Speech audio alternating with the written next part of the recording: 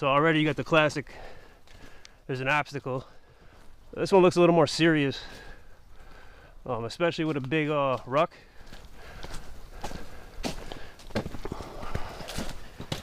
Okay. Well, that's a little weird. That's a little weird. Very muddy. Gotta watch that my boot doesn't get stolen. Wow. So this is officially my sleep system for tonight. Yeah, this is a really cool campsite. Alright, we'll give it a go now. Wow. I just see him fly overhead. He's flew overhead.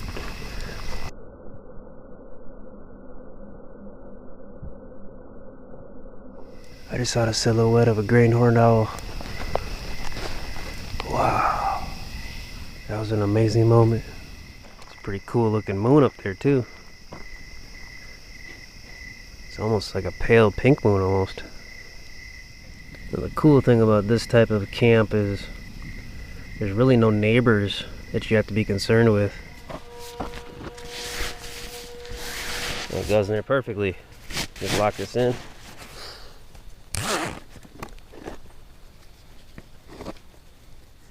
It's kind of like when something happens in your life, it's like a door closing. Don't focus on the door that is closing, because you will then not be able to see the other doors, plural, the other doors that are opening up for you.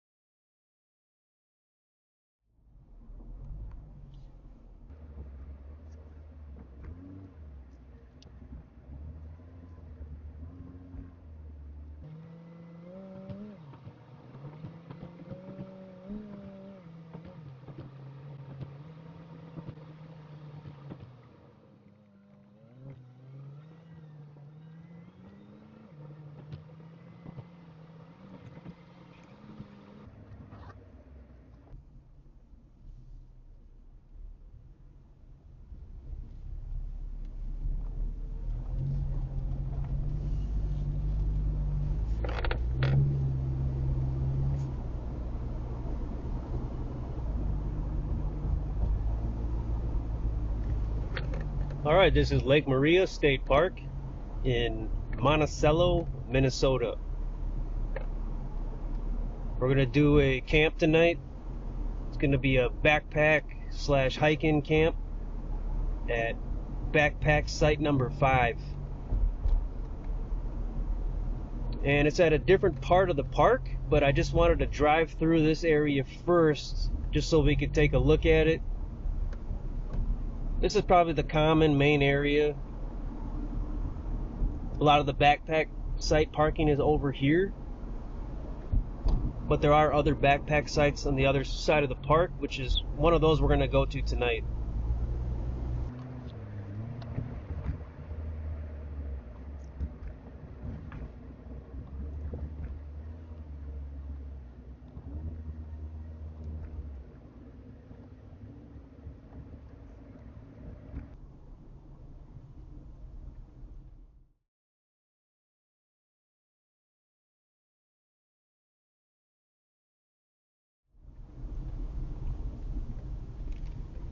This is the spot right here where I parked when I did the Halloween camp in 2022. That was my first camp here.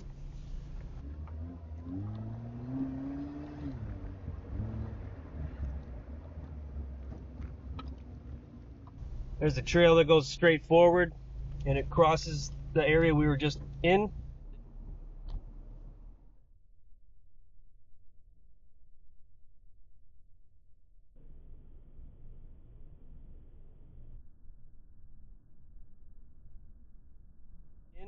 The entrance, and down that way, on a trail down that way, was the first place I saw a chaga mushroom in real life.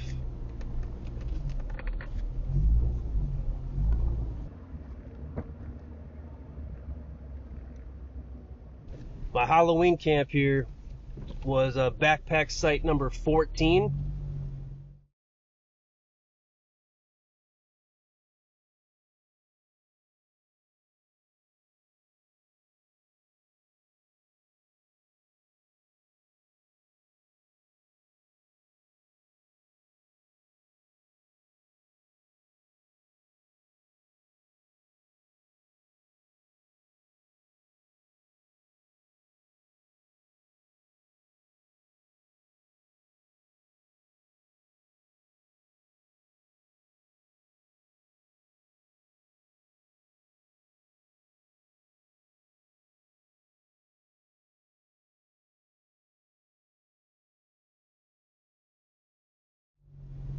And it's probably one of the most sought after sites here. It's right off the lake. It's very nice, very popular. It had one of the worst smelling latrines though I've ever encountered.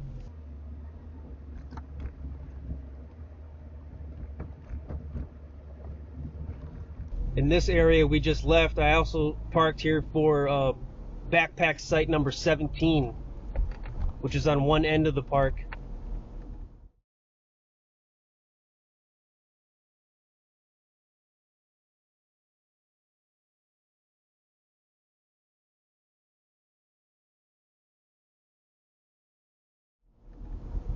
And it's a pretty good site. It's right next to 16, I believe.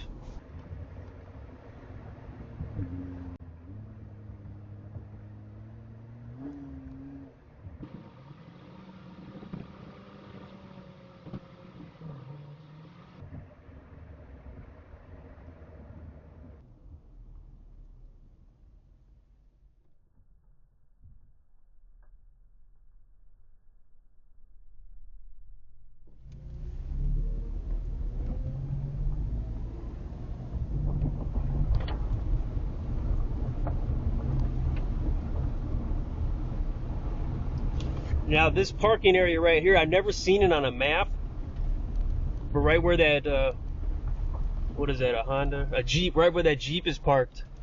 That's where I parked for backpack site number 6.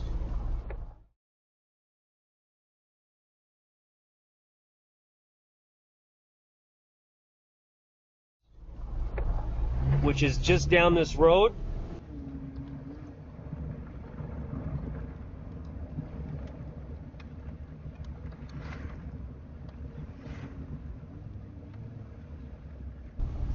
Yeah, so right in this trail right here, you go down in this trail and you take a left within a matter of 10 feet or 20 feet maybe, and that's site 6. It's an awesome site.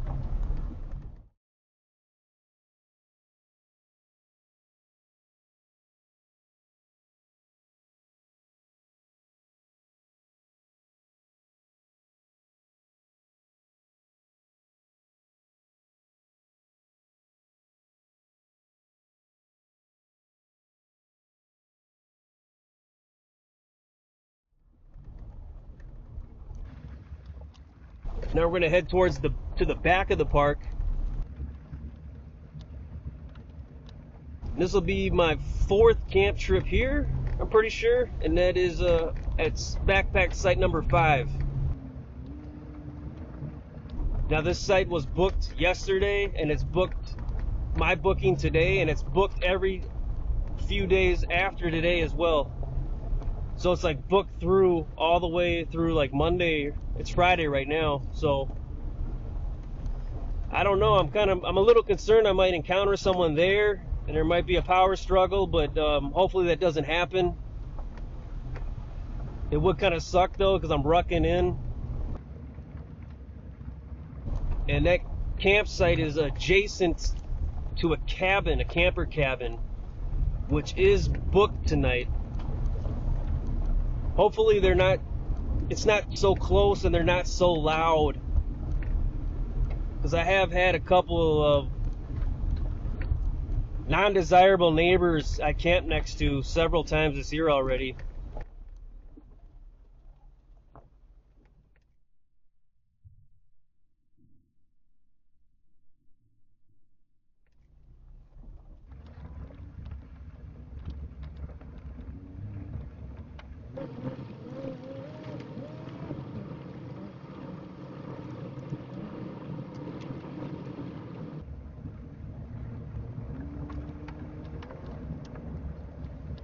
Now, I was not able to scout this backpack site, so I wasn't able to come here first and check it out. But there was a guy called MN Hiker on YouTube who was gracious enough to kind of do a tour or a scout of a lot of the backpack sites here. He rates how good they are for tenting and how good they are for hammocking, which is pretty cool. It's a very easy campsite to get to. Nice campsite. Cool. So I'm really grateful to him for doing that. He gave a really good view of the of this campsite, so I have a really good idea of how I'm going to set it up and everything. So we're getting really close to the parking area now.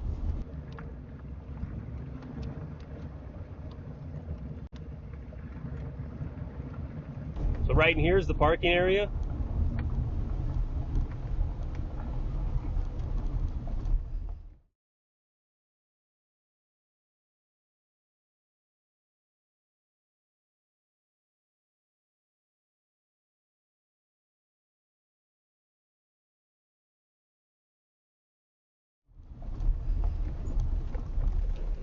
And the trail I'm going to be taking should be straight ahead, right up here, directly ahead.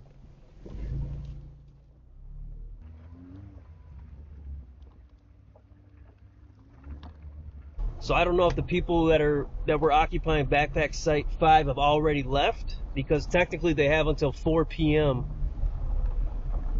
So yeah, I'm just not sure. It's about a mile hike from this parking spot. Take a look at the lake. The dash cam has better resolution and quality than the body cam. So let's pull up close here.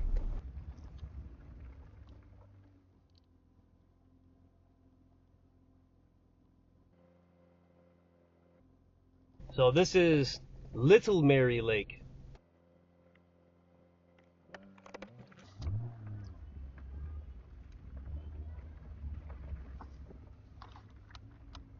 And the map says that this trail straight ahead here, there's a boardwalk.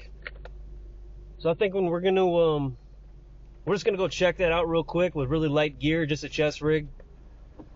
Take a look at that,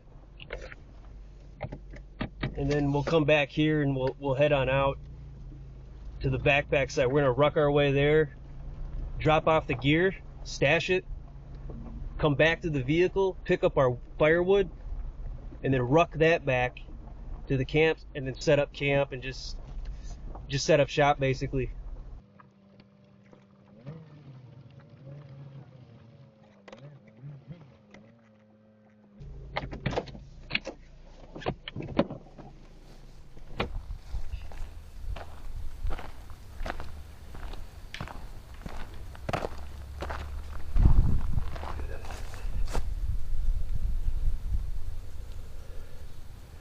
Alright, so we're right here, the blue dot, South Little Mary Lake.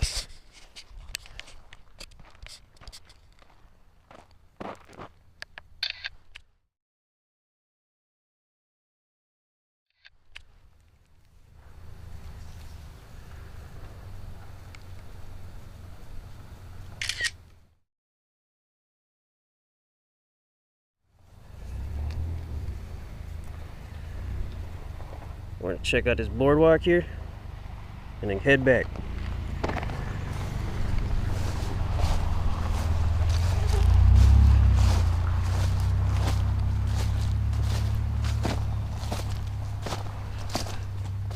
The flies are pretty crazy out here.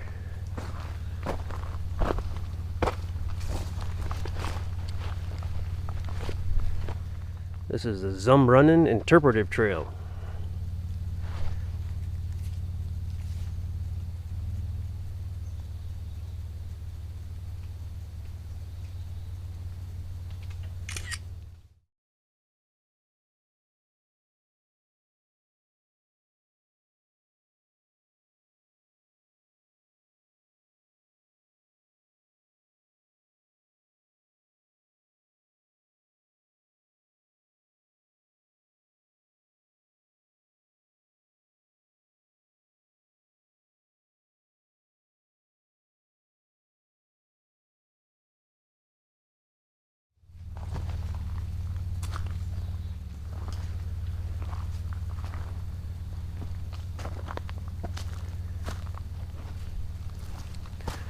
Looks like the trail is closed beyond the boardwalk due to a boardwalk failure.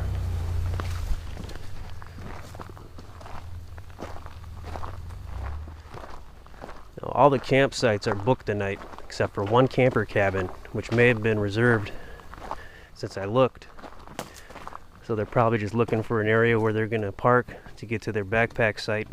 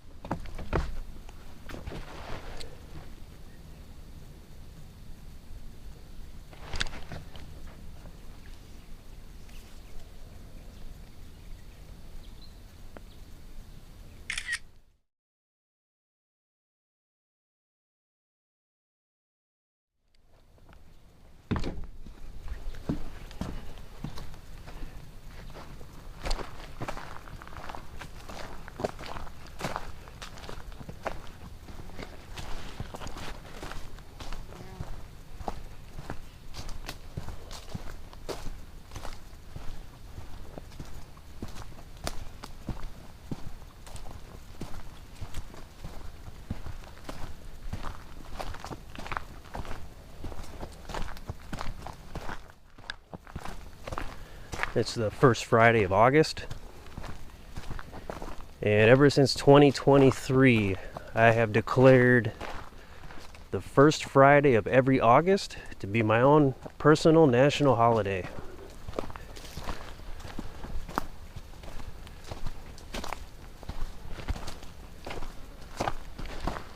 So I had such a great camp trip at Afton. First Friday of August of 2023.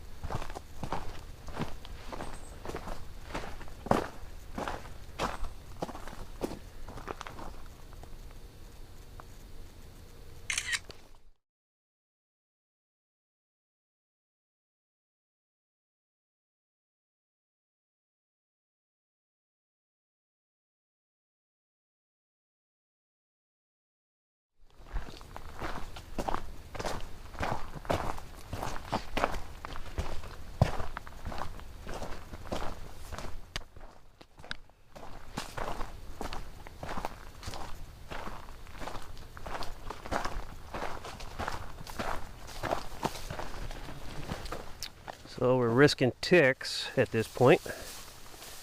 The shutdown boardwalk is a buzzkill.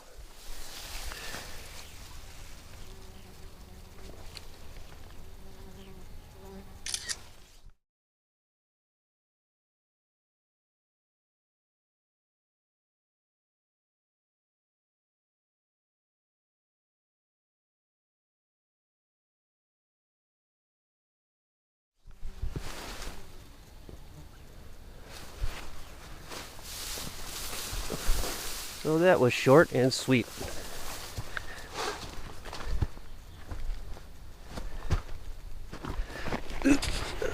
Pant leg came up a little.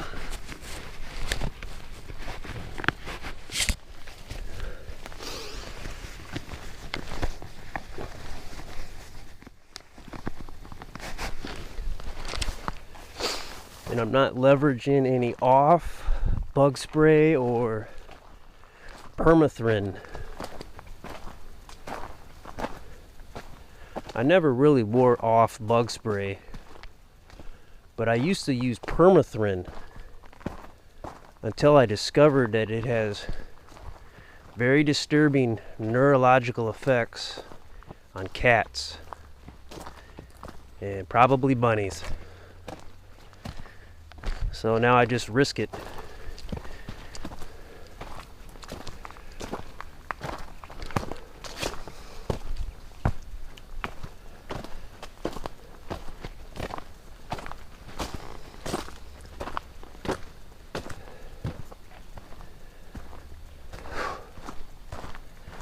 And there is an air quality alert like usual. There's a golden sun, and they're blaming Canadian wildfires as the culprit, like always.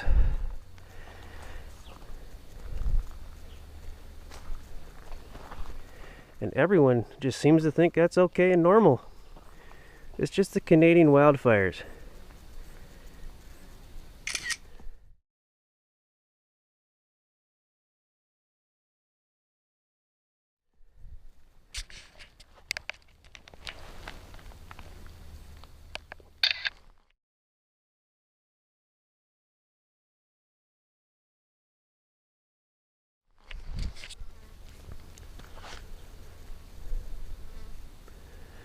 But it's not okay, because it's literally killing us.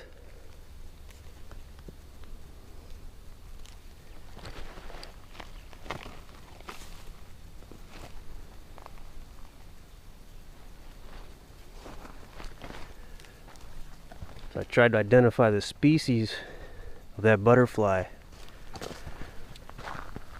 but my body would have put it in the shadow and not be able to see it. So to maneuver around to allow the light to shine on him, it disturbed him and he fluttered away.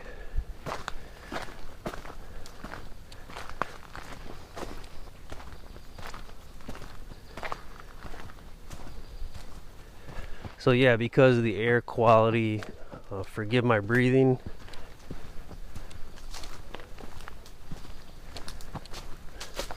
And my nose is pretty much non-usable 70% of the time.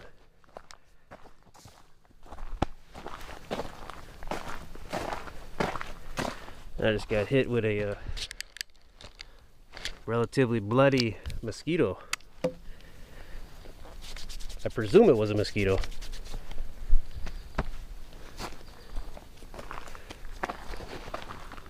And that never gives you a good feeling because of the bloodborne pathogen thing, which is real, and that wasn't facetious. So we're gonna pop out of here. I'm just gonna cut past, and we're gonna go check out the trail I'm gonna begin on as we ruck into the backpack site.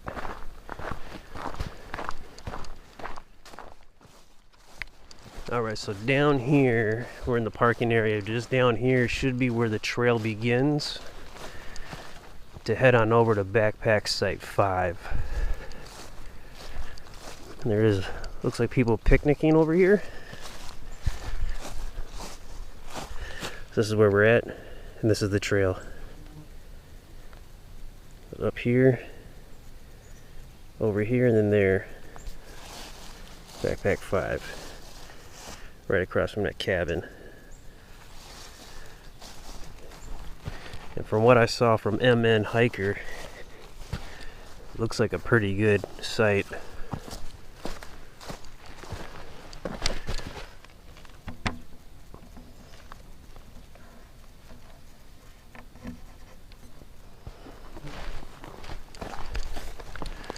So the flies and the mosquitoes are both very crazy here.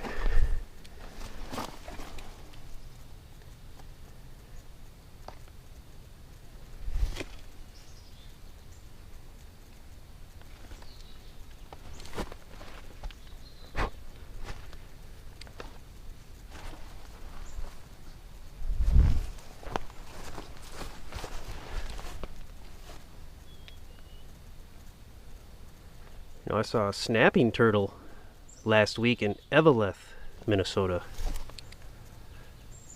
which was near the crash site of Paul Wellstone.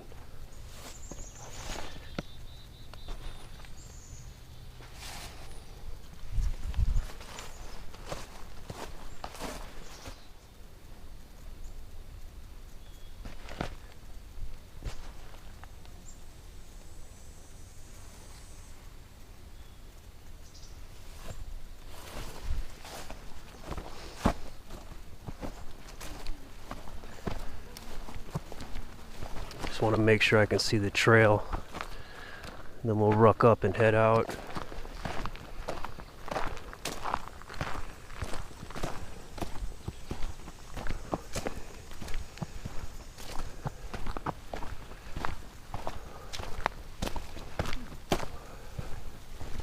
Hello. Hey, how you doing? Hello, good. How are you? It's going good. Yeah. So gorgeous. Yeah, it's pretty nice. Yeah.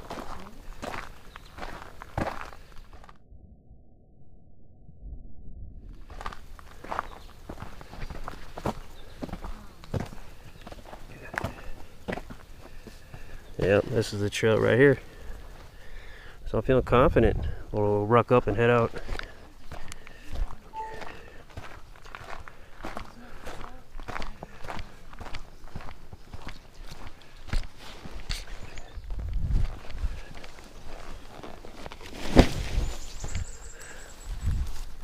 Alright, so this is my rucksack.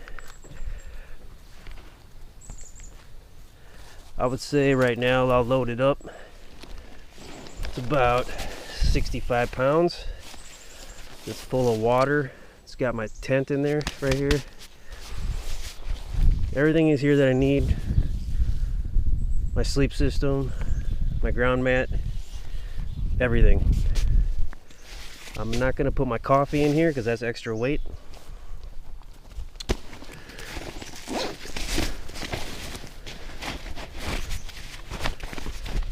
And because when I carry the rucksack, I lean forward more, so I'll be aiming towards the ground while I'm rucking.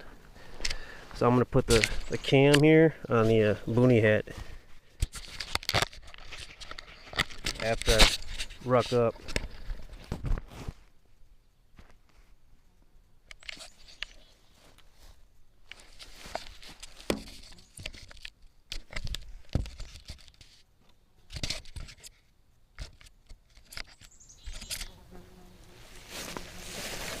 Now, I wasn't in the military, and I'm not trying to be cool, but the rucksack is very reliable, and it can handle a lot of weight.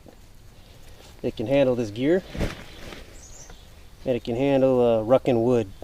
So that's why I love it. That's why I rely on it.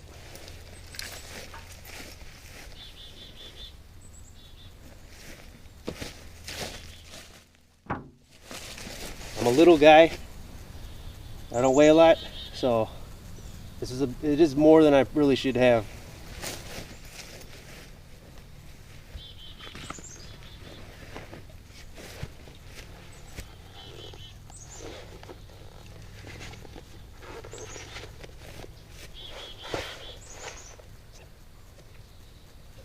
Basically just get it on, balance it, and then hunker it in with the straps.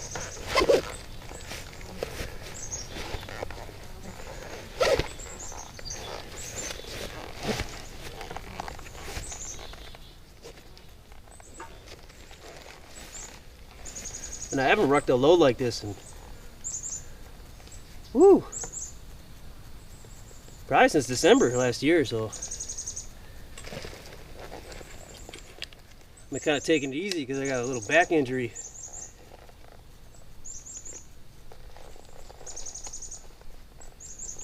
But once you get it on, it settles in really nice, really good.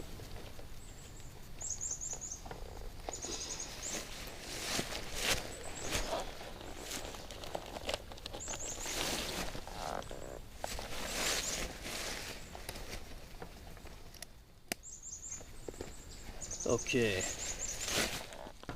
so this is a relatively new concept for me.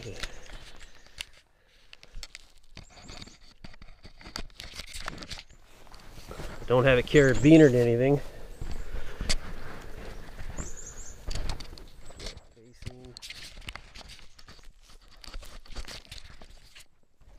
I developed some experience with this on my Rice Lake hike this year. So we're going off of that.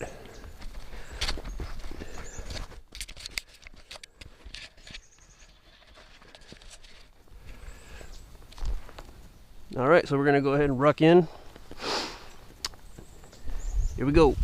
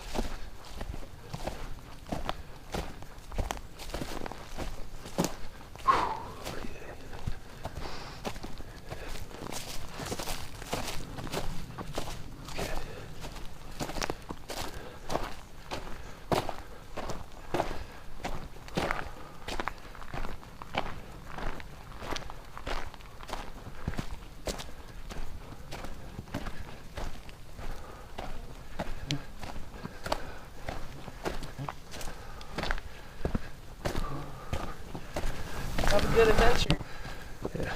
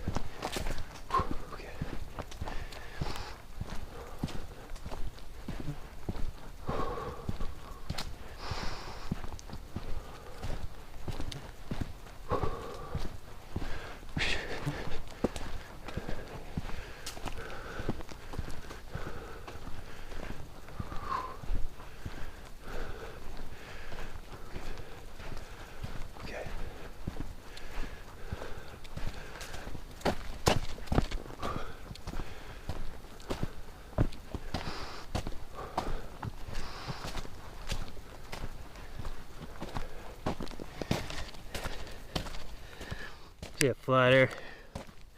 Couple of them there. Yeah. Yeah, they're all over. Alright, so looks like we're gonna want to stay this way.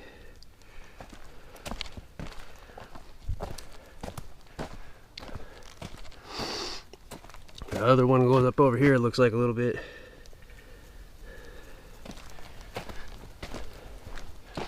We're not trying to take a scenic route. We're just trying to get it done basically at this point. So already you got the classic, there's an obstacle.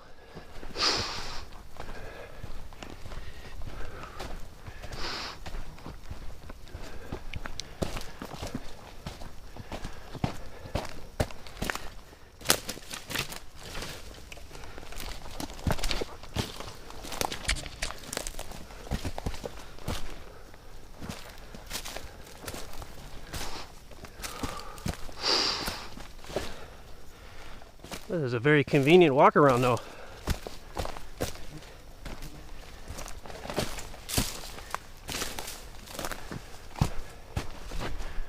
All right.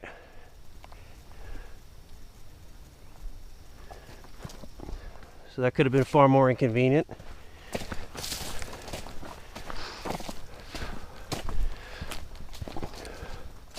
That was actually so convenient, it actually made that obstacle cool.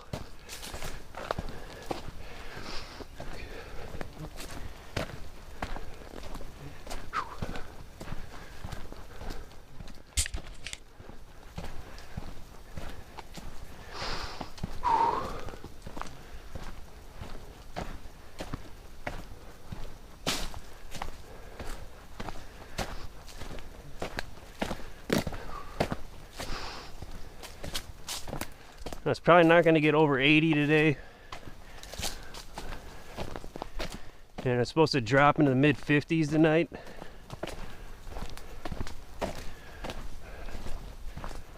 So there will definitely be a reprieve from the heat once the sun starts setting. All right, round two.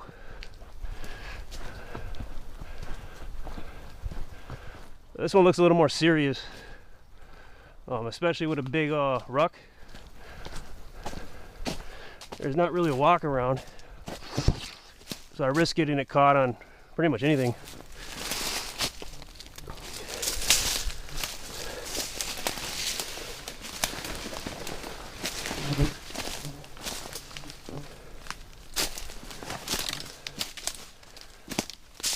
Okay. And the right choices were made. Okay, not bad.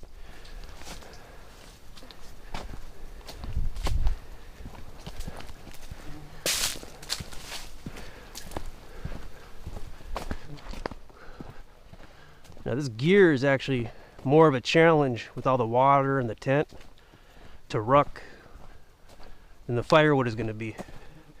That's going to be a joke compared to this stuff. And the ruck will be a little smaller too. Not much. There'll probably be a little bulk in it. It's only about one bundle of firewood, so nothing serious. I've rucked up to 2 before, 2 bundles. So I can definitely fit them in there. And they're all the right size cuts. So I can place them in there like a puzzle, get them to fit properly.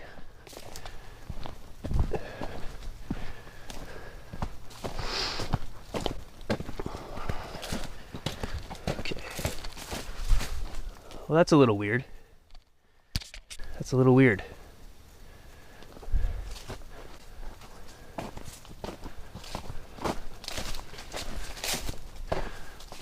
I'm starting to think they don't expect you to park over here for these backpack sites, but they expect you to park in that first parking lot we saw. So I'm gonna find out, that's for sure.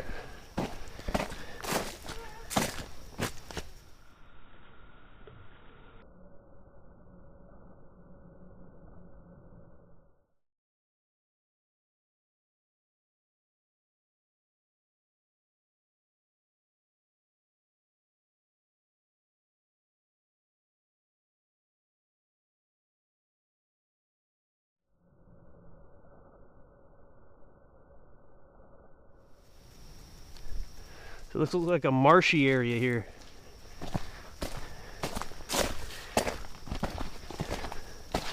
Very muddy. Gotta watch that my boot doesn't get stolen. Wow.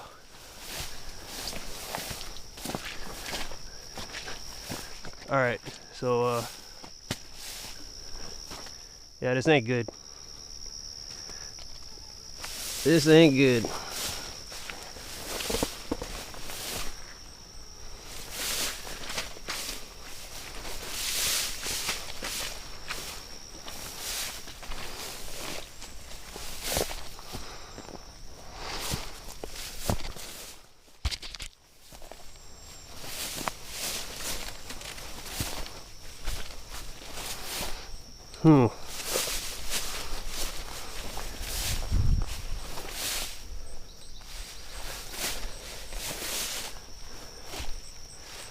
Starting to think this trail has been closed for a long time.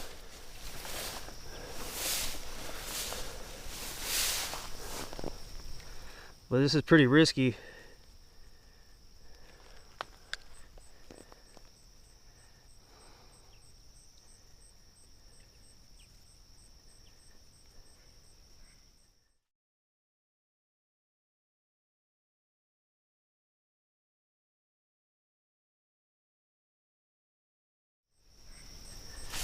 Okay.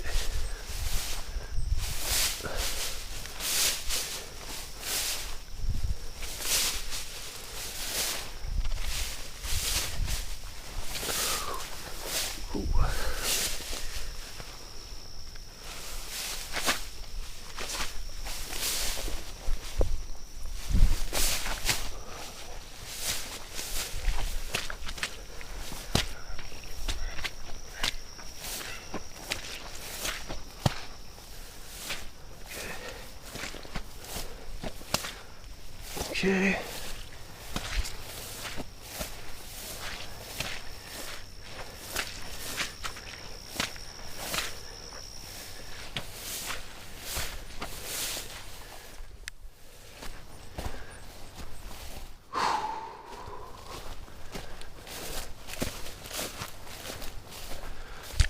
All right. That was kind of brutal. That was definitely the worst part. Not looking forward to going back that way, but hopefully we can complete this. There's not... Alright, we're getting on higher ground. And I think God's not playing any more games. I think he had his fun.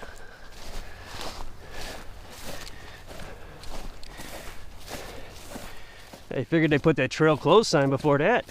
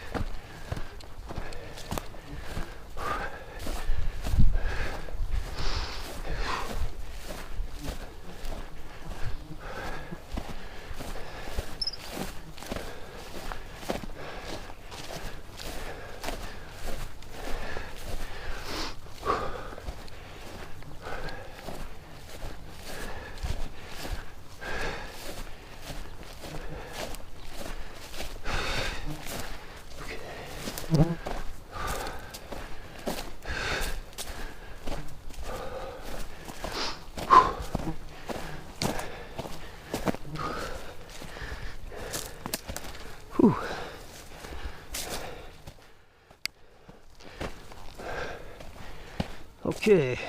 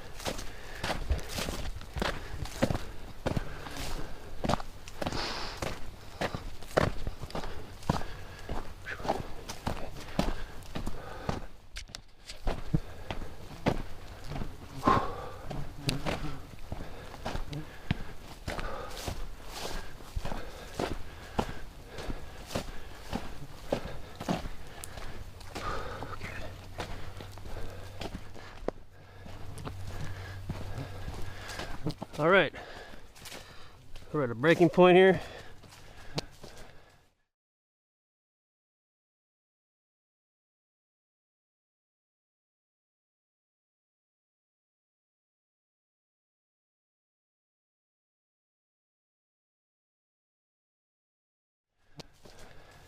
Left or right? We go right.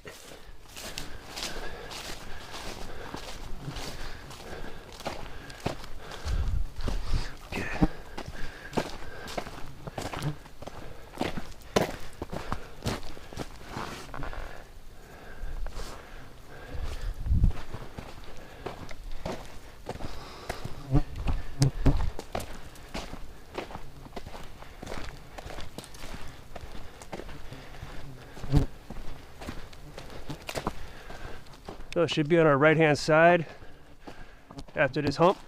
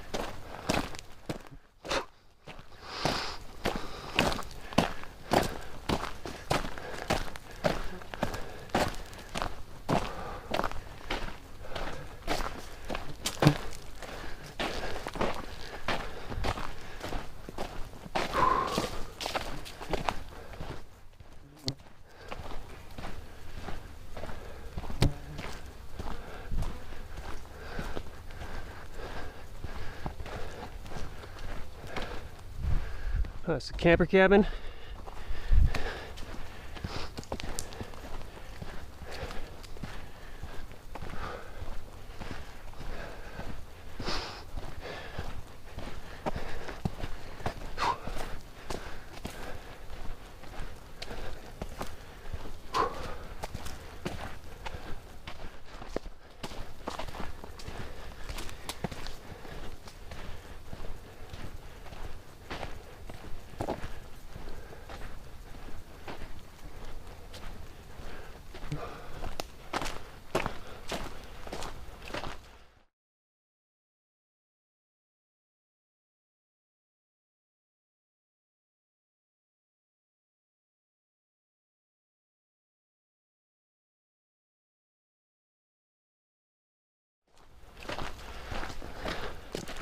All right, here we are. Here's our neighborhood.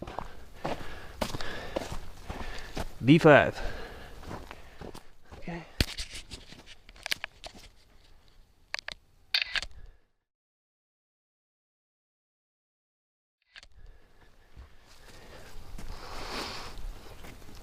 Whew.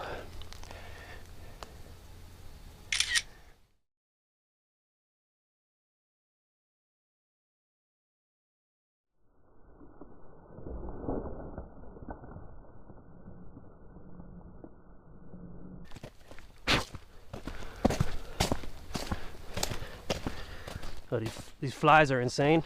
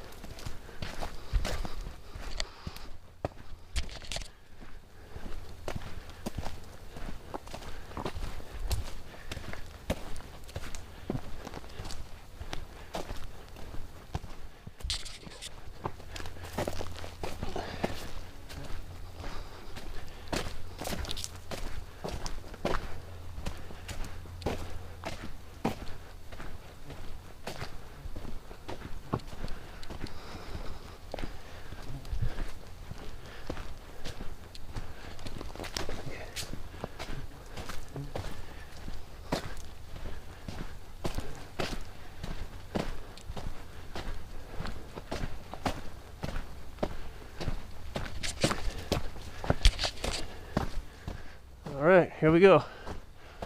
And they left it in great shape. Thank you guys. Thank you. We might not be going back for wood after all. So here's the site.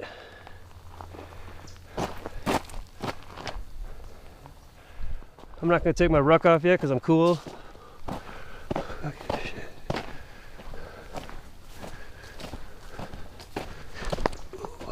And there should be a thunder box over here. Yep. Now not every latrine. 2 out of 3 latrines at this state park have been pretty brutal. The one at Site 6 is awesome, or it was. Not too bad.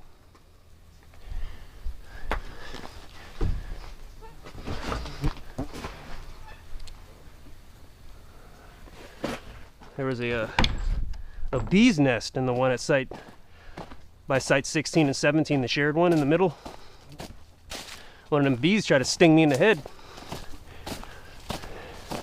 but the do-rag mitigated it a little bit, so it wasn't quite, the stinger didn't quite get all the way in. And there's all types of trash in it too.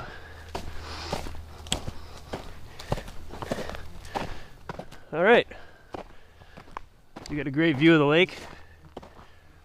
And just across is there's an observatory, so they can observe the campers here too. This is where the tent will go, more than likely.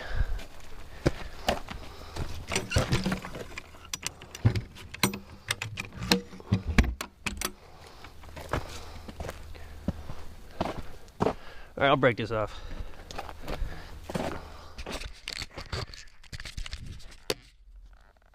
So take this off. If the sternum strap is on, I'll pop that first and the sternum strap will come off. but I didn't use it the whole time. The waste belt, clip that up. I already did it just before I put the camera down. And then here, these ones, you pull up to loosen these off.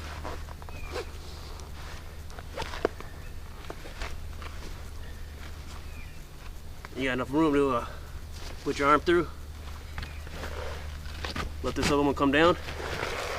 And then I got a handle here I can grab like that. And then another handle here I can pick it up with.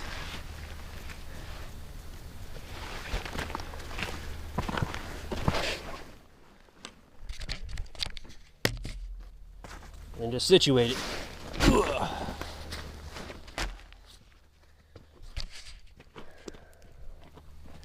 That's about as heavy as I want to get it, and even now it's I hate to admit it, but it's just too much for me. I really wish that wasn't the case, because I pretty much have the bare essentials for survival and everything like that. But I guess I still got some work to do. So here I got this, actually a snow anchor for the tent that I've repurposed as a shield between my sweat and the rucksack. Try to help disperse some of the sweat back into my merino wool tank. Some of it goes in here, of course, but this back used to be totally drenched in sweat, but now most of it's dry most of the time. This works really well.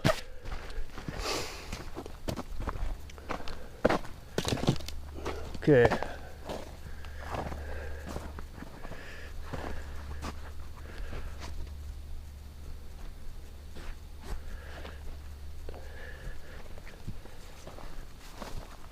Now that hike was a little bit more brutal than I thought it would be. That's for sure. The obstacles, each of the three main obstacles, they got harder as I hit them. And then there was a few hills up and downs, which I wasn't too proud of. But we got here.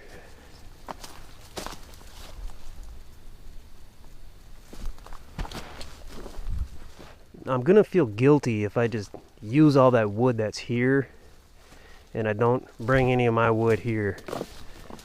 And I'm able to do it. So we're gonna do a stash. We're gonna stash our gear, and then we're gonna go back the way we came. My biggest concern at this point is, am I allowed to park over there? My guess is I'm about 90% sure I'll be okay, but I don't want to have to find out the vehicle's gone in the morning because of an oversight.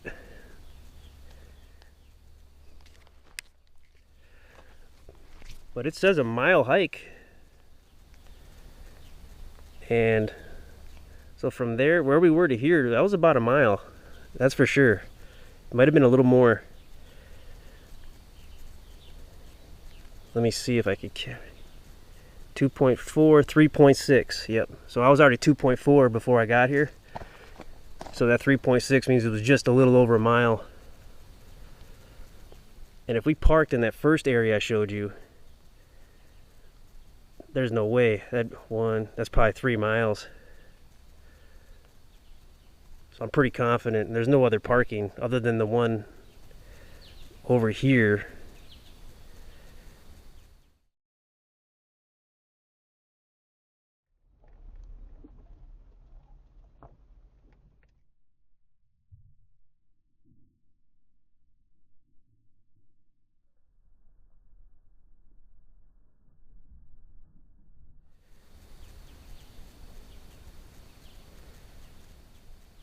That might work too, but I'm not sure. I think I'm gonna call him. Sometimes I just make myself more worried than I really need to be.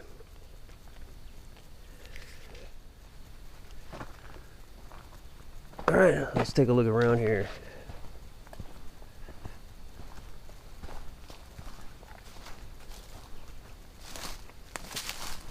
Plain viewish.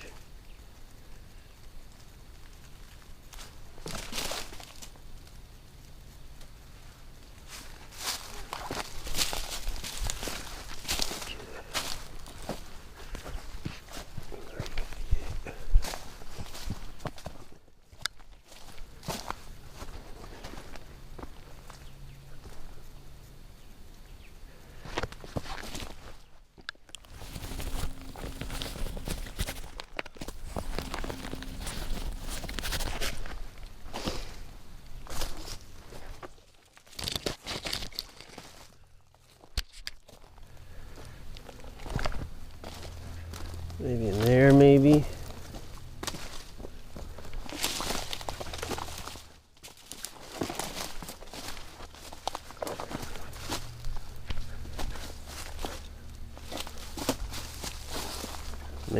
Maybe right here. Where the sun's gonna hit it.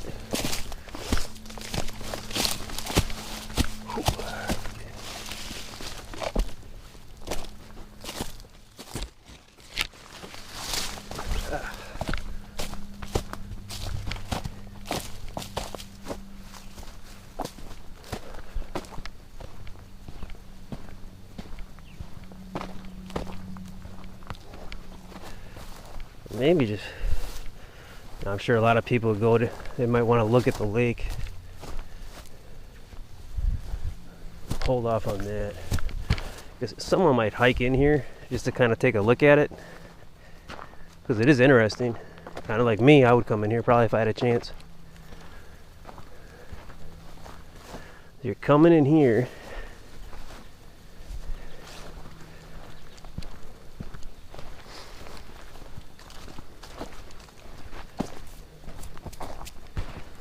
Maybe not by the Thunderbox.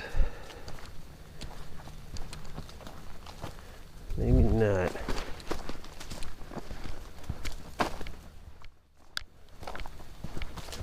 A good spot would be you're looking at something else. Something would capture your eye more.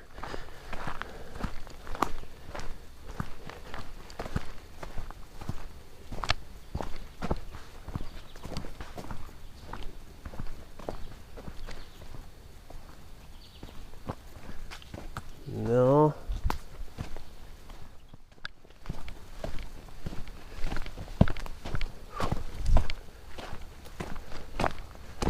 Wow.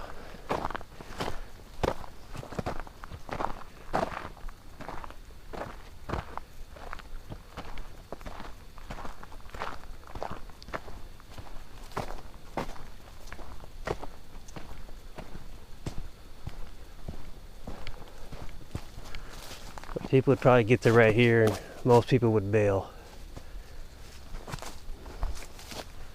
Now this spot's really calling me, but it might stand out. It might stand out too much, but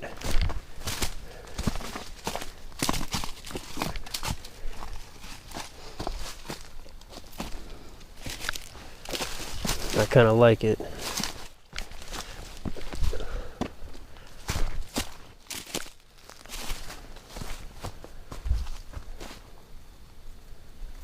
Have to throw something over it too, probably.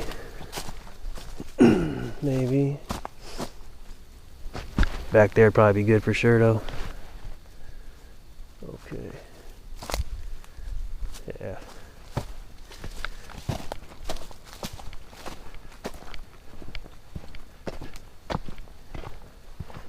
Alright, so let's get it ready here. So what are we gonna stack?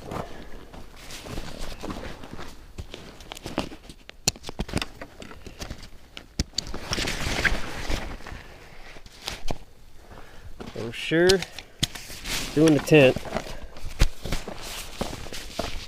And I slimmed my tent down, by the way. I don't have the stuff sack. I got the poles wrapped inside of it. It's a different type of modality for this type of backpack hiking. Try to slim it down, make it easier. Stuff in my pouch is food, medicine, first aid. So I'm not going to touch that. And proof of reservation, so I'm not going to touch anything in my pouch up here.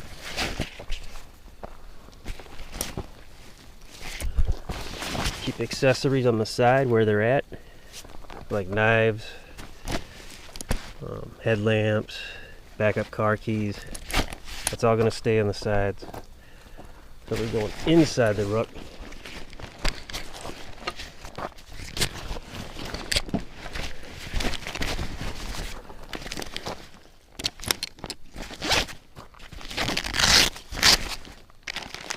Stack the food. Although I will take a protein shake. I'm going to be expending some calories on this. These are my waters.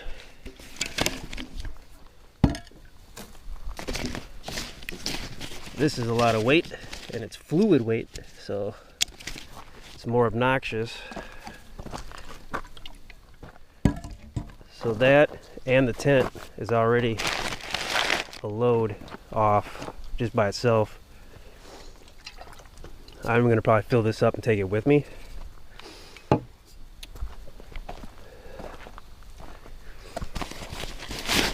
So these are my kind of warm layers, like a small hoodie, and I think I got a backup tank in here too, a balaclava in case it gets chilly in the night. That doesn't weigh anything, but you know what, I might just leave that on the bottom for cushioning.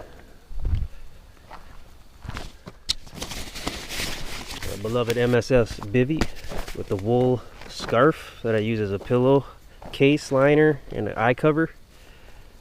We won't need that.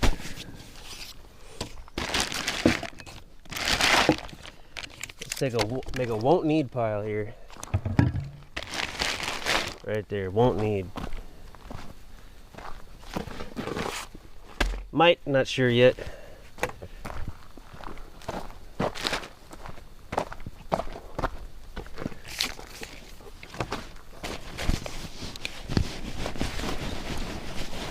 Main wool blanket, won't need.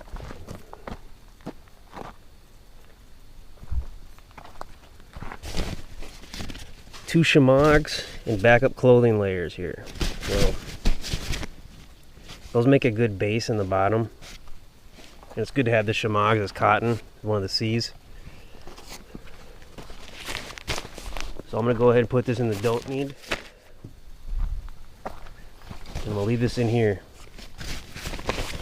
I'm gonna put a garbage bag in here. And that's gonna line the inside of it, and that's where I'm gonna stuff the wood inside of it.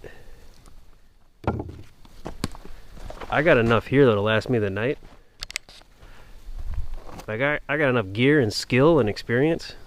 I can just go get my own wood and bring it in and help the next guy. So this is like, I think, my 117th camp trip. We're gonna go ahead and do that. We got time.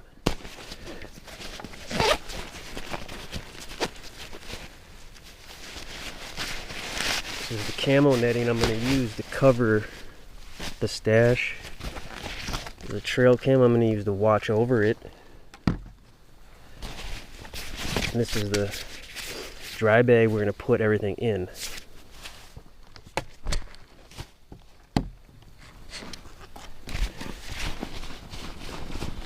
I also have this poncho, which probably a good idea to keep. Toilet paper, water filter. This is the garbage bag, or the thick mill storage bag, technically, that I'm going to be using to ruck the wood. Gloves.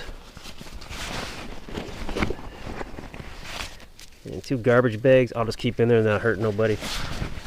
Might be useful. Here I got the rain over pants. Rain over jacket, more toilet paper, emergency bivvy,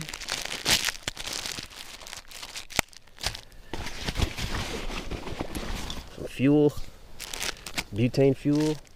So I'm going to take this out, and this out. So I'm not going to have any bivvies with me.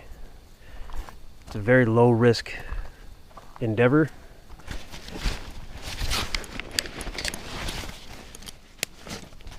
So this pocket's empty. I'll put one roll of toilet paper in here, and I'll leave one here. I will not bring the water filter. Honestly, I haven't even used that yet. I'm just not at the stage where I'm practicing that yet or doing anything like that yet. Just real simple camps. So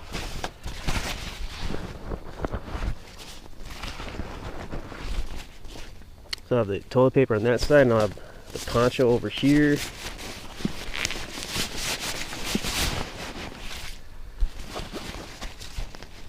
put the toilet paper with the poncho, actually. Then I'll put the rain over on the other side.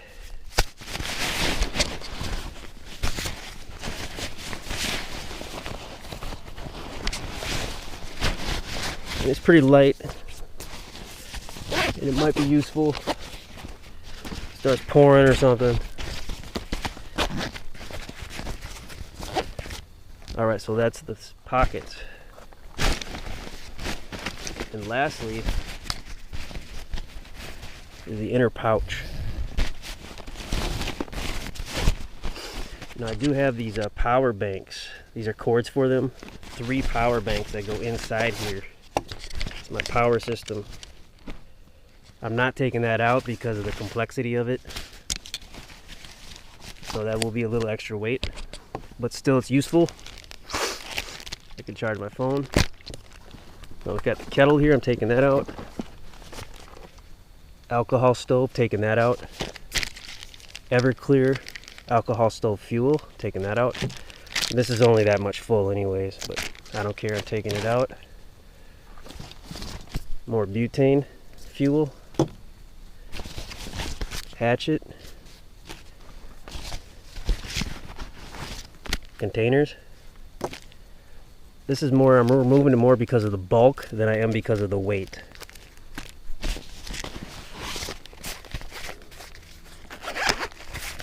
It's a mend kit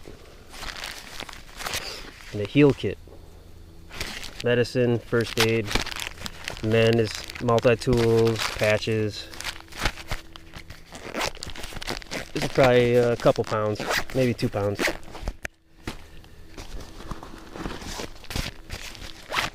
More backup stuff here, the Mylar blanket, shock cord, lighters. Do without it. Silverware. Silky saw. Since we're dealing with wood, maybe we should keep that just in case. So I'll keep that right behind the power bank, the power station here. In a little box, I got 3 power banks inside of a plastic bag. Now the cord's routed out.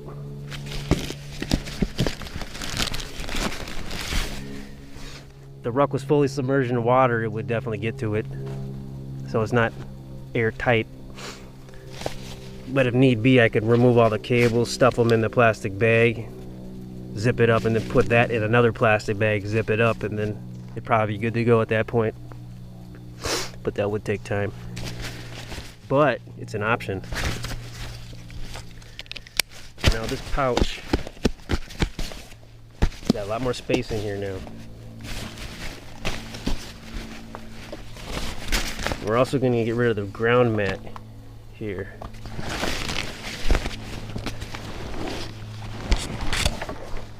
Oh, it's a little frog.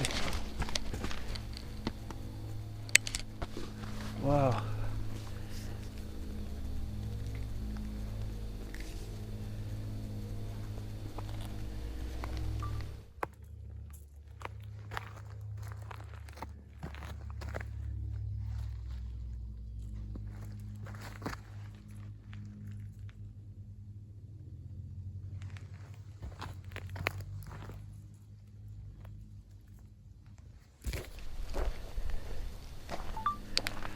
Ooh. Yeah, I really like frogs and toads. Okay. Now we'll take this off.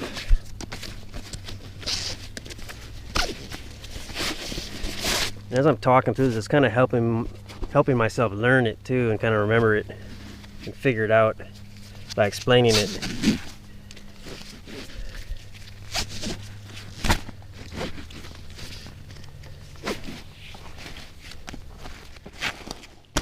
I'm just gonna hunker these down.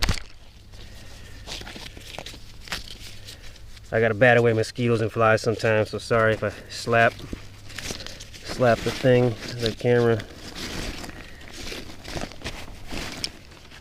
These I got coming up here, and I can just lock them in with these.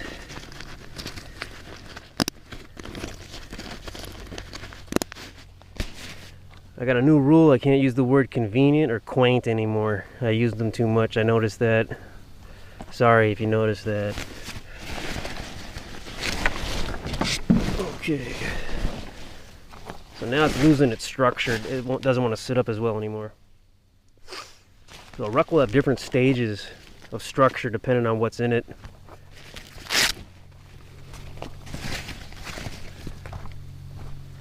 I'm just going to pre-prep it a little here.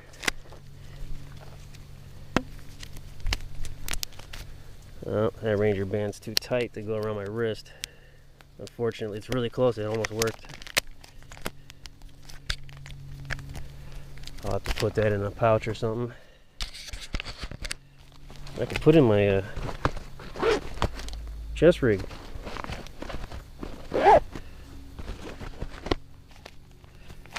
It's a really thick mill. I forget the thickness.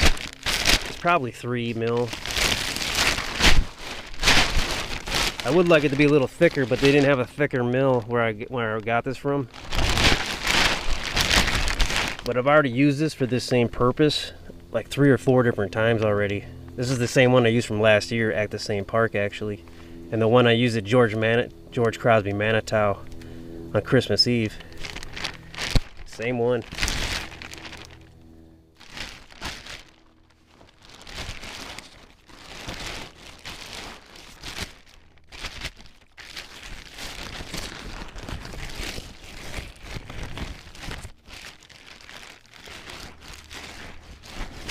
Kind of get it ready, and then as we put wood in it, it'll give it structure. And a lot of the wood that I picked out a bundle that has a lot of thinner strips, so like most of the slices that I have of the bundle are like half this piece all the way down.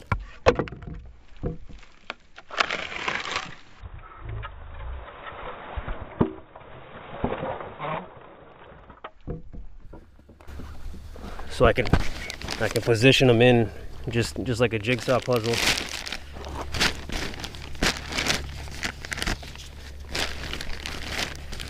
When I first emphasized doing this, I wasn't sure how practical it would be, and then when I started practicing it and doing it, it is so cool, man. Like rucking wood. Like if this was an ultralight sack, I mean, forget it. You'd probably, I mean, this might cause your ultralight pack to rip. Just that.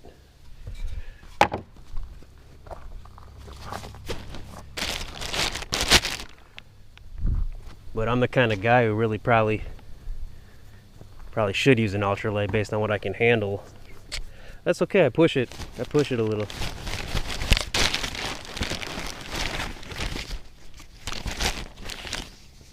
You gotta rely on your gear.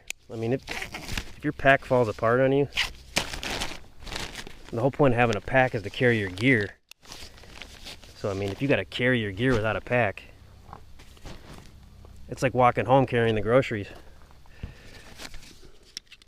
It's pretty brutal. You wouldn't be able to do it. You have to stack your gear and come back, depending on where you're at.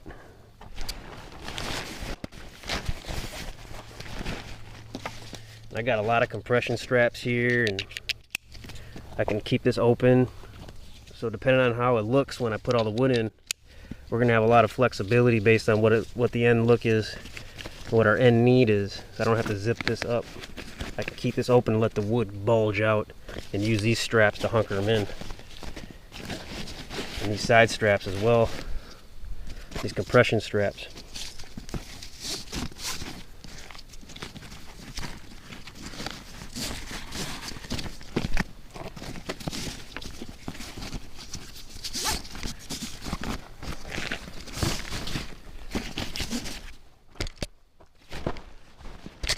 Alright, so the ruck is looking good.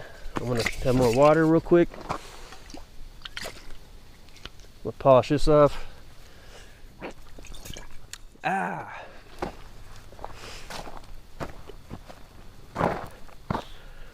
Whew. Okay.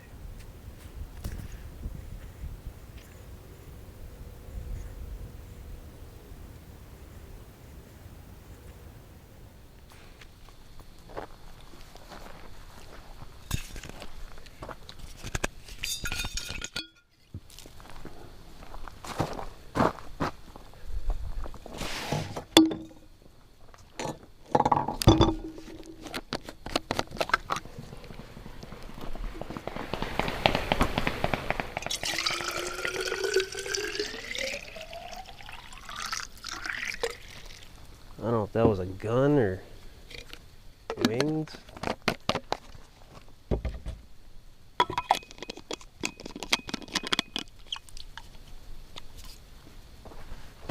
Alright, so I got the water I'm gonna take with me. Put that in here.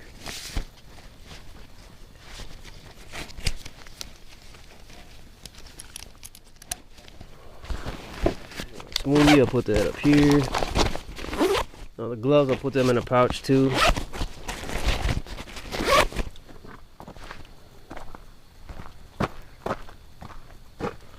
Alright, so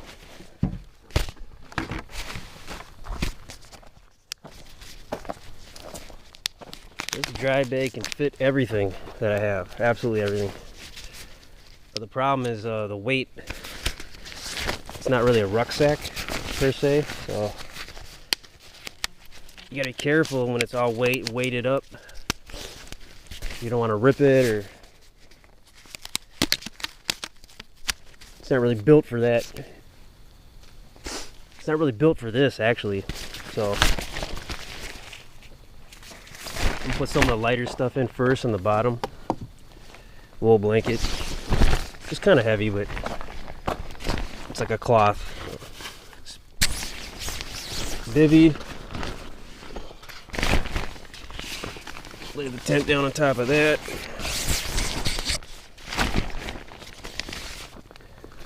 Lay this dry bag with some backup layer clothing, warm layers. All right. Just kind of load it up like in a practical way.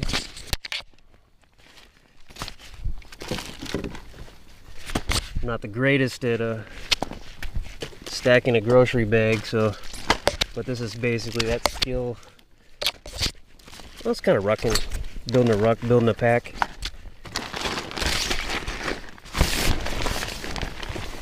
But it's a little different than when it's in a rucksack. When it's in here, it's a little different. Water's gonna give it a lot of weight.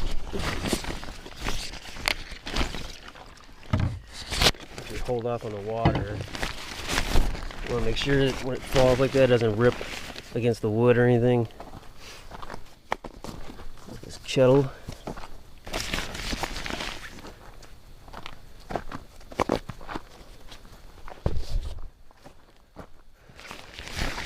Back here.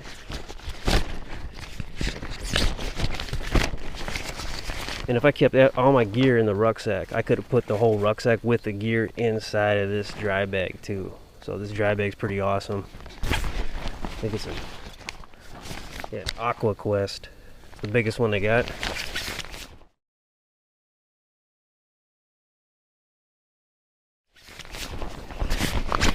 They have another one that's a smaller size. It looks like a rock. It's really cool.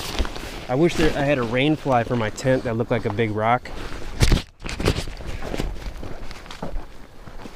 But I use that one for a winterized modular sleep system with more than 2 sleeping bags and a bivvy, 3 or 4.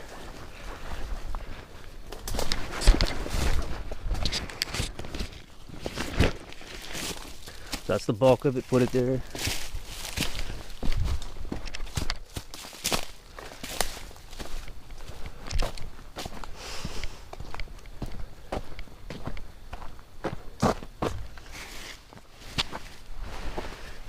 And the heaviest part, make sure these are closed too.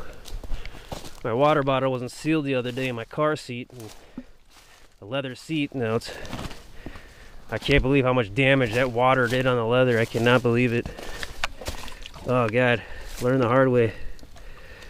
It's an older car though, so.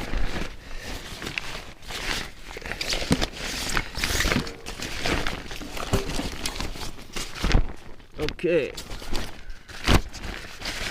lock this in. You want to make sure that these flaps here are facing out before you start rolling it. Sometimes when you start rolling it, they'll be facing inward. You tuck them in, and then you won't be able to pull them out. That's real important on the dry bags.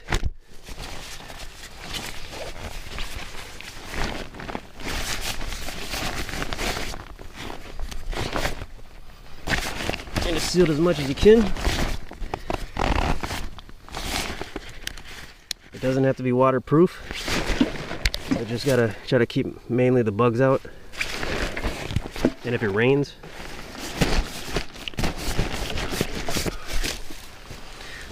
make sure it's not any roots or rocks that'll rip it. And you got the camo netting.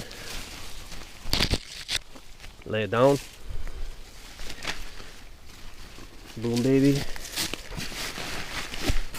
You don't want another rope parts to show.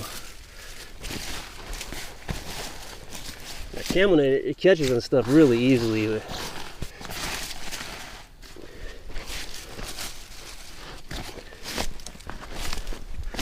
just want it to look natural. You don't want it to anything to not look natural because it'll stand out.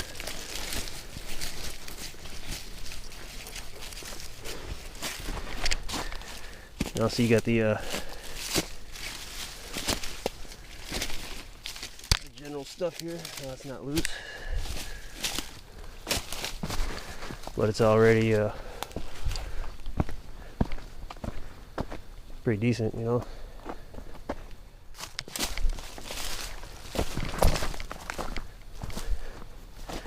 And you can see the bulk, that's for sure.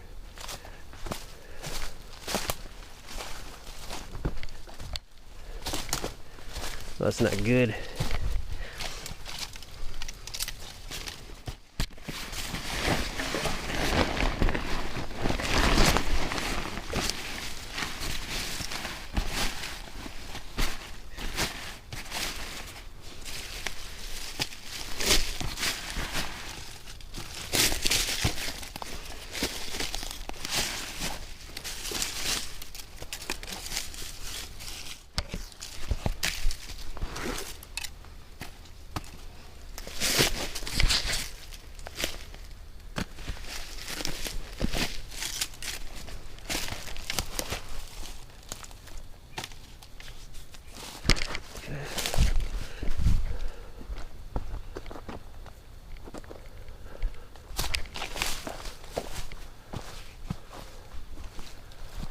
It's a little,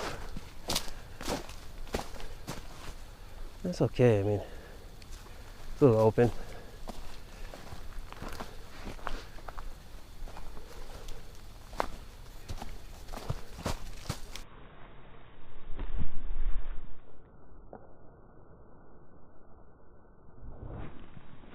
Yeah, a little noticeable, I think.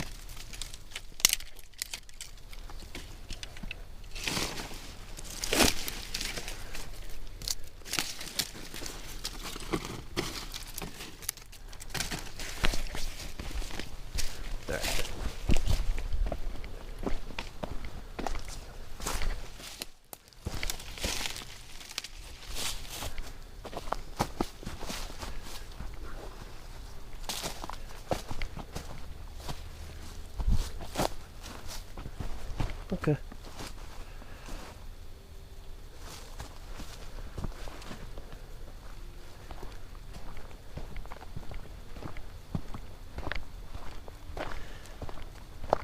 Now we want the documentation in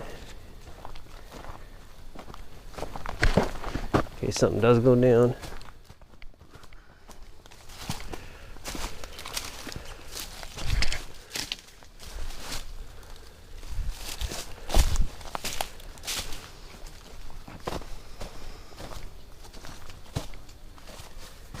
I don't know.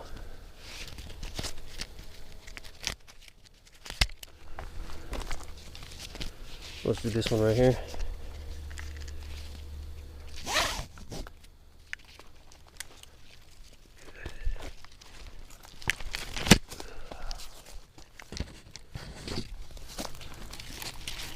Ooh.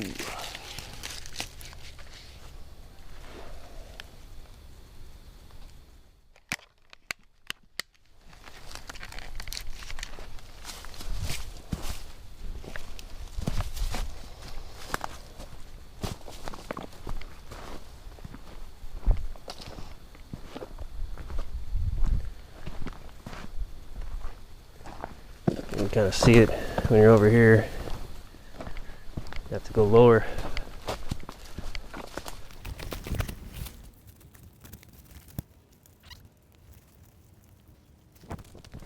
Okay, it's covered more. It's not in plain view.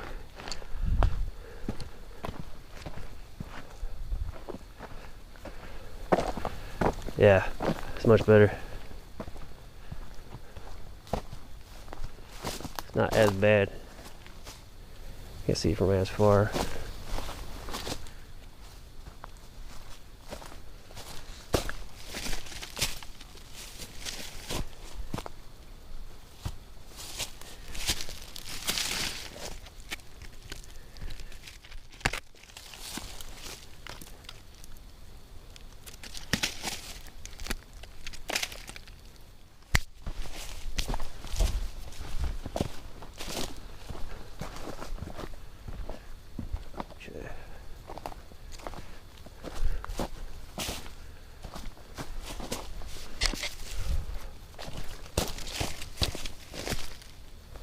A little bit more shape to it.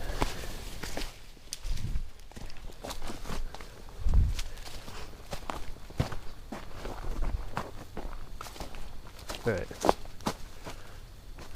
I took a while on that because I don't do this every day. And all right, I'm gonna use the boonie hat. It's gonna help mitigate bugs on the way back, and also to rock the body cam. We're ready to go. Almost.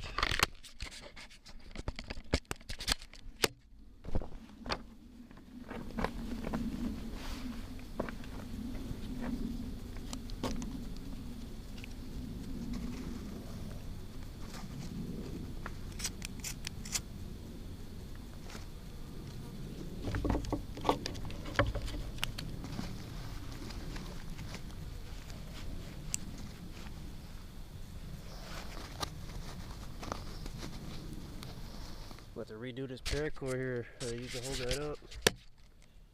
Okay.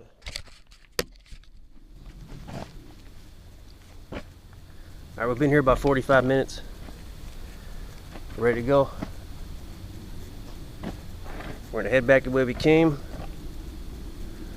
rock up some wood, and then come back. I don't really need these anymore, so I'm just gonna take these off. No, they help with the sun actually. The shade. I'll take them off probably after the sun sets.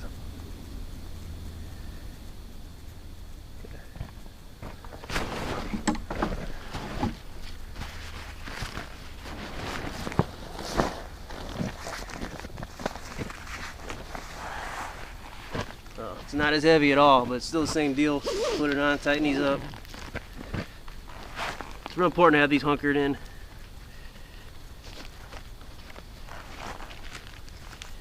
And come with the belt. And then the sternum strap, which I'm gonna leave off for now.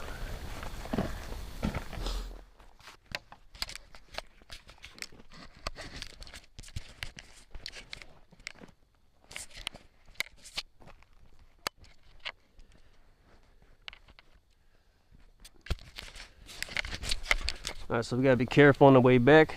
We have to take heed to the obstacles that we overcame. They should be easier this time around, but that little marshy area, that's the highest risk. And the bugs are belligerent. Gotta watch for the bugs.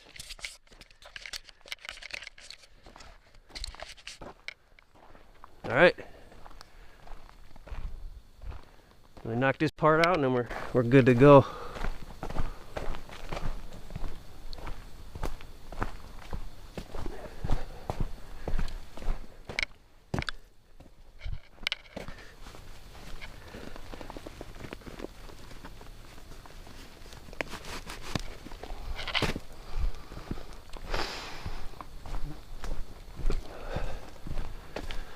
So I'm gonna try to get there within maybe 12 minutes. Ruck up the wood. That'll take about maybe another 10-15 minutes, and then come back another 15 minutes. So try to do 45 minutes in all. 440. So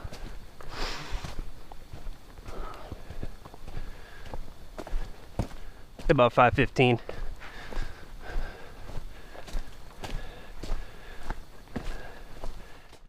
Maybe 5:30 would be okay.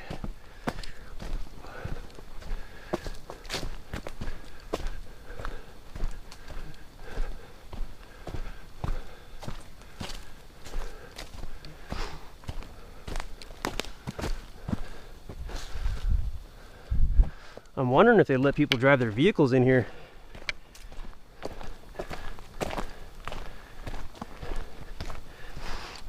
Okay.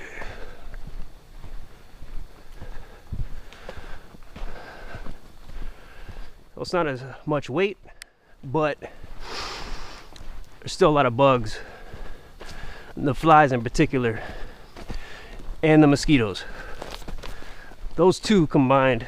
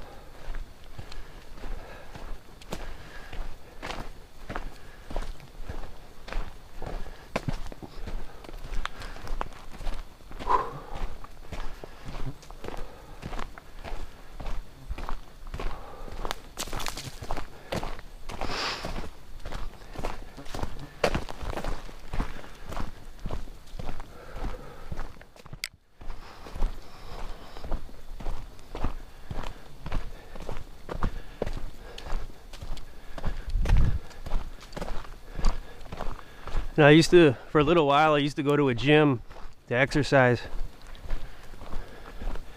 but it just got so irritating because you just see these guys trying to basically trying to look good for women, you know. It's just, and then you got the skinny jean music, the millennial whoop. Yeah. So this is like 1 billion times better than the gym.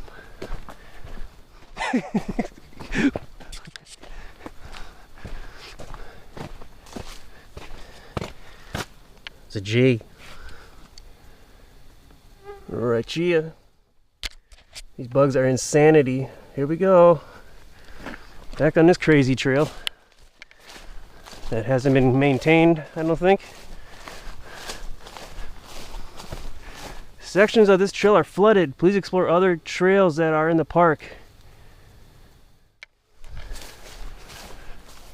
Or you can fix the boardwalk, and you can make another boardwalk here too. As if you're not too busy fixing all the problems at the Ann Lake campground. But I talked to the park manager at Lake Maria. I call it Lake Maria. He calls it Lake Mariah.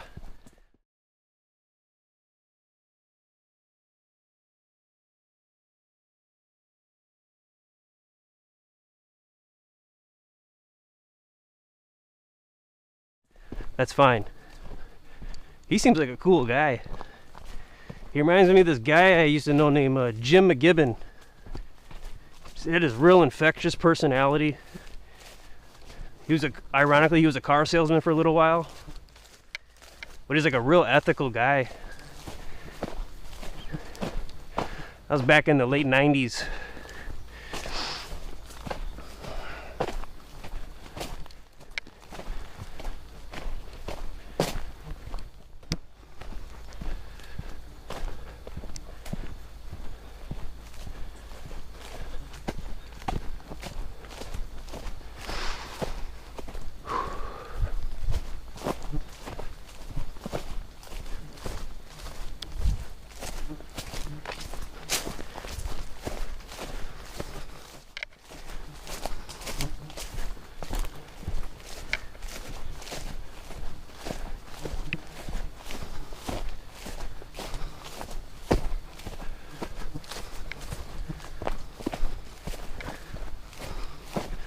I'm pretty sure you can hear the flies buzzing around, just like I do.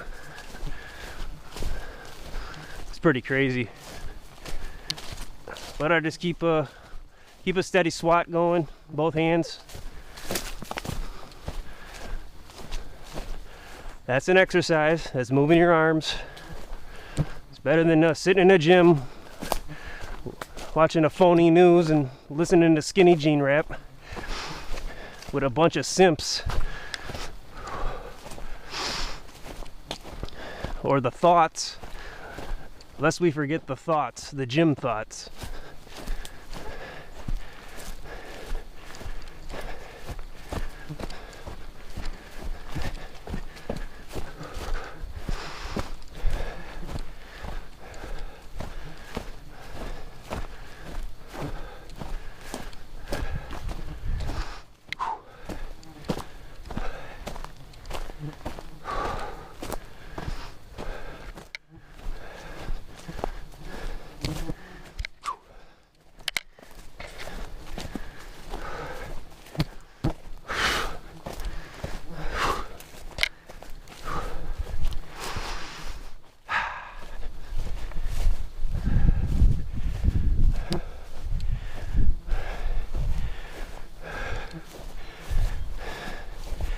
You know, they say these pollution is Canada wildfires, and it just keeps happening over and over again. I mean, I would consider this an act of war, Canada. You're suffocating us because of your incompetence to manage your forests. And you're Canadians.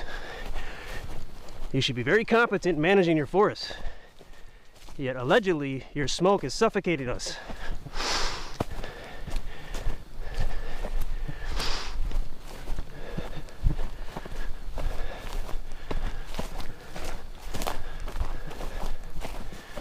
Unless in Canada they lie and say, those American wildfires causing all this smoke. We'll call it smoke.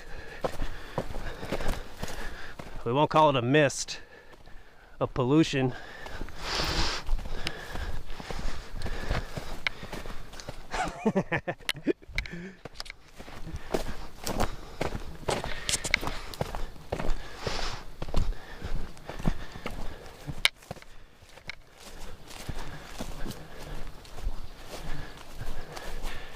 Yep, but honestly, I mean, I hope it kills me. So, obviously, it's going to take a lot more than this. So, bring it on, Canada.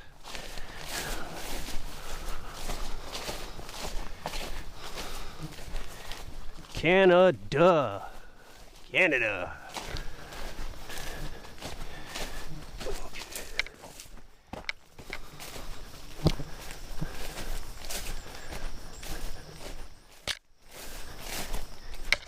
All right, here's the crazy part.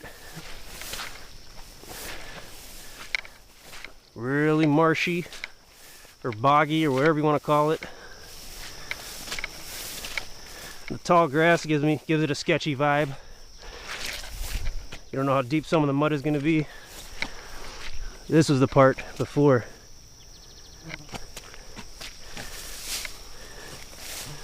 Okay.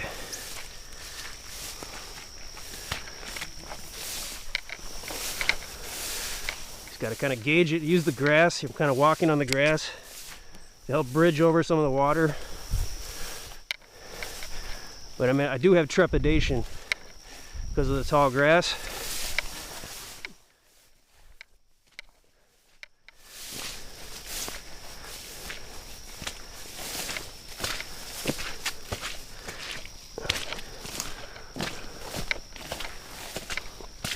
Ooh, that was a deep one. You see that mud hitting me, getting on the back of my leg. See, that wasn't as bad. There's still a lot of trepidation as you go through it though. And I heard something in the brush. So it could have been a snake or a turtle. There's nothing really super dangerous here. This is the easier part of the trail. Like, The two obstacles ahead are way easier than that.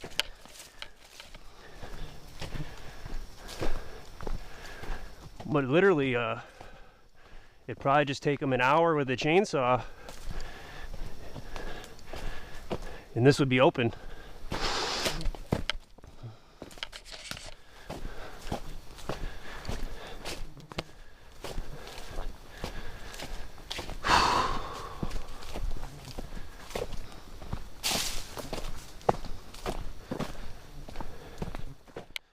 They should take some of that money from those blackout plates everyone are wasting their money on and invest it in some of these parks.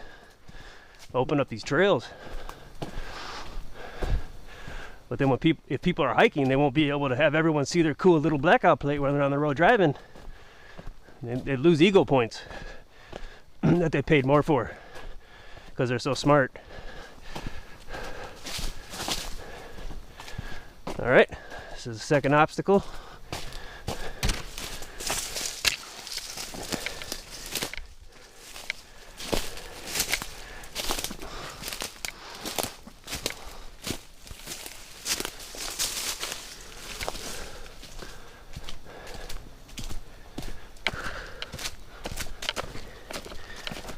Every time I see a blackout plate, I do take it personal, which is probably stupid, but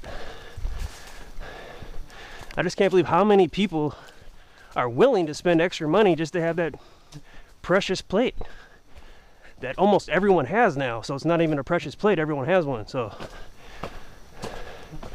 oh, but it looks so cool, doesn't it? There's no pride in the state anymore. Taking away the pride from the state. Wonderful Minnesota plate.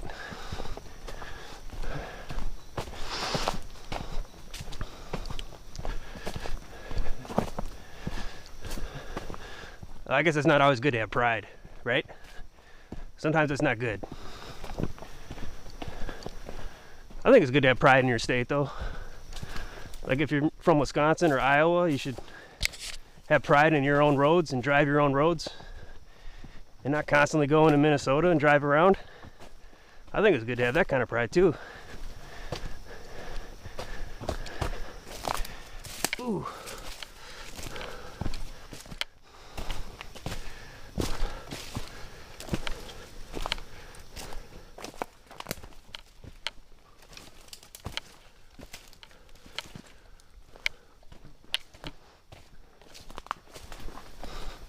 You know, I had some of my neighbors, actually my more like neighbors that I had, they actually moved out finally of the apartment after like 8 years of living there. And the whole time they were there, they had, well, almost the whole time, for like 5 years, they had the same Wisconsin plate. I live in Minnesota. They had the same Wisconsin plate.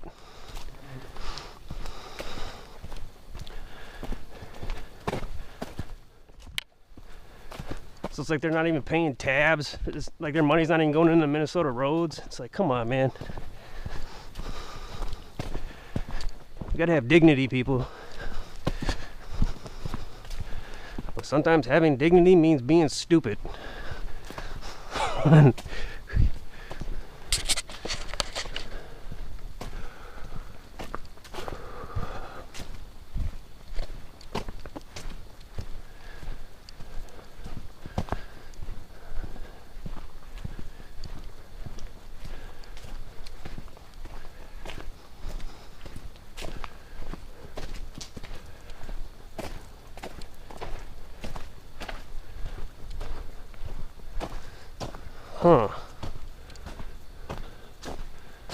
This little path goes up here instead of here.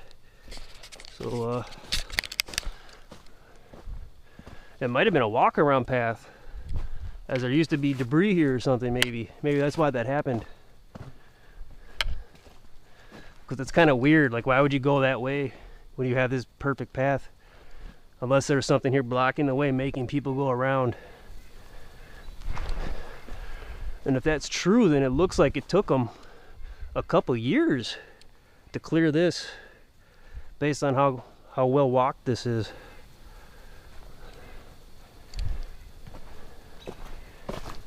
Just kind of fun to think about things. Oh. Seems like the flies backed off.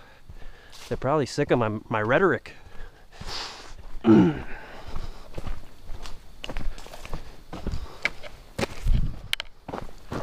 Gotta cuff my pants again.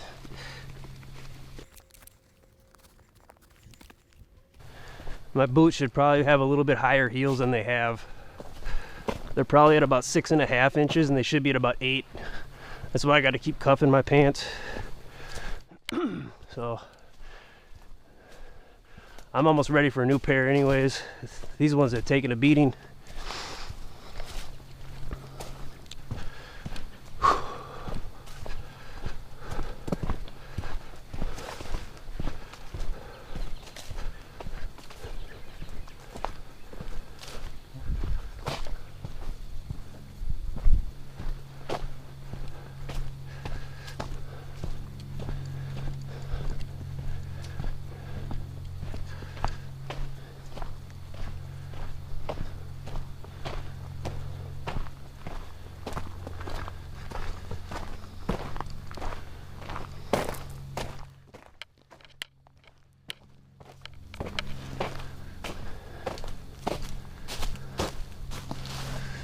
All right, so I'm gonna go to the vehicle and get the wood out, and we're gonna pack it and ruck it up. Here we go. All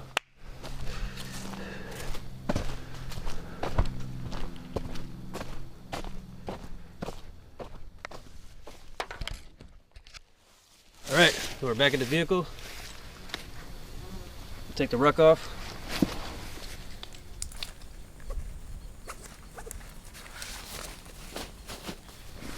Adjust a couple things in the vehicle real quick. I'm actually gonna bring my coffee back since it's not gonna be as much weight.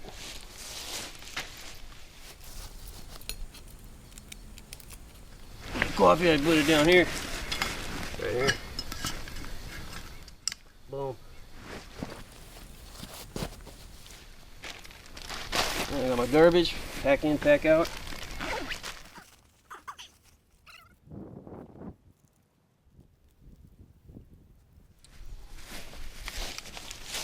These Nokas are like $2.25 each. They're really expensive, but they really come through for me.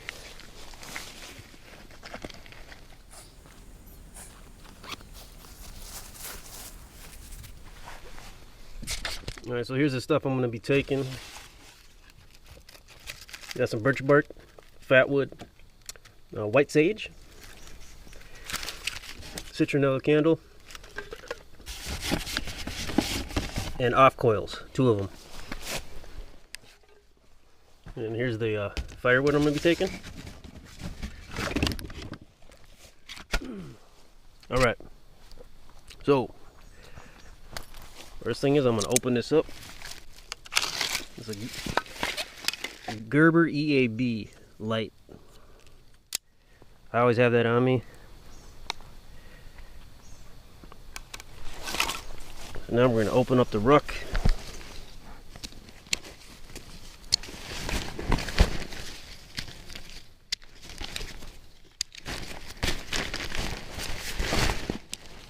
I'm going to open up this part too.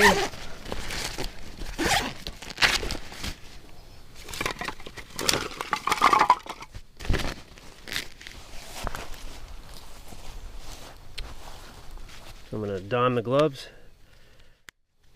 just for good measure.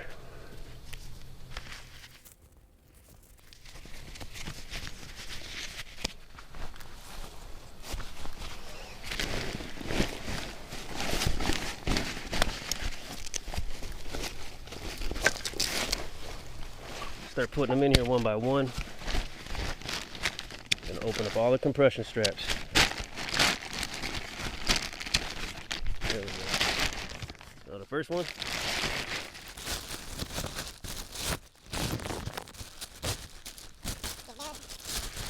Down to the bottom there. And the next one.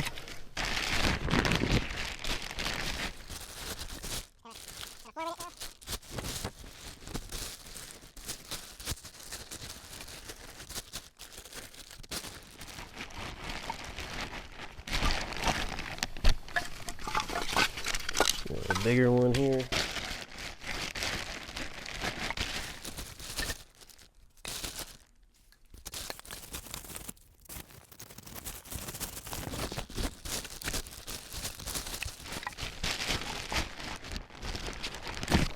Let me see if that's one I'm in.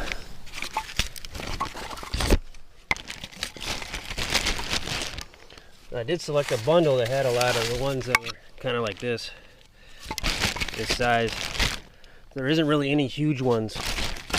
Sometimes in a bundle you might get 4 really big ones.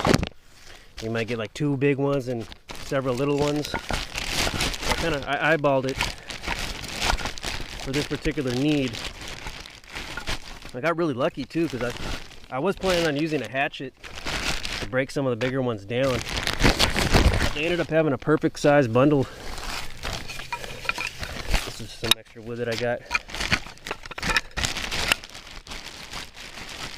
So that's one bundle of sunset firewood in the ruck.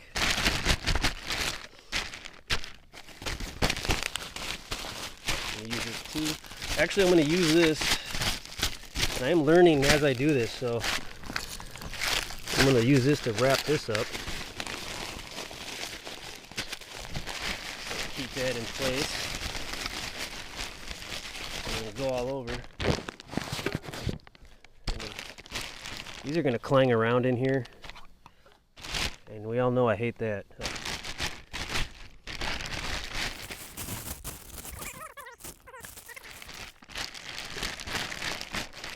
That'll be a lot better. Okay, so now let's get this to work. Pull that over, using the inner compression straps to hunker down the load. Never have your straps twisted. If you have your straps twisted, I think less of you. Okay.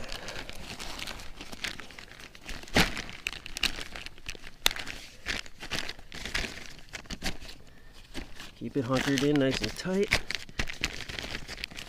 I mean, that's beyond good to go actually. That's beautiful. That's exactly what we're looking for. Make sure there's no pokey ends hurting the ruck. Treat the ruck nice.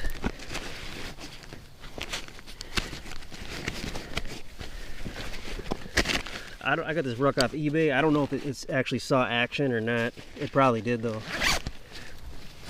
I forget what part of the military it comes from.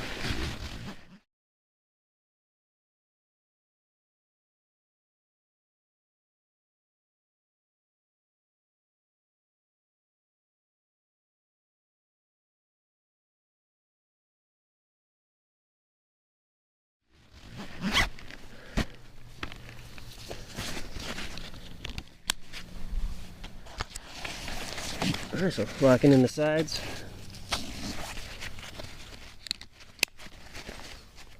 Looking good. Now we're going to adjust the top part.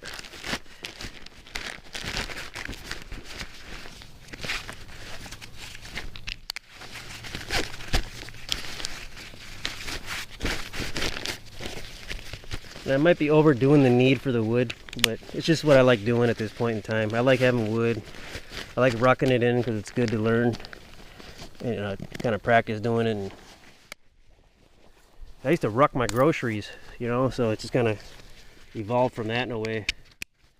That's how I started, was just practice, was rucking my groceries.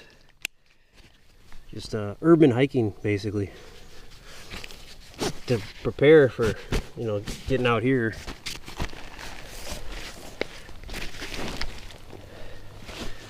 Okay.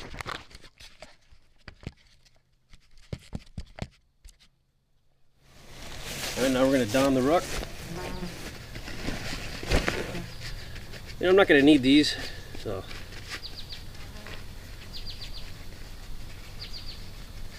Let's take these back to work with me. When I go back to work,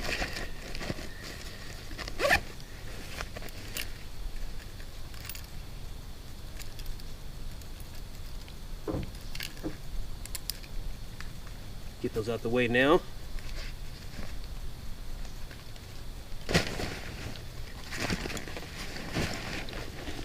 Oh yeah.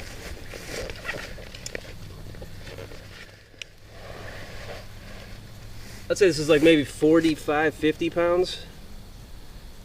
So 20 to 30 pounds lighter than with the gear if I had to guesstimate. So this is gonna be easier than it was going in with the gear.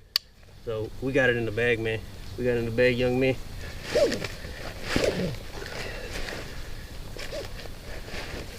I'm already proud of conquering that little marsh area. That was looking scary. It looked like it was a really bad idea to try it.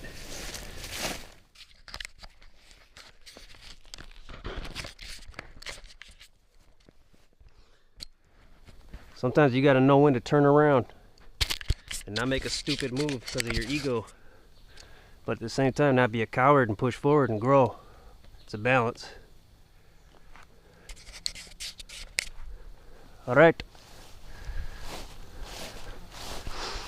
Let's have happy thoughts. You know, I thought this place was gonna be packed, but there's nobody here.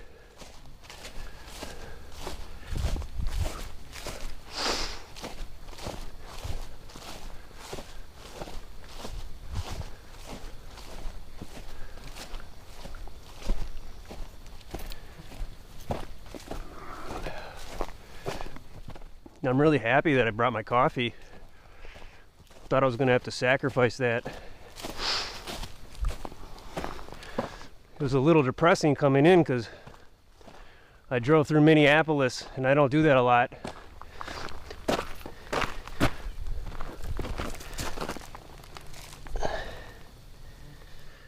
Not sure what it says.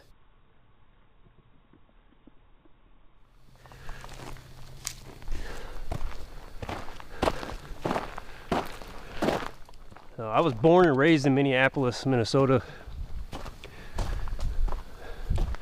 I moved out of Minneapolis about a month before 9/11. I moved to Richfield, and then from there, the next stage was homeless in a car. So it was kind of all over Hopkins and St. Paul by St. Thomas and St. Kate's. I delivered Jimmy John's and pizza in Hopkins and Jimmy John's in St. Paul by St. Thomas. I forget what that area is called now.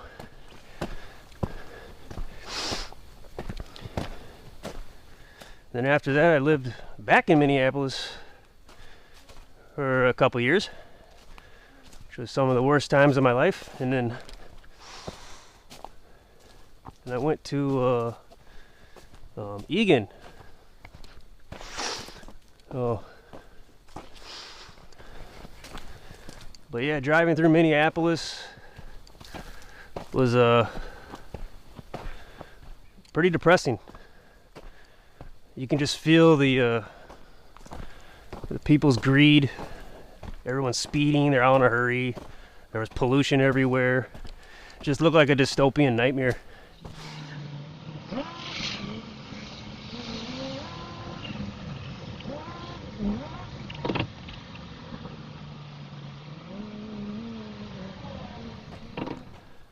I was trying to push through that, the feelings that were arising from that.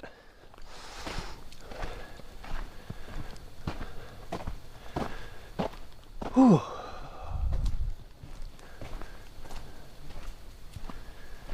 But yeah, it's coming together here. I'm gonna go ahead and say the hard part's over. That was probably the hike in.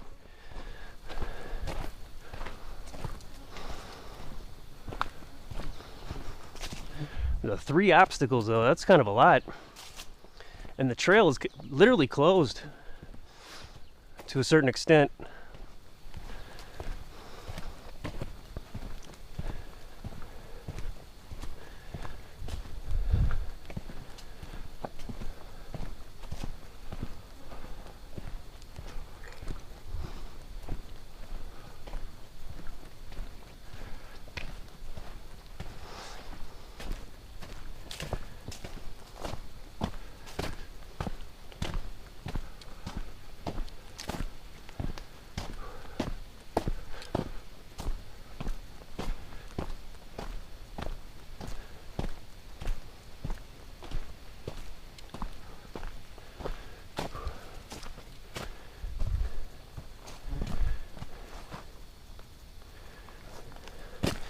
Yeah, we got time. Let's see what's over here.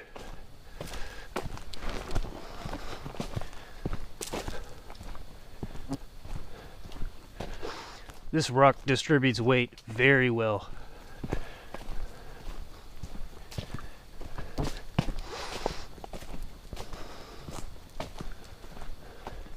And I already kind of have a weird walk and I have back problems. But I wear this rucksack with at least 30 pounds in it. It kind of completes me and I look normal when I walk because my hunch looks normal.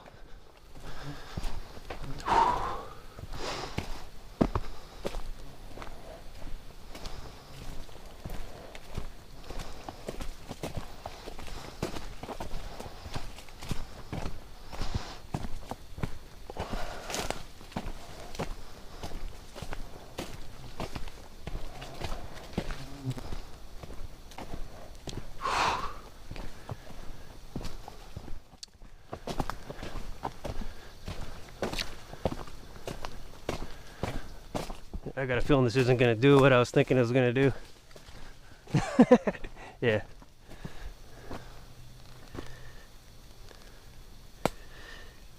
Yeah, it's not. Oh.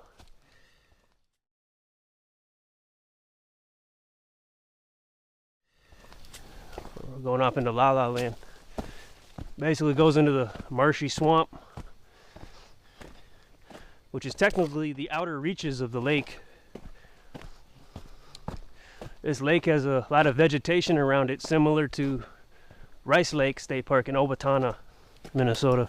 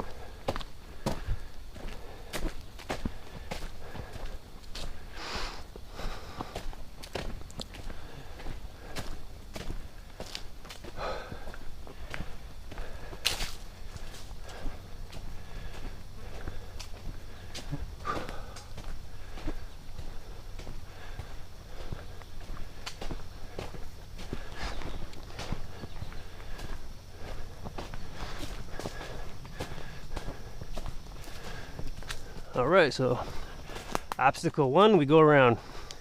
Technically our first hike was a scout.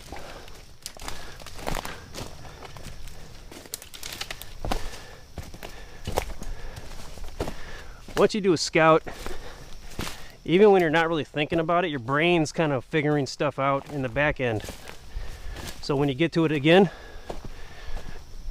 you're kind of more able, you're more confident, you know more about it.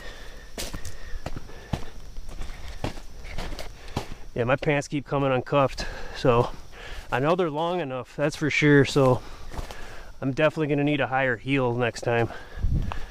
Anything lower than 8 inches probably. Actually, I mean 6 inches. I think it's 6 inches. I got to double check. 8 sounds a little high. My work boots though, those are the ones. I'll probably just start using those actually.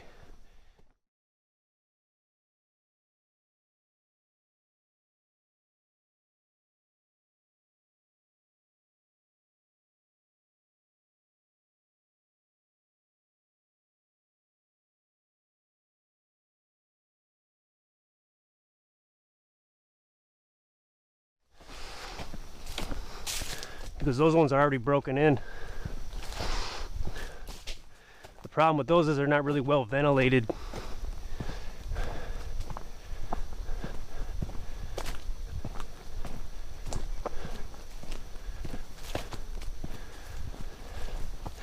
One thing I like about this trail is there's no awkward encounters with unleashed women dogs, or the dogs of women that are unleashed.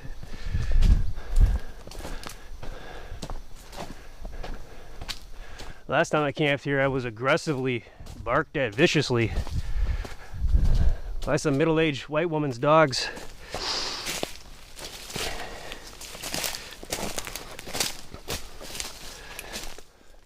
Obstacle 2, go around.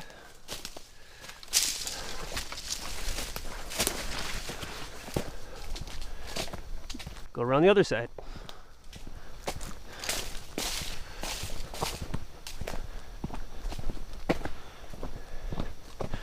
I probably should cuff my pants before I go over this marsh, because mud will probably get in the back.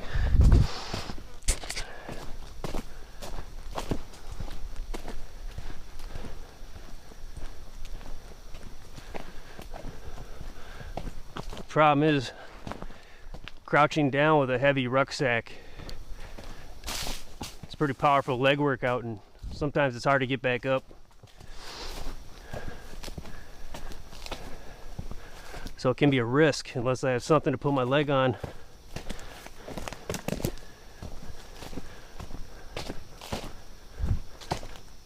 But this load isn't as heavy, so I'm gonna see what I can do here. Ooh. I'm not gonna fully crouch down. Just kind of bend over a little.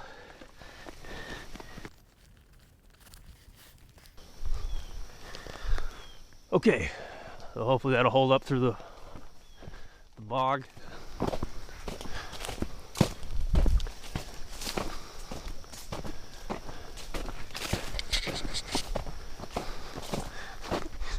After you've already crossed the bog, that sign is hilarious. Like where it's placed is so hilarious. Like this is for sure the sketchiest part. For sure. Maybe this came after, like this wasn't as wet before. We need a boardwalk here.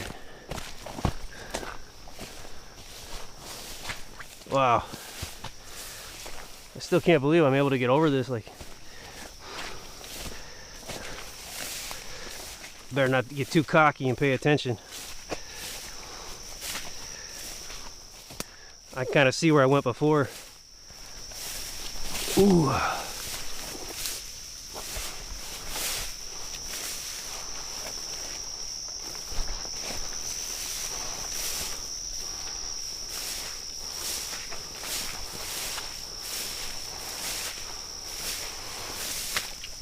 Ooh. Whoa.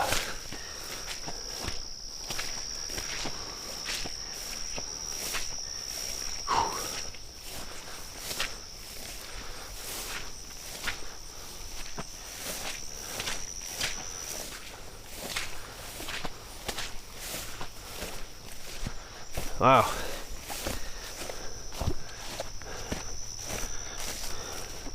Yeah, first time I saw that, I was concerned that I would have to make a decision to just kind of call it.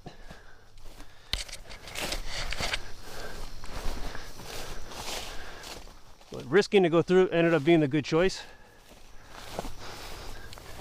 The problem is it could have been a wrong choice, you know.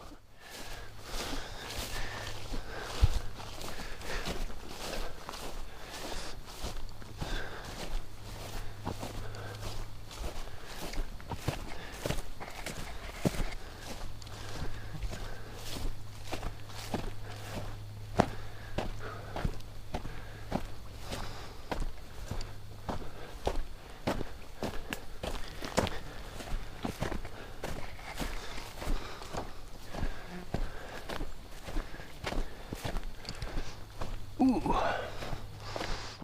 So here the flies are pretty bad in this area.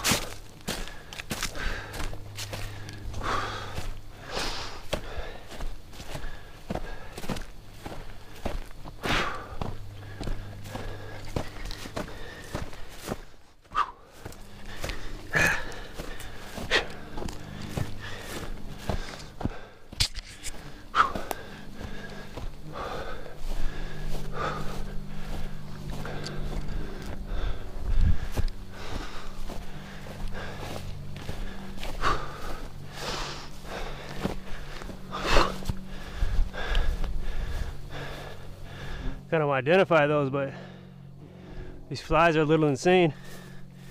Gotta keep moving.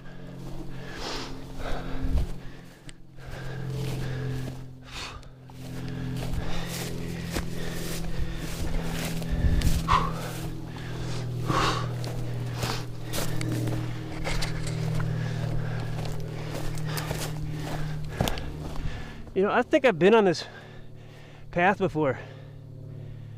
A long time ago. 2022. It started to get more familiar. That was my first hike here when I saw chaga. Yeah, I came over here and I went down to where the marsh or the bog is, and then I turned back. I didn't go through it. I'm pretty sure this is it. Wow. I'm gonna see if I can get some photos of that. I had the body cam then too. Wow, that is crazy.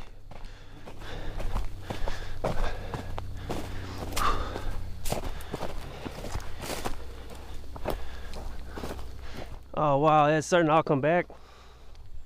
Wow, I'm pretty sure I saw a deer over in here. Wow, man, that's crazy.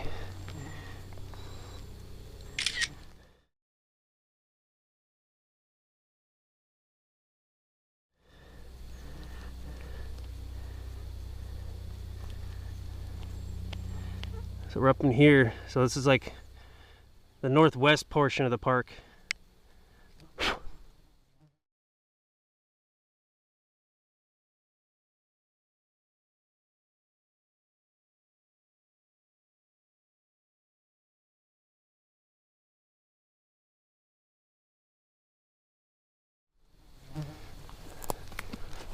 About as far as you can go northwest, as far as hiking goes.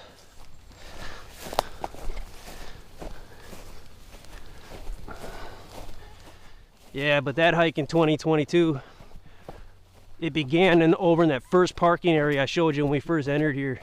I parked over there, then I started hiking out where I told you. Went over here to this side of the park, saw chaga over on the west end, or on the east end, and then I worked my way this way, from the west to the east, or from the east to the west. I'm dyslexic. Wow. Oh, it's good to be back.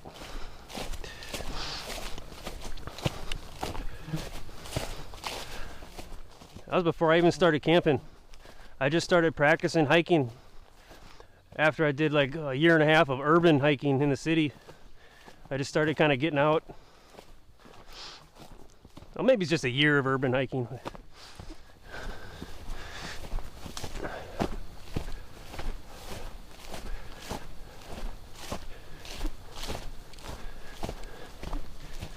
I started urban hiking in like summer of 2021, and this was about, I don't know, summer of 2022, I think. I can't quite remember. It might have been spring of 2022.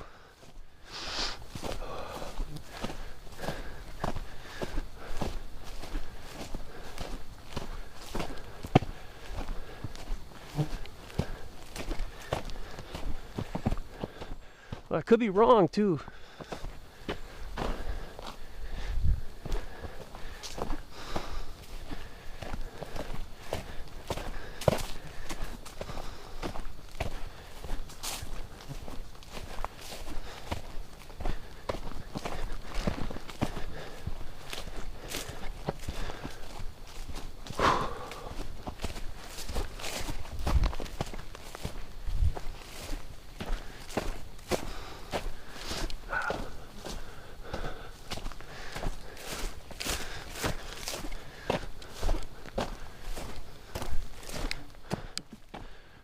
The bugs are really crazy right in here.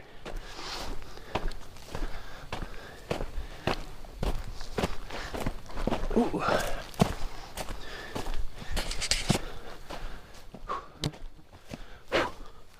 Wow.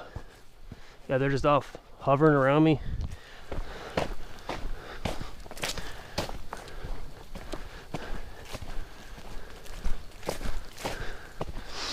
Whew. Okay.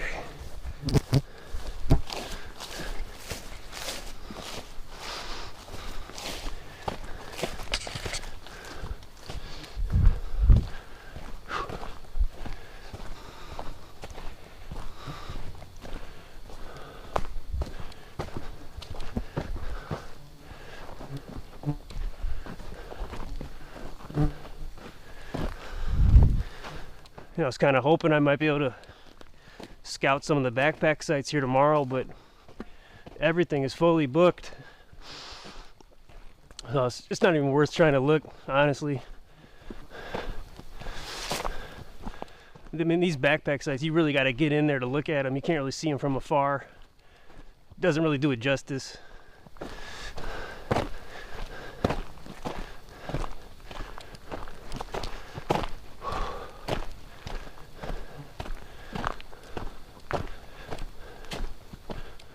I'm definitely going to want to do another one here, though.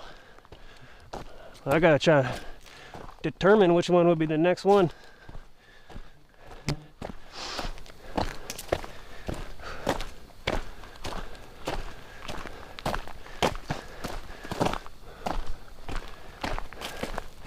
You know, for the last 2 years, first Friday in August, I did a camp at Afton.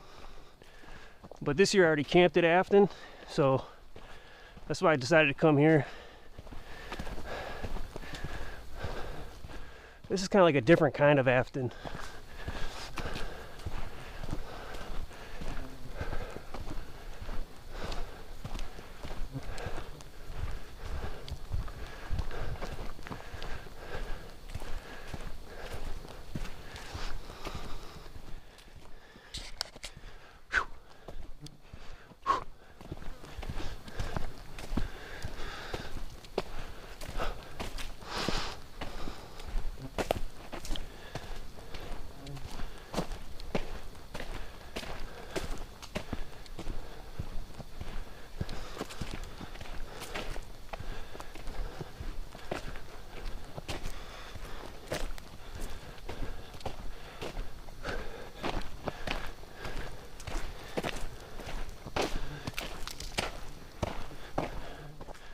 Here we are, home sweet home. Look at them bugs. These bugs are crazy.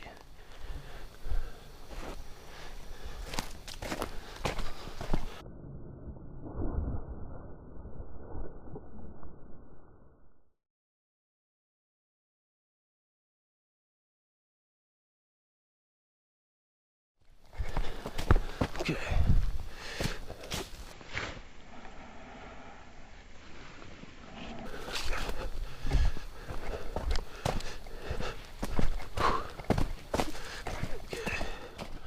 Hopefully the bugs will go away once we enter the camp like they did last time.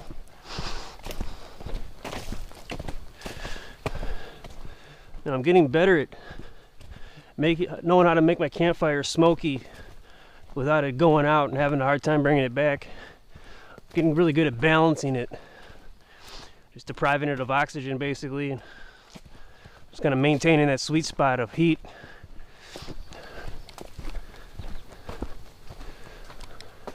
I like these trees right here.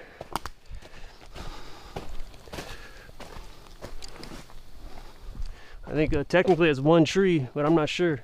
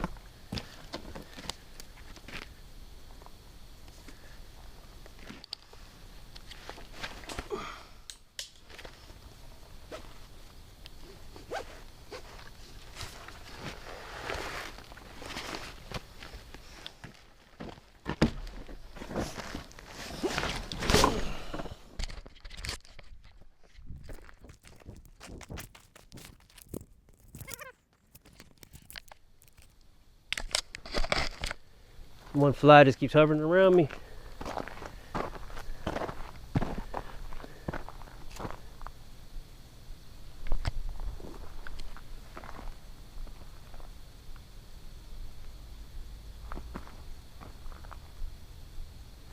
Okay.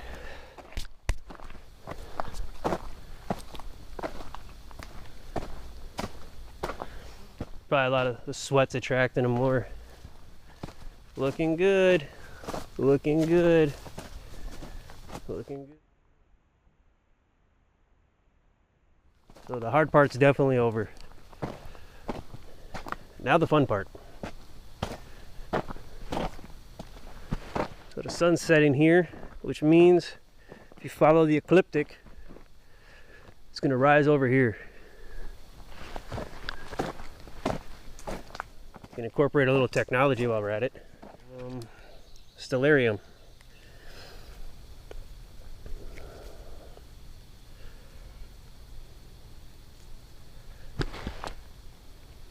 Alright, so actually the ecliptic is this way allegedly. Up here, over there. So the sun's going to be rising actually over this way. That's plenty of shade and cover, so I'm not going to have to worry about the sun beating down on my tent in the morning. I'm going to set up right here. There we go. We can actually go forward in time a little bit.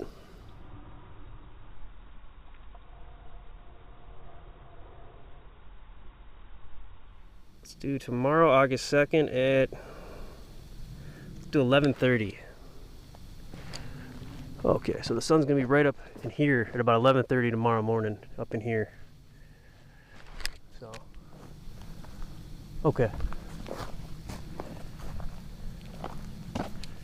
That's exactly what we're looking for. That's a perfect poker stick.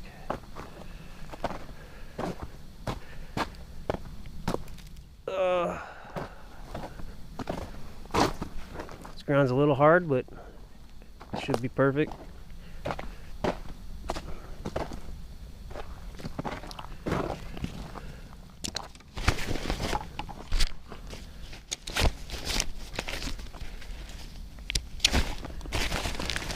All right.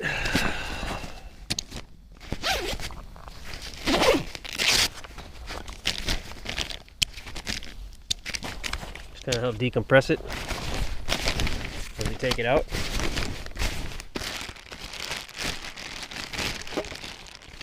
Look what we got.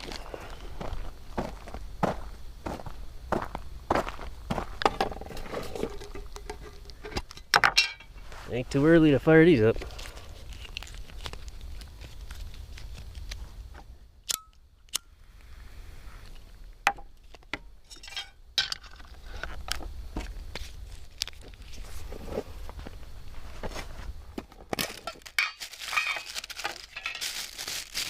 I only brought one tray because I'm only going to do one at a time. I just have one as a backup just in case. I really like the way they smell though. I really love it. They just smell so good. Smell that? Oh, they're so good. Man, I love them. Not burn these in the house or the home. If they weren't so, they're probably poisonous. But can't be too much more poisonous than Canadian wildfires from our friends up north.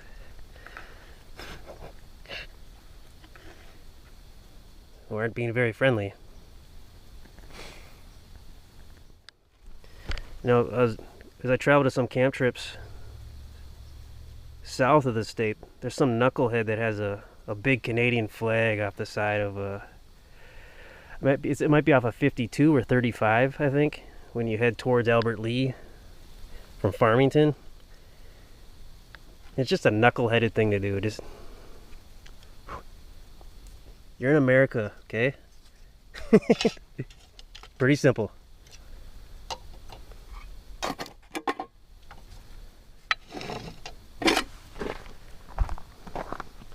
Takes a real dunce to wave another flag on American soil. It really does. Because you're a sellout on two levels. You're a sellout to the people of your flag, and you're a sellout to the people that you're mooching off of.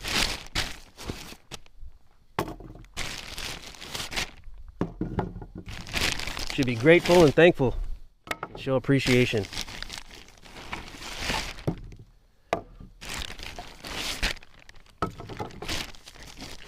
But that'll take several generations of brainwashing to turn that around, I bet.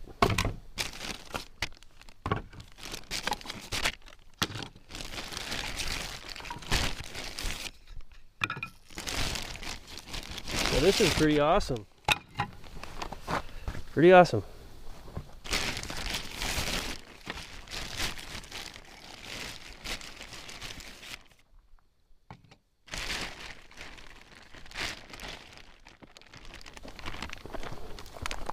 All right, so then I'm gonna clear this out.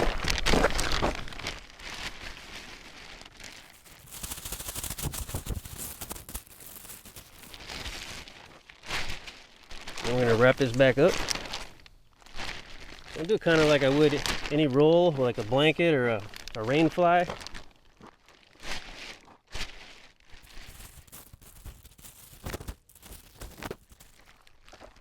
Guess I'm actually going to lay it down. It's a little challenging to do this just standing up. For this particular material. And this does have micro holes in it now, so I don't have to worry too much about the air collecting as I roll it.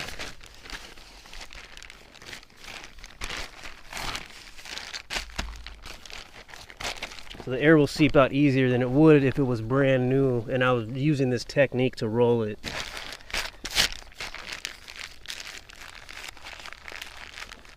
Here's when you start. It's really important you kind of hunker it in and really get a feel for it. Twist it inward. Maintain control of the shape on the sides. Twist, feel it, get a feel for it, keep it tight. Hunker in the sides, push them in. Now I'm just gonna hold it down, press it down, roll, keep it tight. Keep it tight. See, the air is building up. Just gotta be patient. You don't want to be like the meth head girlfriend who tells her boyfriend who's trying to put away the tent, just pop it. You want to take your time and let the air come out so you get a nice clean roll. There we go. And I can't remember where I put that band, that rubber band, so I'm going to use one of these. That's ready for another one. Which I'm not planning on doing another one like this year, but we'll see what happens. You never know. I'll take a water break.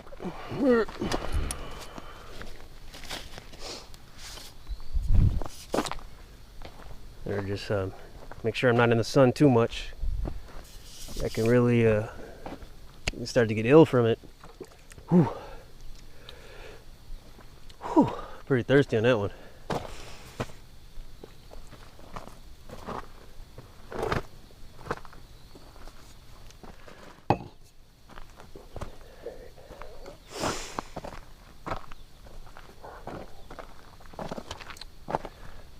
So I'm gonna lay this wood down over here. I'm keeping it grouped in big, medium, small. None of these really fall into my big category though, based on how I selected the bundle for this rucking effort. So these are more medium sized in my scale.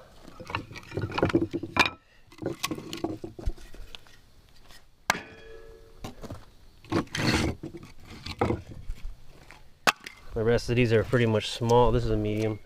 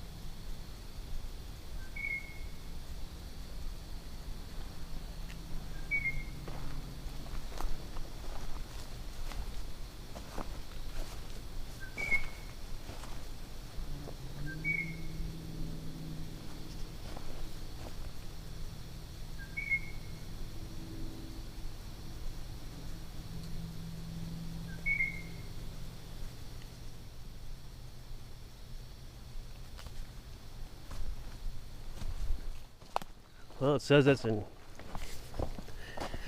eastern wood peewee.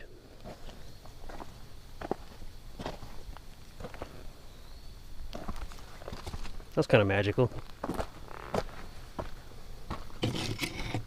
Back to what we were doing.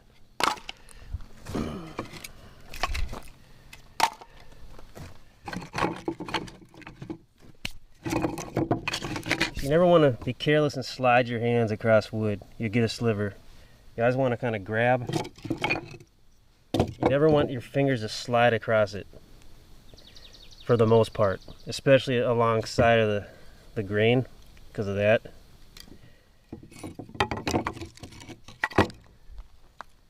It might take a few slivers before you finally learn that lesson.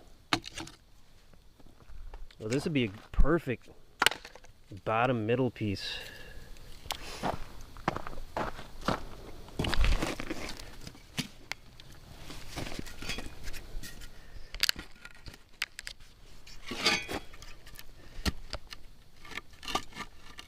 That's how I started off.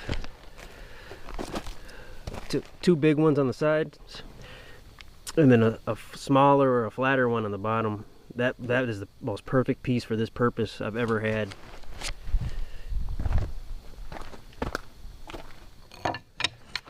Probably use one of these as a pusher.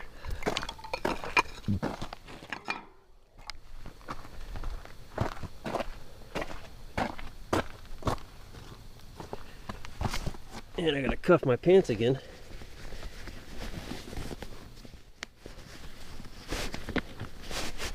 For some reason I have to do it a lot more than normal, and I'm wearing the same size, same boots. But see how these come down like this? Yeah, you're gonna want them to come probably up to here. This little bottom part is no good.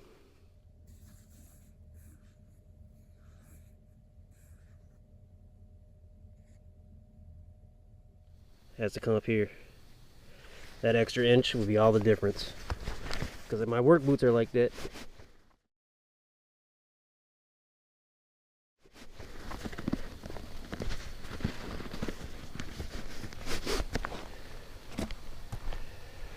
I might do some repair work on these and keep them as backups, because they have got me through a lot. All right, let's go collect our gear. I'm not gonna keep the trail cam there for the night. I'm gonna put it in a different position and hope that I capture something while I'm in my tent. All right, so here we're retrieving the stored gear. Oh, he's back. He's back.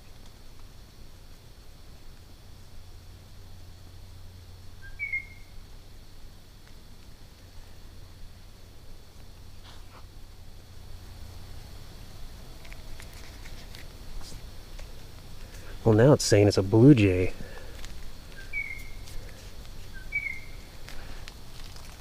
No, it's just being silly. Okay.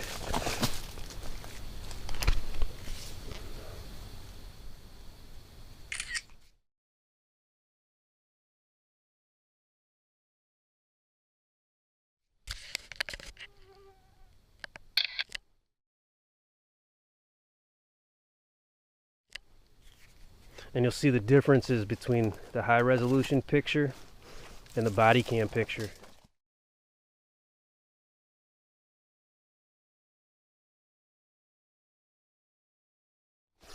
Now here you gotta be careful. There's no critters in here.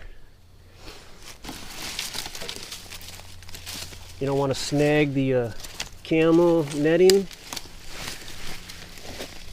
but it's really hard to not do. See, especially if you throw sticks in it like this. And for the winter, I have a one that kind of looks like snow.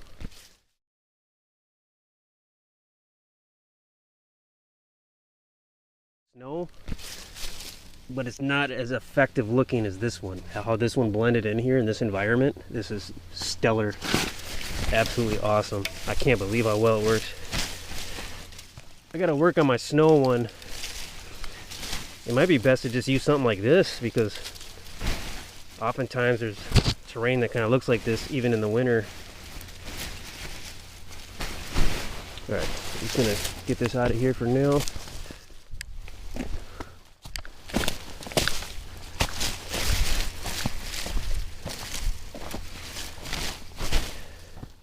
Yeah, see how the stick catches on the netting like that? It just turns into this nightmare. This is the downside of this particular netting.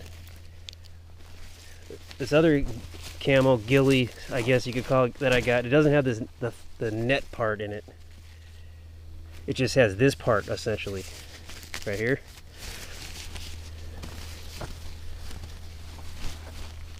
So it doesn't catch on sticks as easily, but this one blends in the absolute best for this environment. It's just excellent.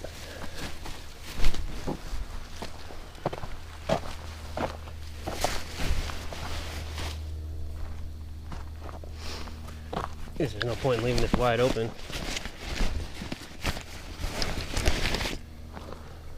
Oh, I forgot to see how long it took us to get back. Well, I guess I'll know because of the timestamp, but I won't know in real life. But it looks like we pretty much did it.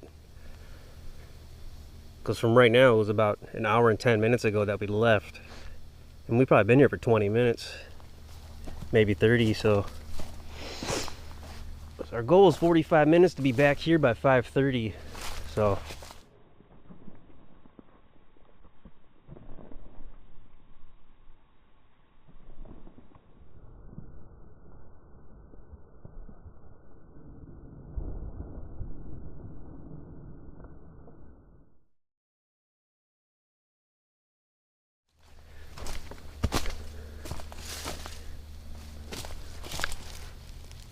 I got something going on over here. I gotta try to identify this.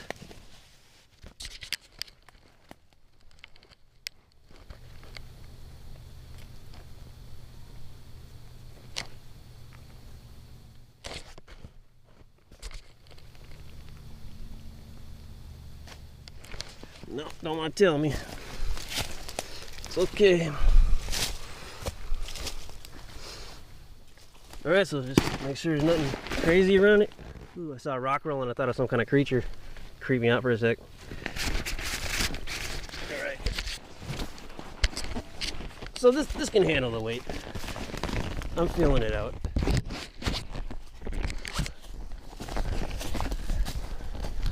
But I wouldn't want to walk around like this all day. Probably wear and tear. Okay, so move this aside.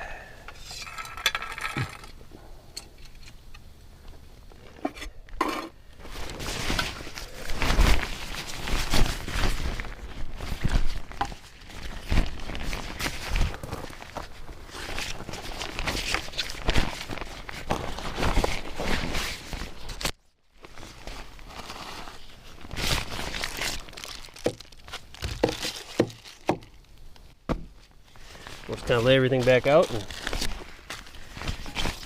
repack the ruck.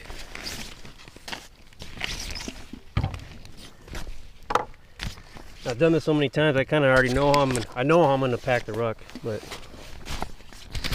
you really don't know how to, if you don't have a process. This part right here would probably suck because you got to figure out how you're going to put it all back in the way you had it.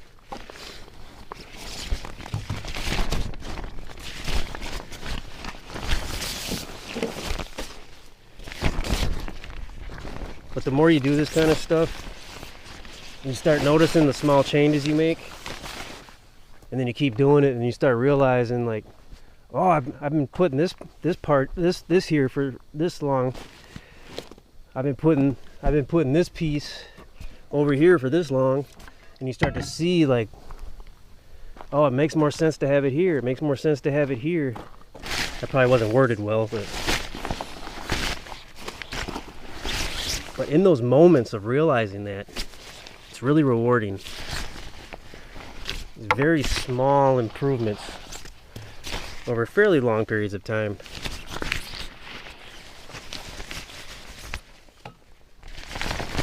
All right. So clear. Dry bag is clear.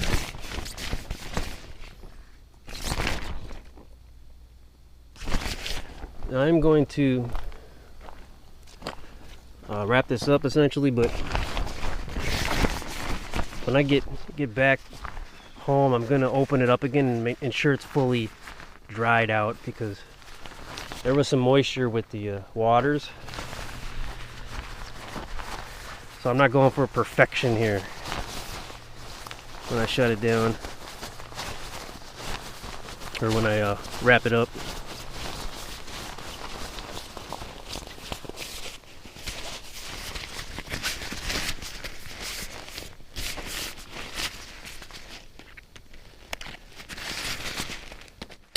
Normally I tie it off here, and I tie it off here, and then I give it another one over all of them or here. I'm just going to do the last one. I'm not going to go all out. Keep it real simple, because there's a chance I'm not going to use that again for a long time. So I have to make sure it's nice and dry before I put it away nice and tight for a long time.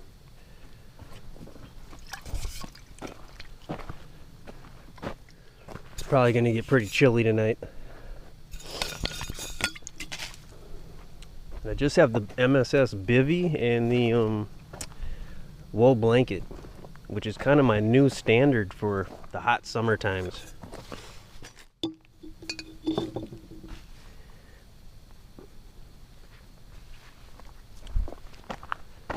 It's really light.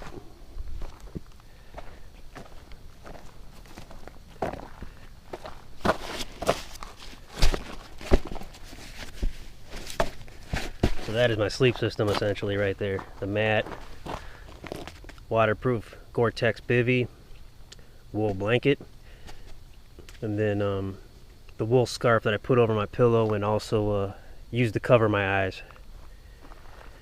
And then the tent, the shelter.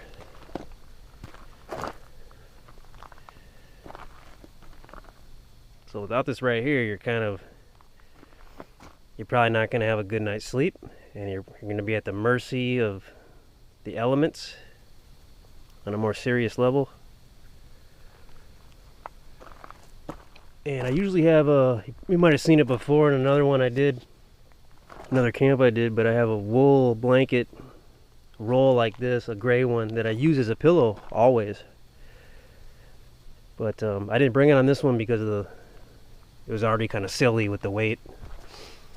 So my plan is to create a pillow with my backup. I forgot I had these. So I'll add these to my pillow. Shamags.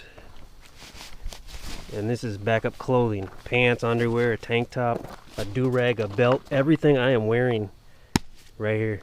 So if I fell in that marsh over there, I probably would have just laughed at God, dusted off my shoulders, and slapped this on. But my next moves would have had to been wise moves.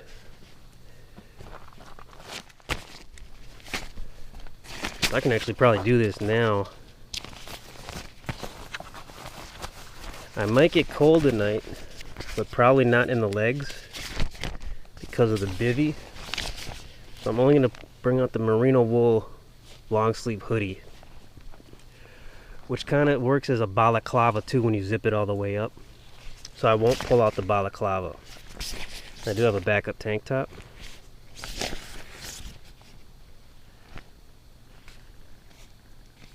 We're going to fill this in here.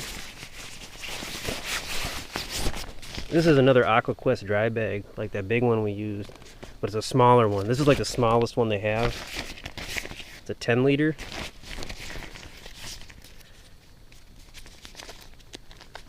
Yeah, 10. That one I think is a 60 liter. Might as well check.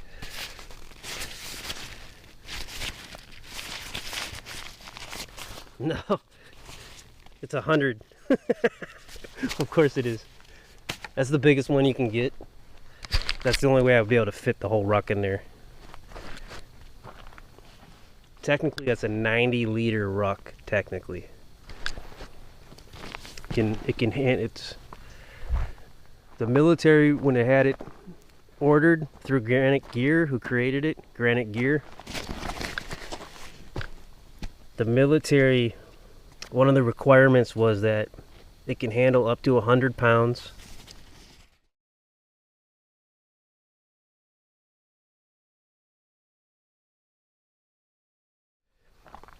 And it's 90 liters. So, but you can hunker it down and just have it a small pack too. I have a redundancy of this at home, and it's just all flattened out. It's just ready to go. It's almost nothing in it. And if you compare that one with this one when it's full of gear, it's kind of crazy. You're kind of like, you're just like, wow, I can't believe it's the same pack essentially.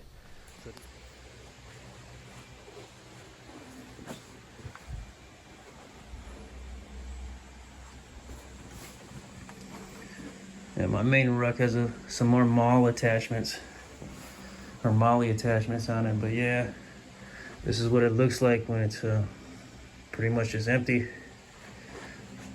So you can really hunker it down. So this thing can just blow up, and it can just handle a lot of situations.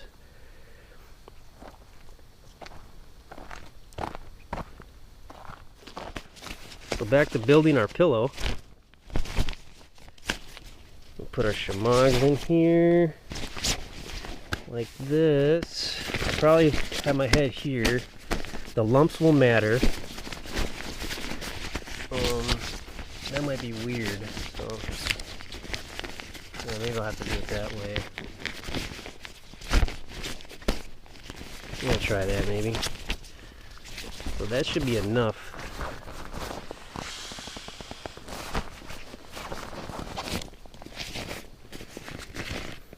So the problem with this technique is if I had to use any of the gear in it, it would reduce the size of the pillow. So I'll put this wool scarf over this, and I'll have a perfect pillow. This is long enough to go over here where I lay my head on, and then over my face to cover my face as well, which will absorb moisture, wick it away, and keep me dry. Otherwise it'll just get wet all over this dry bag. So this is officially my sleep system for tonight. That's my shelter.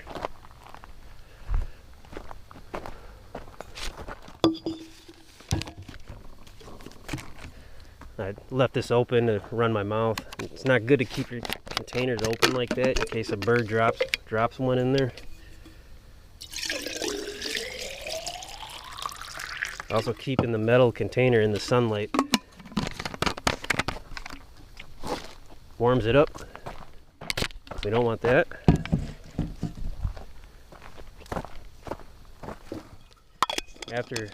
After the night is through, the water in the metal container will be nice and cool.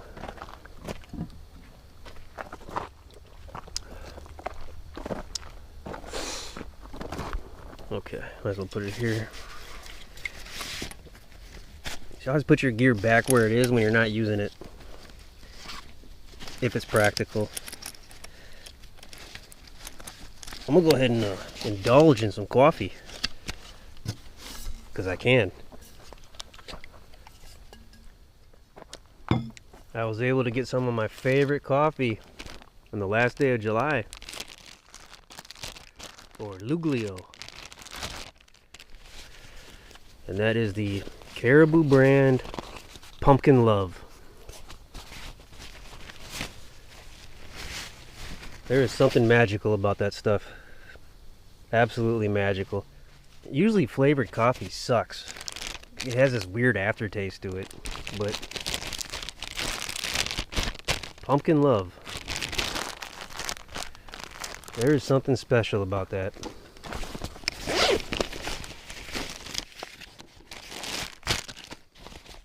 I'm gonna bust out another one of creamy macaroni and cheeses. I'm actually running low on those. I'm gonna have to order more, but I'd like to wait until they they fall under $10 a bag.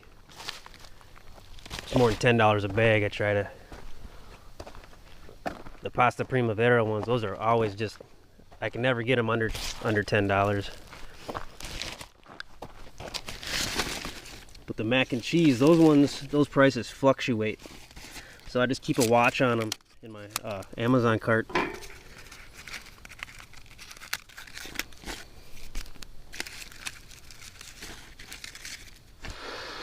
Mmm.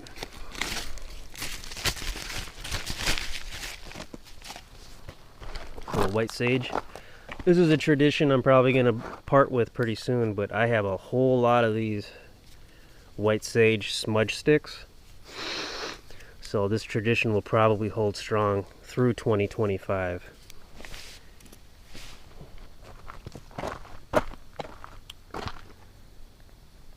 I'm hoping that can will last me all camp. I was thinking about bringing a full one, but it was almost 2 times heavier, and I was like, forget that, man. It's already kind of heavy. Alright, so we're going to build back our ruck. Now we're missing on the bottom part because we use it as a pillow.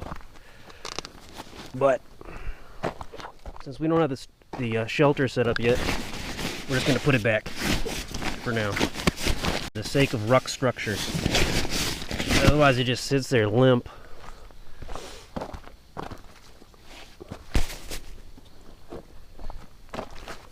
This is the first time I did this particular type of a roll for this wool blanket and put it in the ruck directly.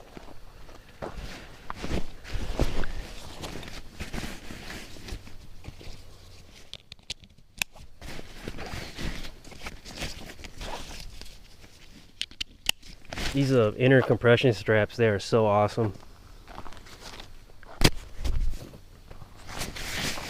And I've looked at other potential rucksacks, and like the Alice pack, and everyone's got different needs and different experience, but they just look like they don't even come close to this bad boy. Like they don't do, like, opening it up and looking and having these three and looking at it is just so awesome. It's huge.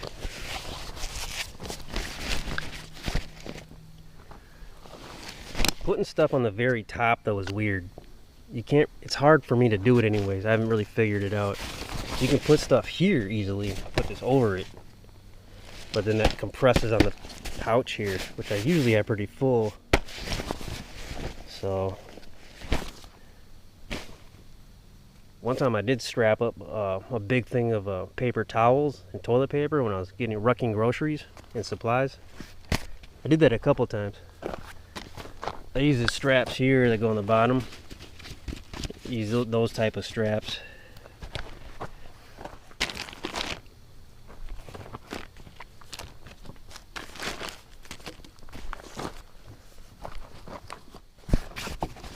Alright, so we're going to focus on the inner pouch now. I probably should have did before I put that stuff in, but I can still fit my hand in there.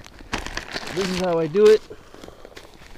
I put these in here, this pouch, this container of stuff.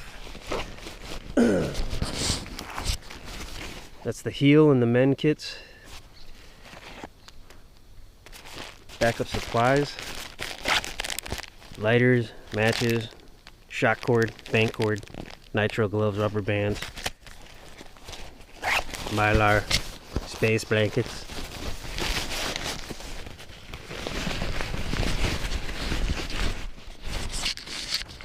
Backup plastic containers.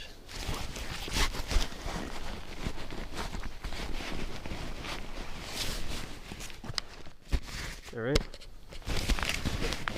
Yeah, there's a nifty little light in here too. So. Nice and neat. Next. So one of these was a full redundancy and one of them was the working one. This is lighter, so this is the working one. The working one I always keep in here. Trangia alcohol stove right here.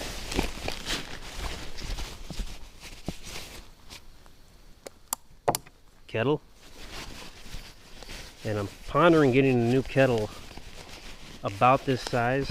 It has to be about this size to fit in here. And it'll be a titanium one. This is an anodized aluminum, and I notice it smokes when it gets really hot. So I'm thinking there's a chemical side to it that's, I've used it so long, there's probably chemicals coming off of it at this point, so I might just retire it and use it as a backup in a backup pack.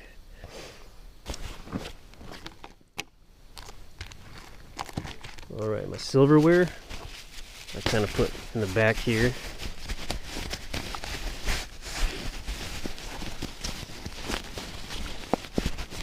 And then fuel, alcohol stove fuel right there. And that's that pouch. Technically this is a radio pouch. I believe it's a radio pouch for this ruck. And the hydration is the side pouches, the side pockets, which will go all the way down. But I obviously repurposed that. The only radio I have is the Bearcat by Uniden. So that's all I need. It's not a two-way radio, but I don't, that Baofeng, man, I just don't like it. I like the lockout feature on a Uniden. So in this pocket, in this pouch here, we're going to put this back.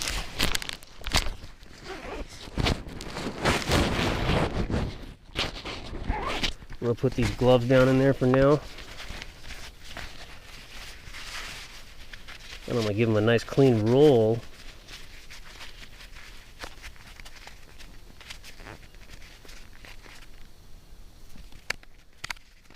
And hunker them down with shock cord. Nice and neat. I'll put it down the bottom of this pouch. This is the same pouch that I use for this dry bag.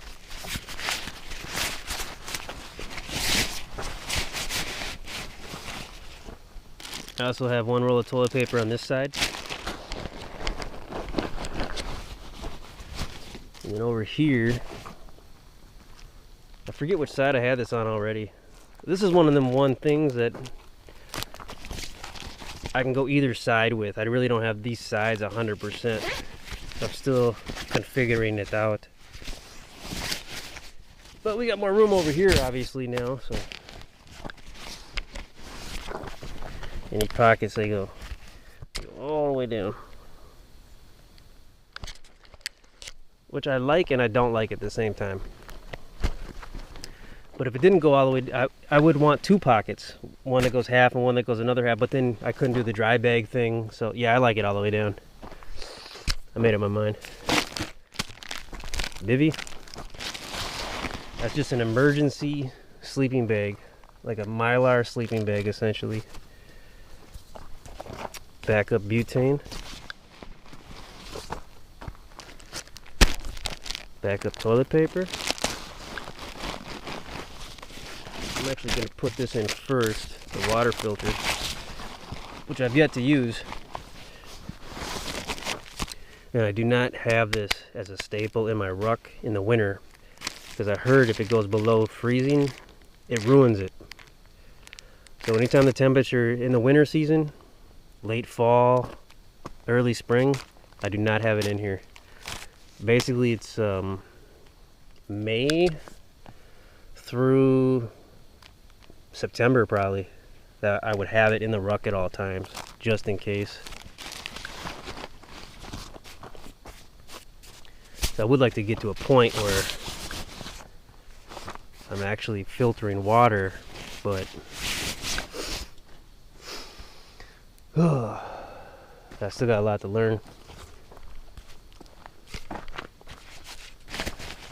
This I'm not totally sure how important it is to me yet, because I use it to baton. It's not really heavy enough to cut through wood like a hatchet. If it was, it wouldn't be practical. It'd be too heavy to carry. And the knife that I have, I use to baton the wood. So I'm not totally sure yet, but I might need to play with some more to understand its functionality better and get better with it, so I can become more versatile envisaging uses for it.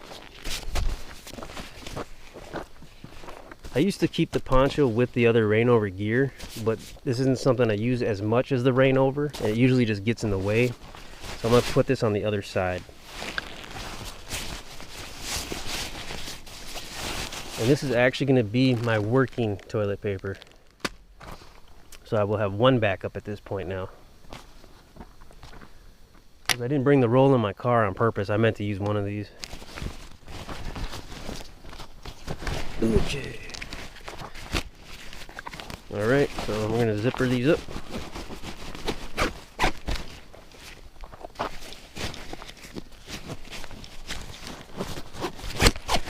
Nice, clean, no obnoxious voids. Little void here, but you could bulk this out a little. But that's where I'd probably put the food. But if you can get it nice and even and no voids, that's what you're looking for, man. Because when your ruck looks good and it's nice and streamlined, it feels good, and you're nice and streamlined.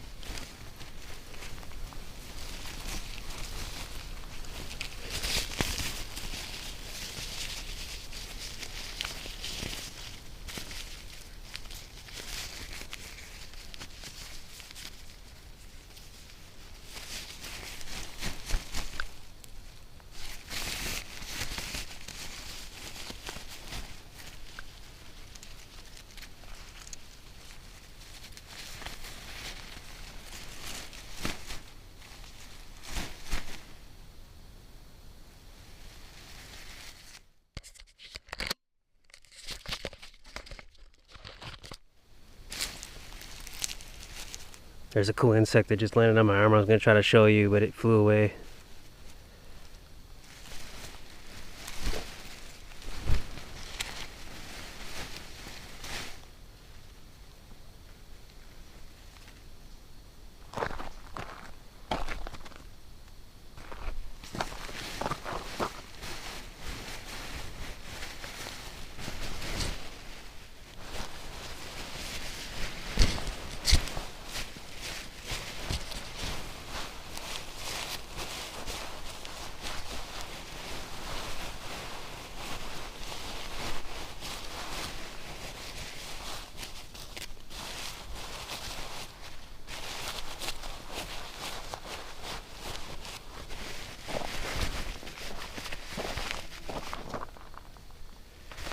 You know, when I first started doing these rolls for blankets or tarps or rain flies or stuff like this, pretty sloppy obviously, but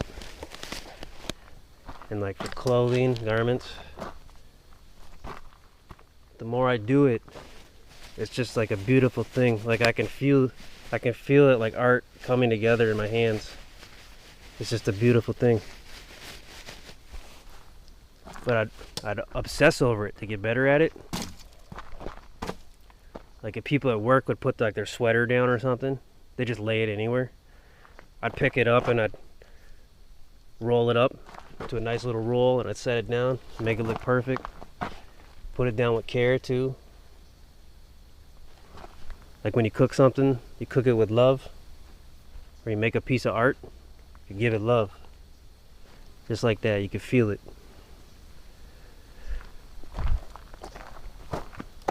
This isn't something I normally carry, but when I know I'm going to stash my gear, I bring it. I almost forgot it today, and that would have pissed me off. So I can put it anywhere I want, really. You know something I never use is, I put this on myself, this shock cord. I never use it, at least not often, so we're going to use it. These are multifunctional. They hold in these straps here, but they also hold in these shock cord as well.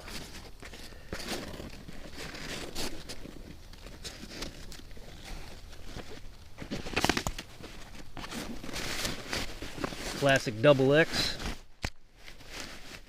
And real quick, one thing I'm proud of these is you'll often see this double X, the shock cord of the double X on the outside of a pack. But this extra little piece of shock cord in the middle to kind of hunker down the X's, I haven't seen anyone do that. And I'm proud of that. I think that is so cool. It's that little piece there just to hunker it in. And I doubled these up too, just for the extra. And the whole rucksack is just a powerhouse, you know what I mean? It's like, you want to be able to handle groceries, wood, whatever. So we got that in there.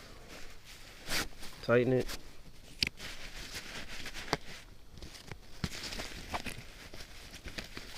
And I rarely use this functionality on here, but I have it and I need it. So hunker this in. I've never seen anyone use these, I forget the name of these damn things.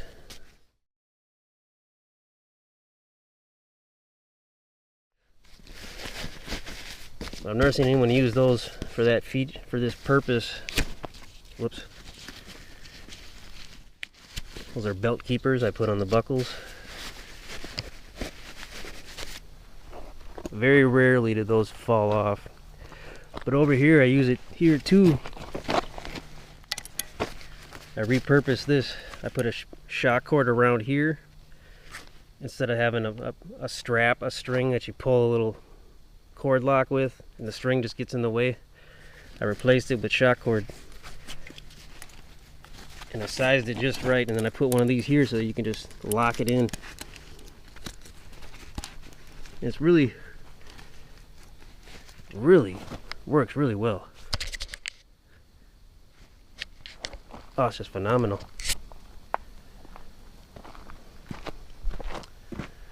Yeah, it looks good. A little bulky,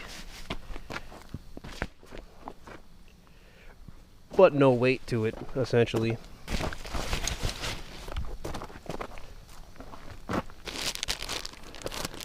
Ah.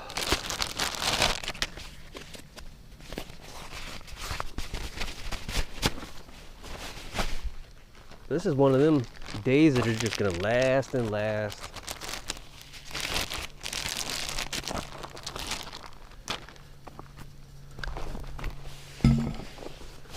Oh, the only concern I have now is the vehicle. I have zero concerns about anything else right now as far as the camp goes.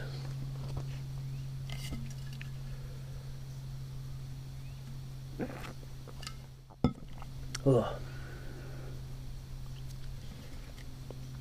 I got a new neighbor at home, so we'll see how that goes. But I already started looking for a new place to live, so we'll see how that goes.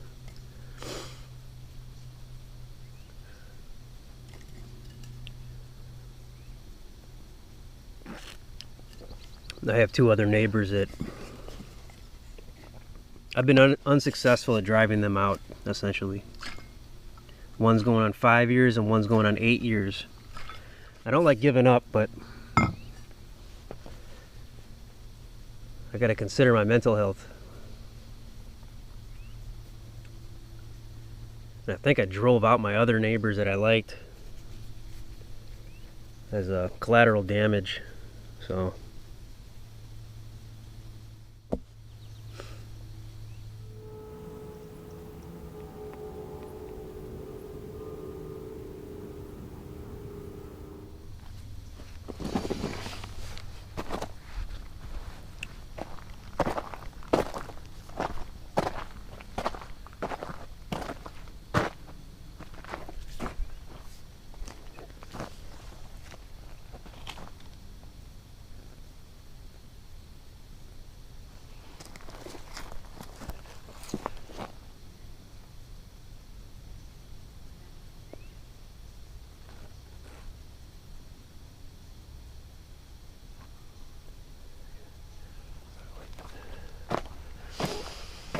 Okay.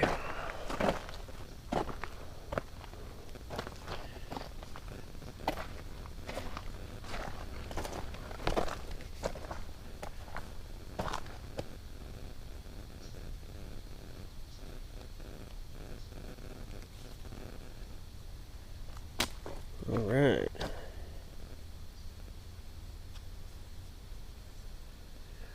All right, so by the time this camp video is uploaded, I'm gonna have multiple scouts, 3 different scouts from Cabeto Gamma State Forest campgrounds. I'm gonna have a hike at Lake Vermilion State Park. So that all led up to this camp. In this particular one, I'm gonna combine the trip with the camp, with the hike, essentially, which is the rucking, all in one. Probably even gonna do the way home too. Usually I don't drive through Minneapolis on purpose, but today I did it just because I don't do it often, or at all really. But on the way home, I'm probably gonna go take a longer roundabout way. I kind of want to cut through Mound. Something about that water tower is calling me. I don't know. I never got a good picture of it. I always felt guilty because it was right there. It's perfect, nice and close. Sometimes the water towers are so far away, I can't even make them out in the body cam. And I'm usually driving when I see them, so I can't use my phone because it's incredibly unsafe.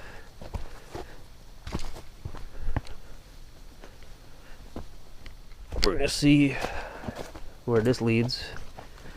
I'm guessing the lake. Oh, the marsh, the bog. It's like Rice Lake. A lot of vegetation around it.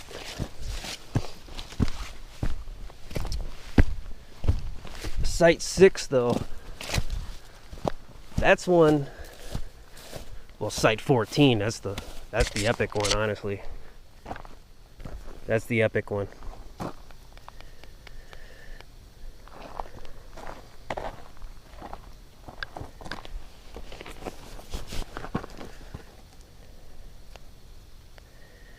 Site 5 here. I don't know, 4 might be a good next one. But 6 is over here. I love 6. There's this little lake right here, or maybe even a pond. You can go right down to it, but it's full of mosquitoes, of course.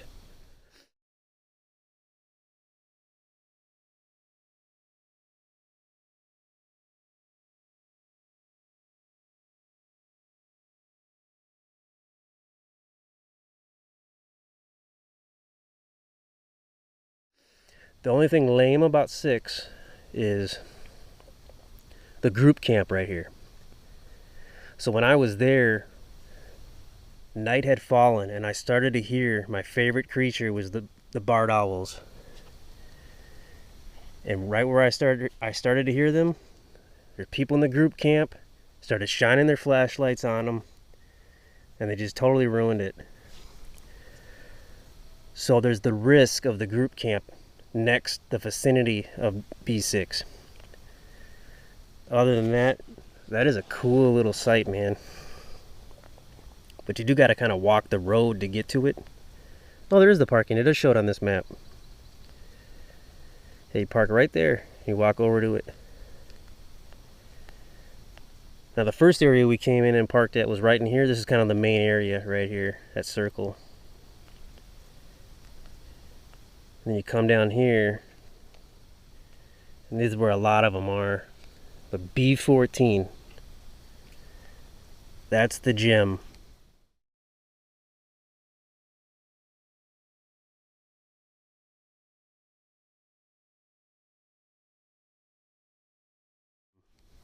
Out of all the sites here, and I haven't seen everyone individually, so I'm not 100%, but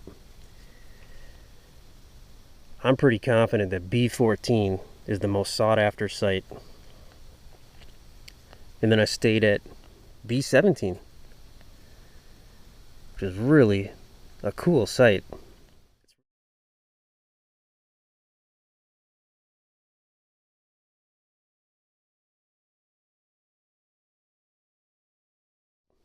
It's really close to 16 though, so you got to kind of hope You don't have knucklehead neighbors, which I didn't have any, luckily. But that's at the very southern part of the park. We can go down here hiking, but yeah, it's down here. Really awesome hike to get there. The hike here to this one actually was probably the most challenging out of all the ones that I did. 6 was the easiest because you're just basically walking a road. And then 17 was probably the second easiest. And then 14 the third. But this trail here to 5 with the marshy, boggy area and the 2 trees is by far the most difficult. And I was not expecting that. I actually was thinking it was going to be easier for some ridiculous reason. Yeah, so site 4 maybe. And for that one, I wouldn't want to park where I did this time. But maybe I'd park over here by where the group campers park and go up this way. Yeah, that seems pretty practical. I'd scout it tomorrow, but it's occupied and there's a good chance they're still going to be in there. And then B1, B2, and B3. That's going to have to be on the docket because then I'd hit every corner essentially. But I don't think I want to do one of those next. I think I might want to do 4. Oh, it's right. 7. 7 is like on its own little island, literally. It's a bit of a hike, but yeah, to do that, I'd park in the main parking area like we first entered, and I'd go down this big woods loop and just take it right and go right there. I did actually scout there once. It was one of my first scouts. That was the scout where I just figured out I wanted to do B14. That was back in 2022. And that was the one where I was like, man, I really want to do that one. But it was a further hike. So I had to consider that. But 8 looks like a good one too.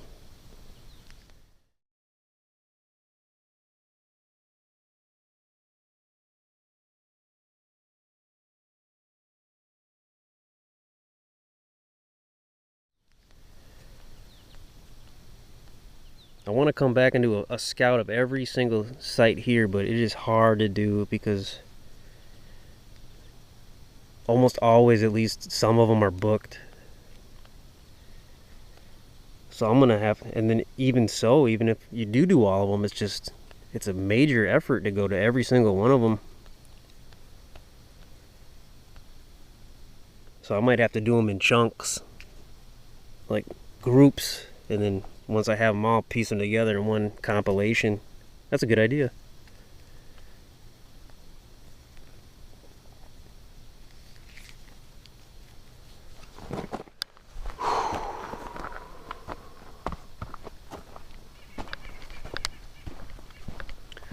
Alright, we're going to disable this trail cam and remove it, and we're going to find another location for it later.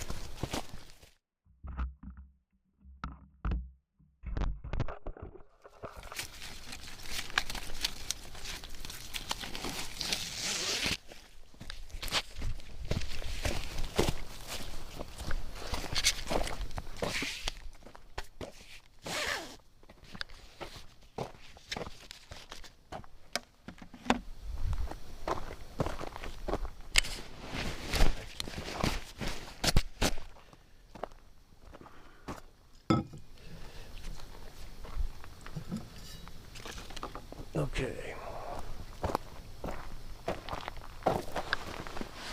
Alright. I guess it's shelter time. Put up the shelter.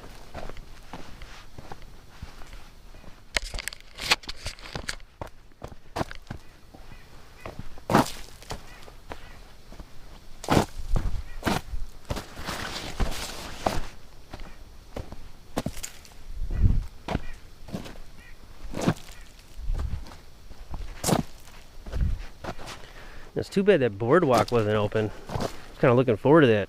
as an ad hoc hike.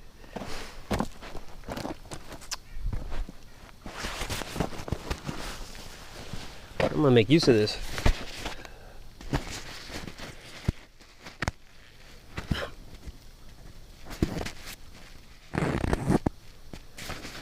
Yep, this is my precious Light Fighter 2 tent.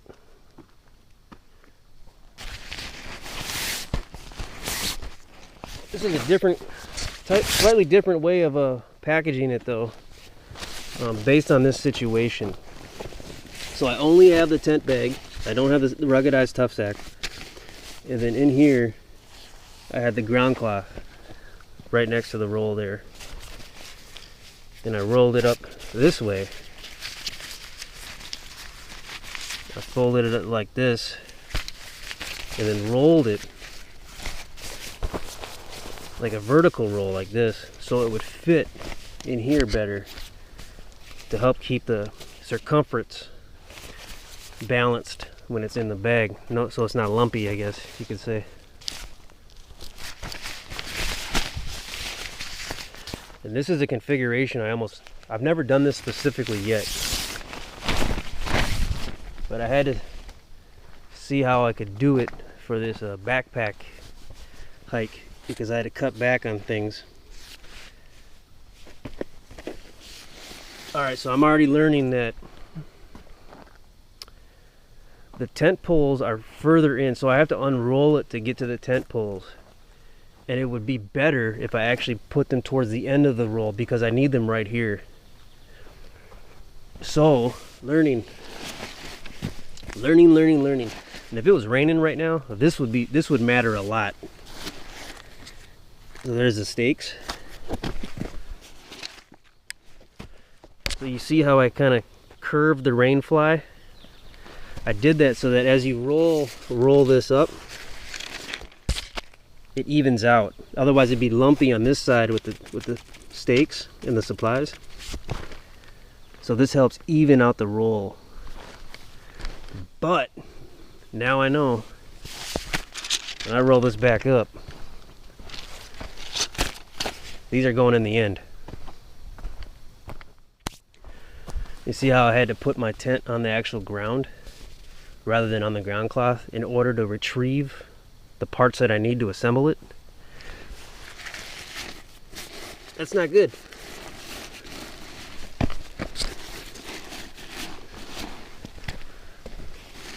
It's not a perfect roll, obviously, because I don't need it to be right now, but when I do roll it up, we're looking for something like this.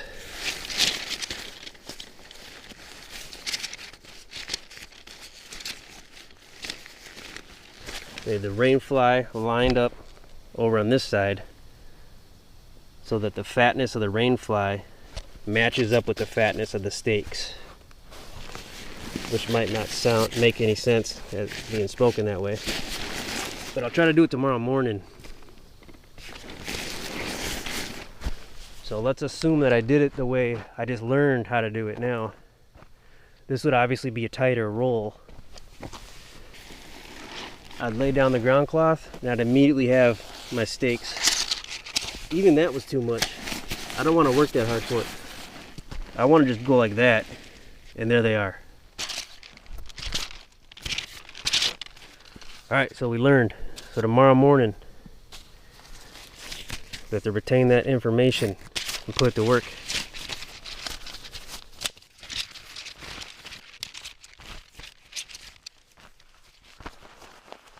Bag goes in your pocket. Always goes in your pocket.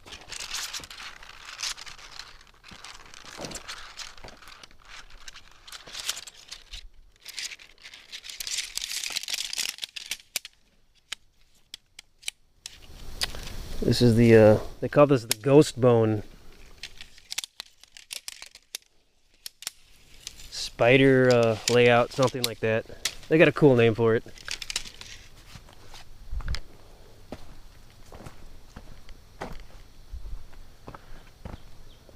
I've been developing a new process here. This kind of came about at home, really. I have limited space.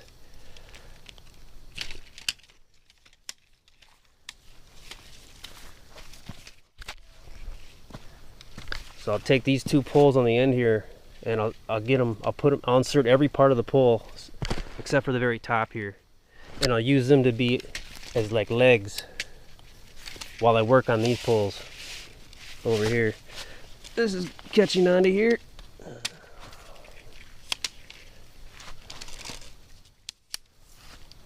Now I'm assembling these poles. You see, it kind of holds it up as a stand.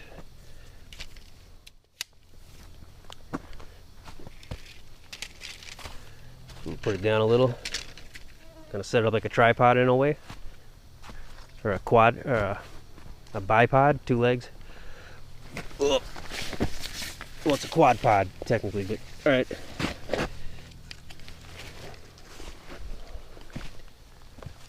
See, right now that's holding it up. Otherwise, normally those would be on the ground.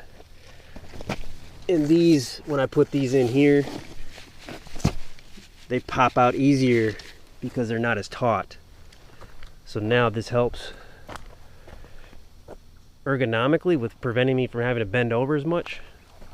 And it keeps those taut to allow me to work over here and seal the deal and bring these in on their ends.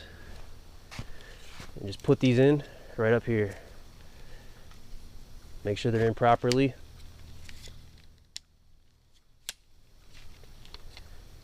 You don't want them partially in.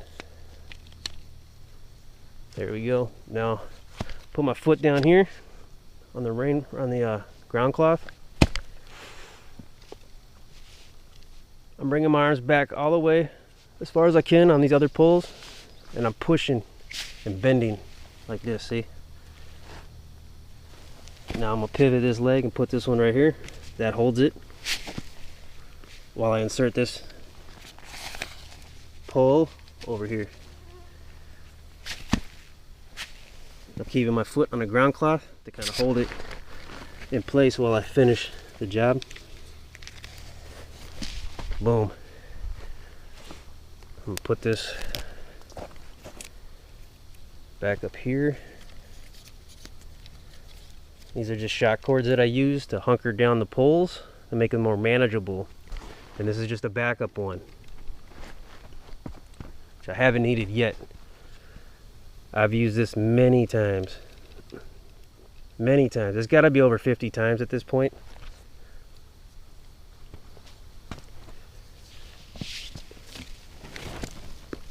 Just cleaning that up a little. Okay. So now, how do I want to position it? I'm thinking, yeah, pretty much like this. So my head's going to be here. The main doorway to enter is going to be here, though I can use both sides if I want. But I try to stick with a standard. That way it's just kind of muscle memory. You just kind of do it without thinking. You can focus on other things. And if something stupid happens, you're just naturally going to do things while you're focusing on what needs to be focused on. Like a crazy animal or a meth head, you know, something like that.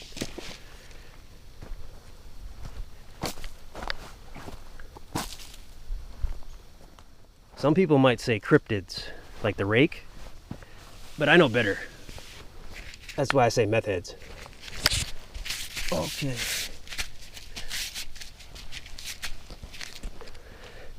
Usually I wouldn't do this, but I'm laying down on it. Ooh. Ah. Okay. So because I have a mat,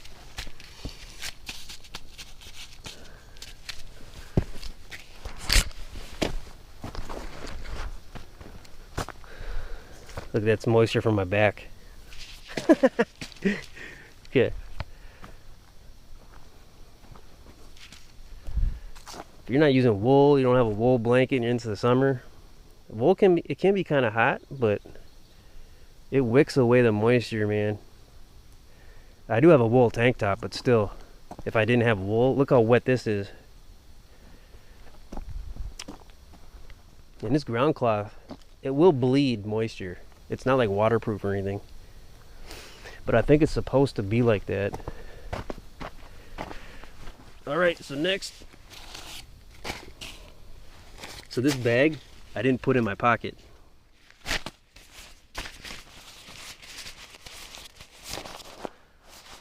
Probably because I was busy talking, trying to figure out the roll.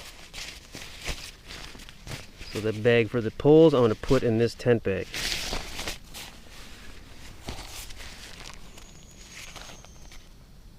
While this is out, I'm just going to remove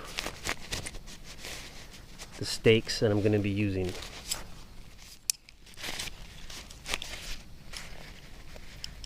Just lay them down for a sec.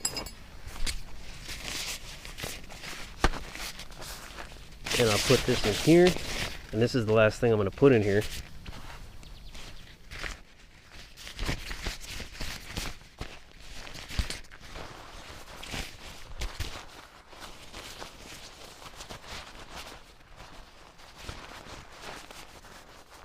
There you go.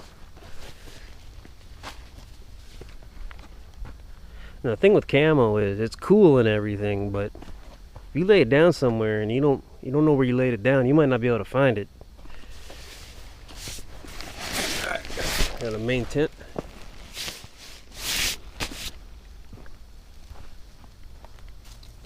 I got a mantra. When I do this, it goes roll up from the feet and roll out from the head. So this is where my head intends to go, down here. So we're gonna roll out from here.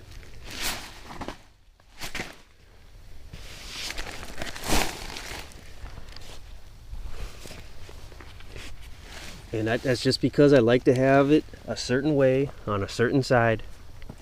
This tent is ambidextrous in a way. It's like a mirror of itself.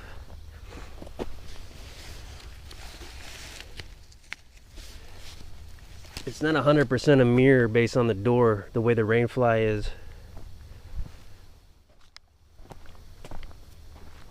Well, the tent itself is a mirror on both sides as far as the opening goes. But the rainfly, where it opens in the vestibule, for example, it'll be open here. Where on this side, it'll be open over here. So this would be blocked on this side, and over here it'll be blocked on this side.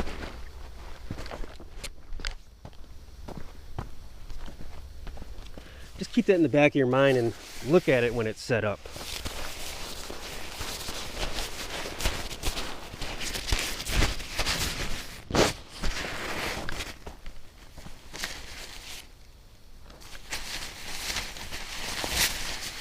This type of a roll probably wasn't wise for how I was going to put it up there.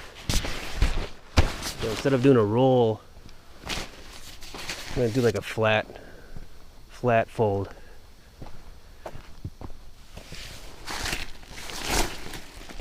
Oop. These tags mean the head is over here, so I had it backwards because I was trying to figure out how to roll it properly with this new configuration. So once I set this up, I'm just going to turn it around.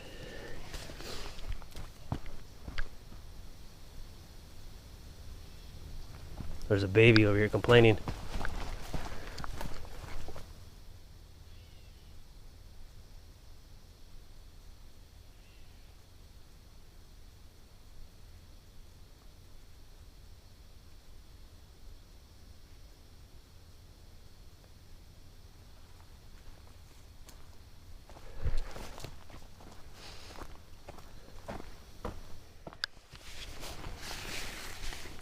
Ooh.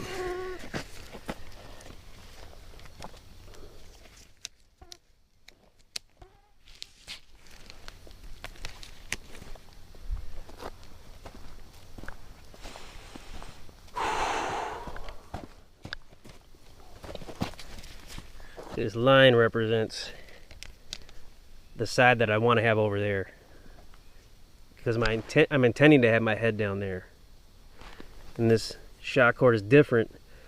That lets me know as well, because I'd like to stick to a standard. That's not always practical depending on where I'm at. Sometimes I have to be flexible and pivot how I do things based on the where I'm setting up and what I want to accomplish. Maybe I want to see the fire from a certain angle, and I can't do that when I'm constrained to this standard, so I have to be flexible. But if I can stick to my standard, I do, because again, you can just fall into muscle memory.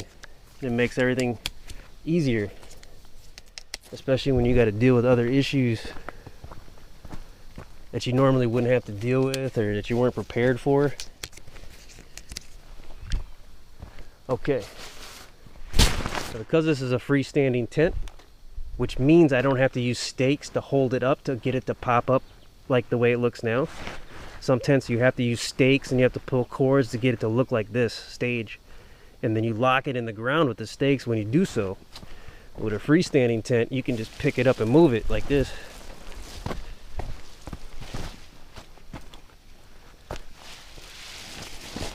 There's pros and cons. If you're in like an Arctic tundra or something like that, you might not want a freestanding tent. Pretty much everywhere I would camp in Minnesota, this is the only way I would roll, period.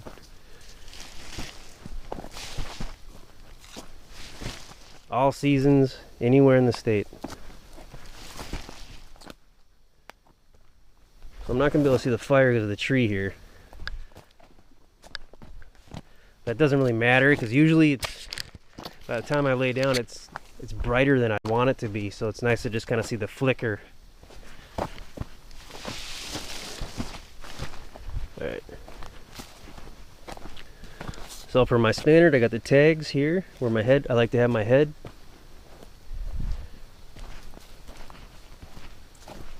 This line is here on this side with the red here. This is where I intend to go in and out. Then we got the rain fly.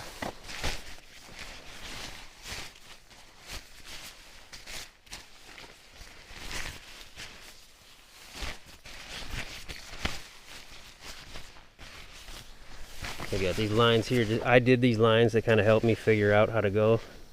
So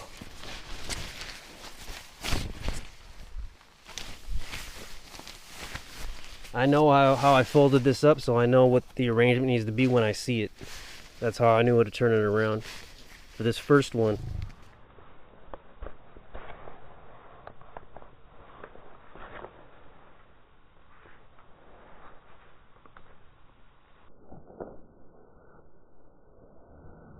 I lock it in behind that. That way it doesn't fall out when I'm setting up the other end.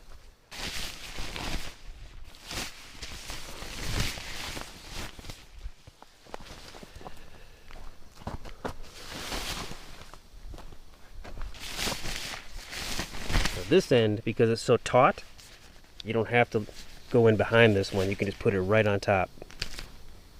Has never fallen out.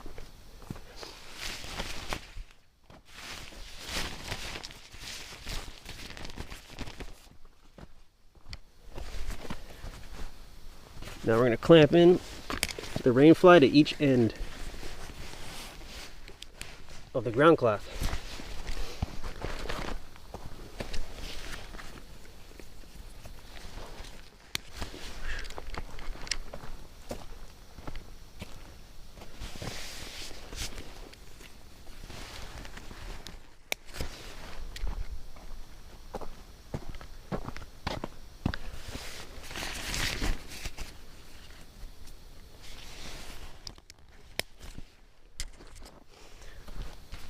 Boom, baby. And the next step is to pound in the stakes. You can stake up every single end, every corner, which I never do. I only stake up 2 stakes, one on this side for the rain fly and one on the other side. That's it. Single ply toilet paper is the best toilet paper for camping. It's the best toilet paper in general, actually. You make it as thick as you want. The 2-ply, you don't have a choice, and it usually comes apart anyways, and the rolls run out too quick. And I think you pay more for them too.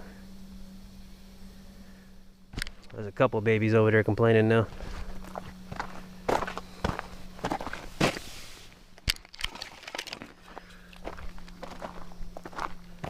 It's nice to kind of have a heavier piece of wood for pounding in the steaks.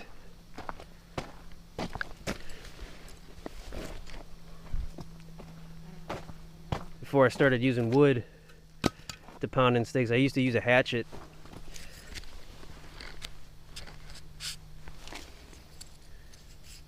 But using a hatchet just to pound in steaks for only that purpose is a little ridiculous.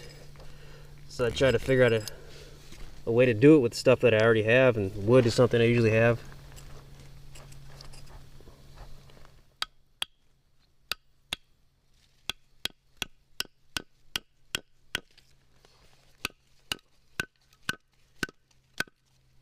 You're never going to want to use your feet to push them in. You never want to push steaks in with your feet. It seems to be the kryptonite that destroys them, ironically.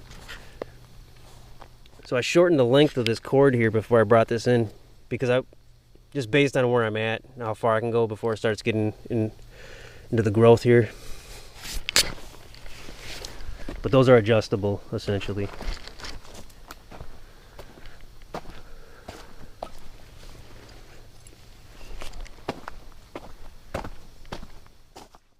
And the steaks are going in really easily, which has been the tradition all year, luckily. But if you're ever at Cardin site number 16 at Split Rock Lighthouse State Park,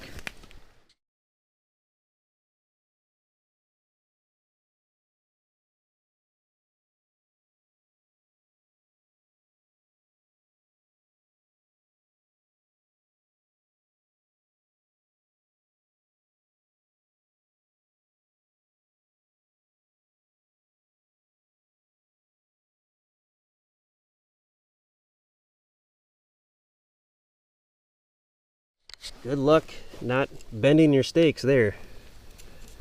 That is insanity.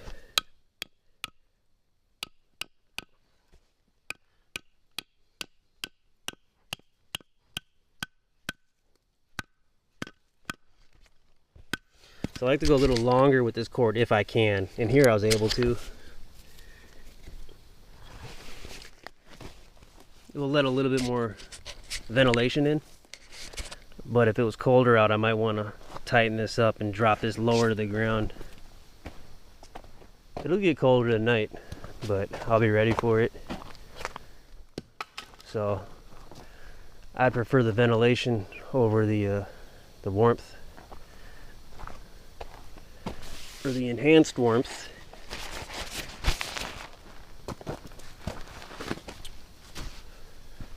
Alright, so our shelter's set up.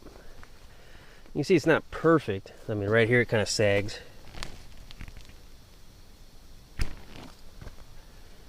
So if it were to rain, the rain would come down here. If this was open, it would drip right in. One time I left this open and it rained, and it just perfectly just dripped right into my boots that I had right there. So you gotta be mindful of that.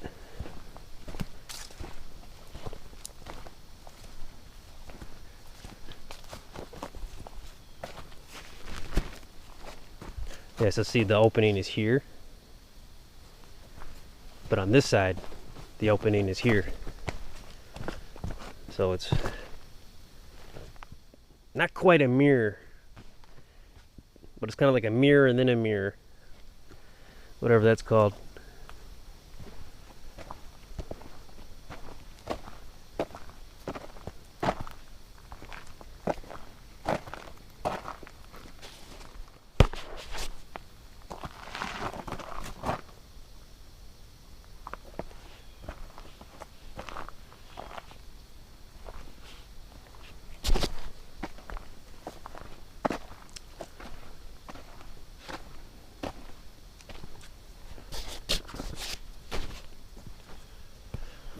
Alright, so I kind of want to set the sleep system up right now. This looks really cool like that.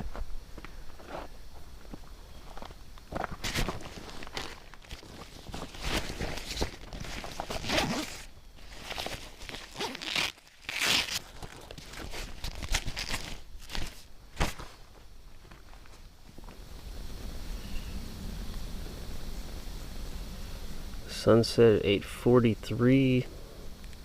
Almost 2 hours.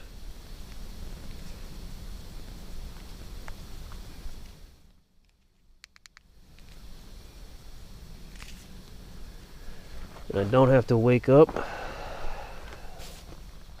Literally, I don't have to wake up. I can literally just die. But that won't happen. So, but I don't have to wake up at a certain time. As long as I'm out of here by 4. But I want to be out of here before that. So, in case the people who occupied it for tomorrow show up early.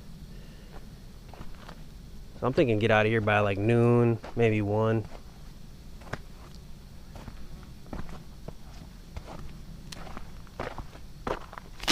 Alright, so if I set up the sleep system, I'm going to lose the structure of my ruck.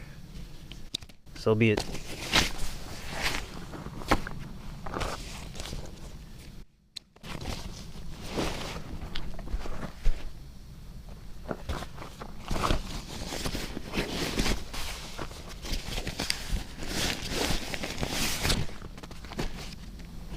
These inner compression straps, if I tighten them up all the way, they'll kind of keep the weight of the gear on both sides of the pouches together to kind of emulate structure as though there's some in it.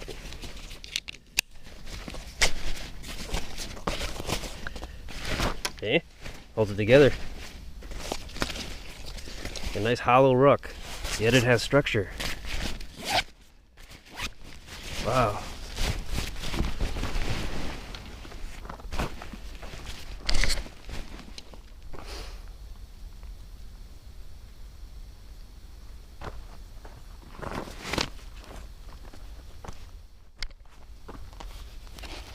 I gotta be careful of insects making their way in while I'm doing this. I like to set it up, not while I'm actually in there, but while I have the door open. But that means every second one of these freaking humps are gonna be able to fly in. And what's more annoying than getting bit at night is hearing a stupid buzzing sound.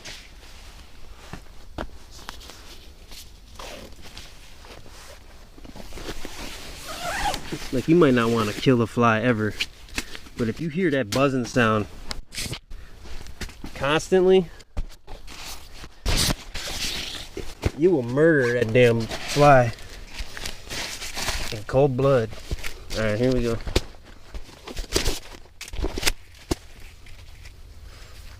I'm gonna hunker this in as though we're a hank of paracord.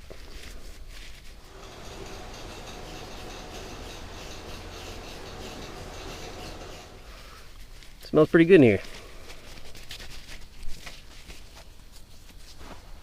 The last camp was at Lake Vermilion Sudan Underground Mine State Park, the Lake Vermilion part. And it didn't rain at all, but there was so much moisture that the tent was just as wet as it would be if it were raining. It was crazy. Look at that nice roll here. Wow. I'm probably not going to remember that, how I did that. I did it special for this trip to get the fit in here. Oh, maybe I will. We'll see.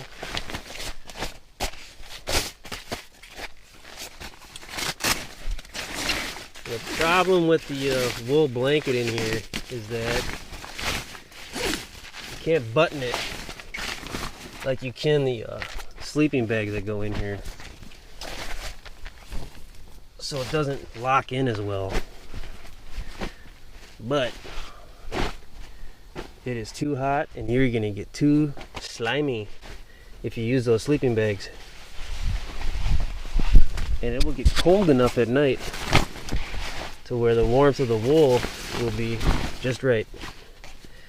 It might not even be enough. So I just do the best I can to kind of make sure that my body isn't gonna touch the bivvy. My bare skin isn't gonna touch the bivvy.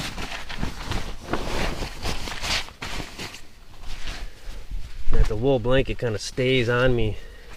I do have to turn from side to side because I'm a side sleeper and one side will start hurting after a while. So I have to switch sides. So that means I have to turn back and forth a lot.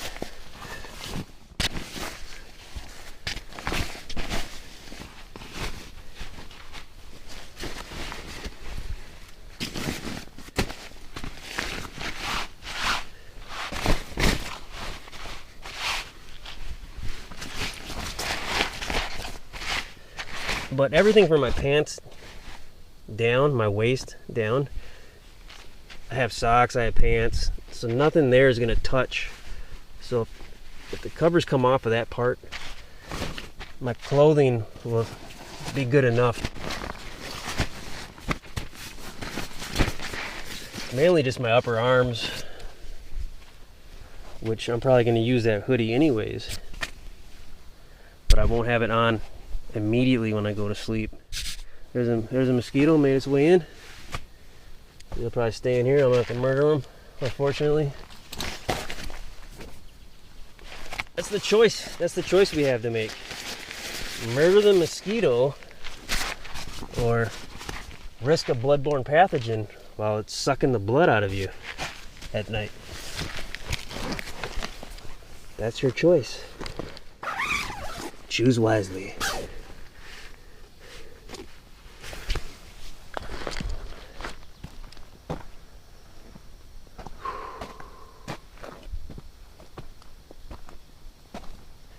There's a risk of tripping over this every time.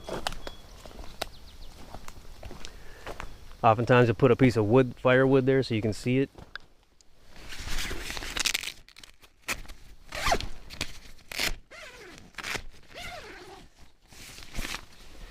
And I wish a light fighter made a rock pattern. So there's a rain fly that looked like a rock. The AquaQuest dry bag company that I showed you, them dry bags, they have a rock pattern one. I have one of those.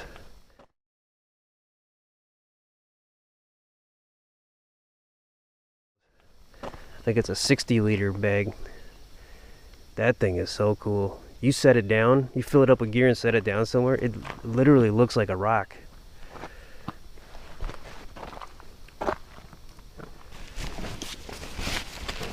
Alright, so we'll start the din-din. We will use the alcohol stove, which is tradition. In the summer I use Everclear as the fuel.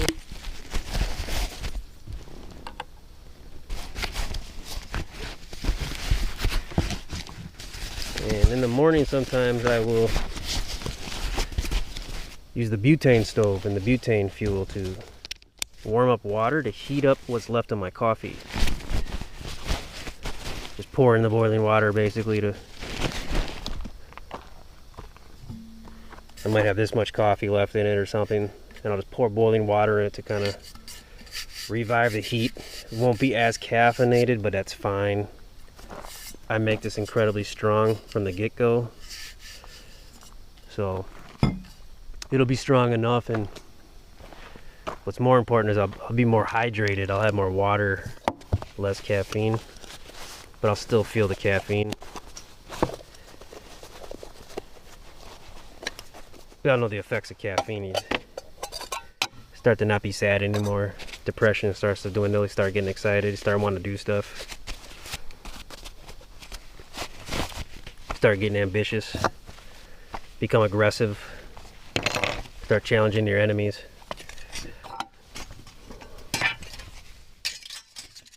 Sometimes you start making enemies.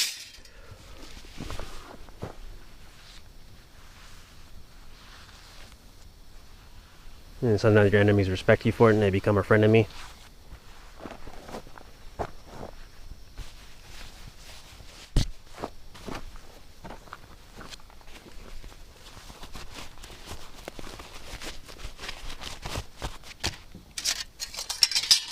Or your enemies go back to their pussy clique and talk to each other in their own language.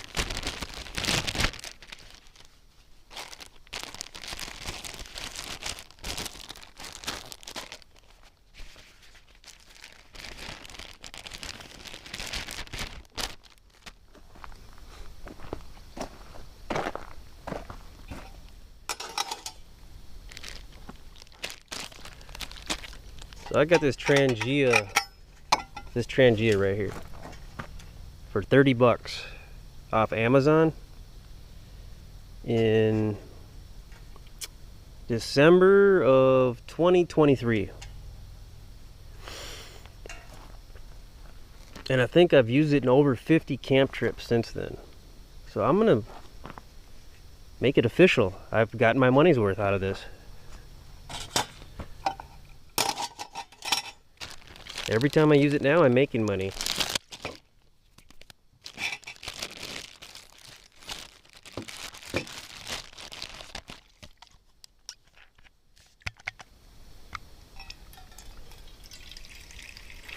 This is Everclear alcohol that I currently have in here. And yes, you can make a drink with it and get drunk, but I've used this container to put heat, H-E-E-T, in, which is remarkably poisonous. So I wouldn't give this a drink. I wouldn't risk it. Just let it be for the alcohol stove, okay?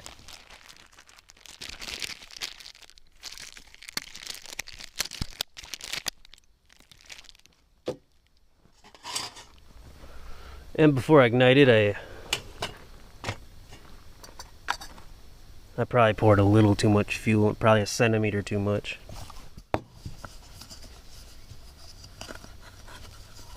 I was too busy trying to say a quip.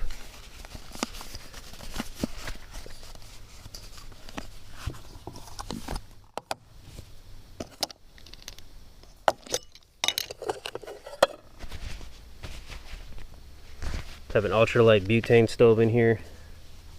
That's the one that I use for the morning, to boil the water in the morning. Mainly because it's quicker and it's less effort. But I like using the alcohol stove. It's fun.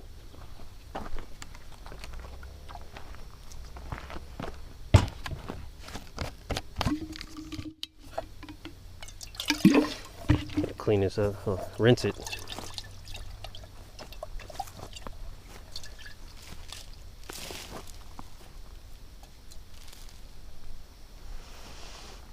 So I don't think it's gonna rain tonight or anything.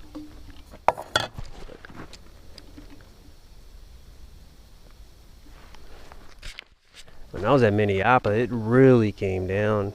It was pouring so hard. I might do a video for that. I might have a video for that. But people don't seem interested in those, but I don't care. It's more for me.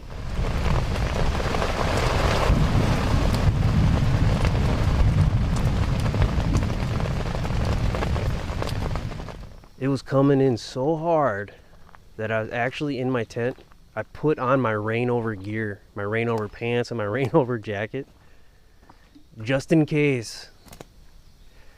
Like there was a failure with the rain fly, like it ripped, or because the wind was kind of crazy and it was fierce. Oh, that's right. My main concern was a branch above me falling onto the tent and ripping a hole. I was seriously concerned. And then I ended up just falling asleep in my rain over gear. It was like its own little sleep system.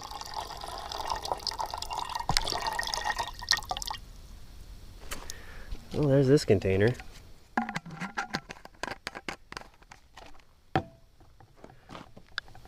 Now with the mac and cheese, I usually don't need that much water, so I'm not gonna overdo it.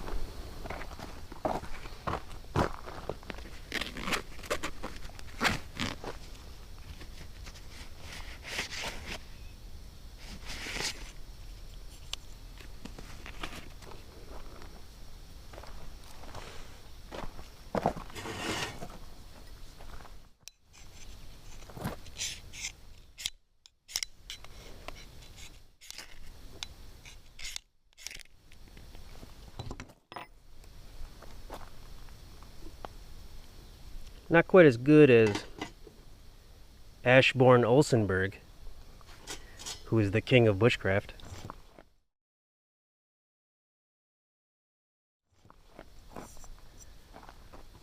But I'm getting there.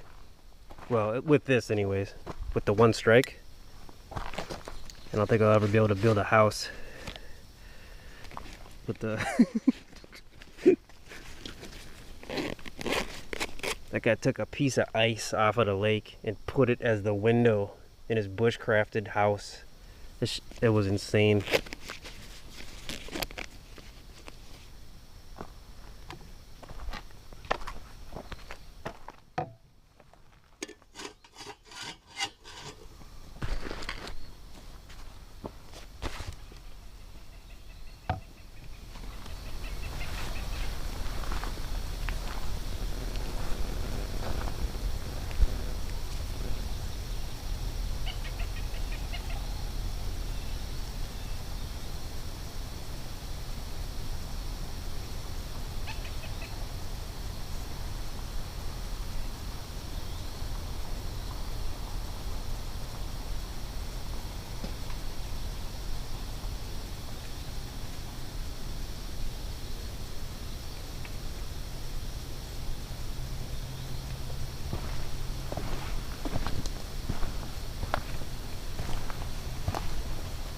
I guess that's a Cooper's hawk.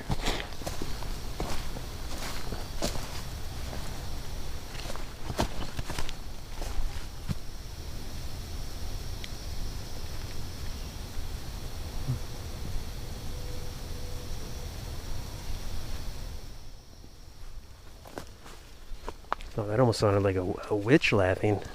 That was cool. Cooper's hawk.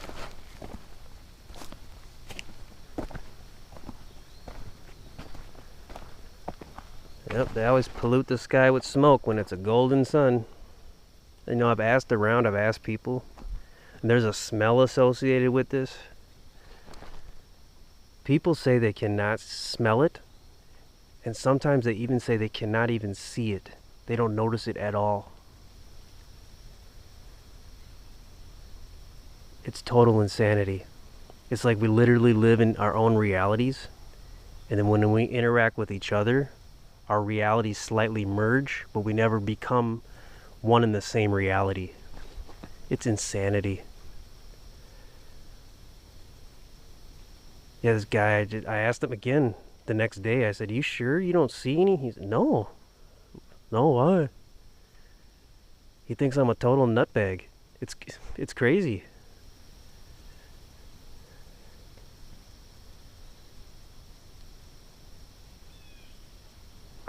But some people do see it. They say they see it, but they might not smell it. A lot of people will downplay it. Oh, just the Canadian welfare. The TV told me the Canadian welfare. That's what my phone said. So,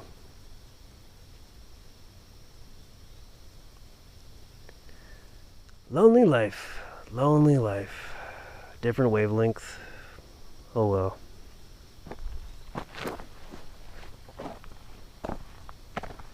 And I once told this Ethiopian lady, I said, loneliness is godliness.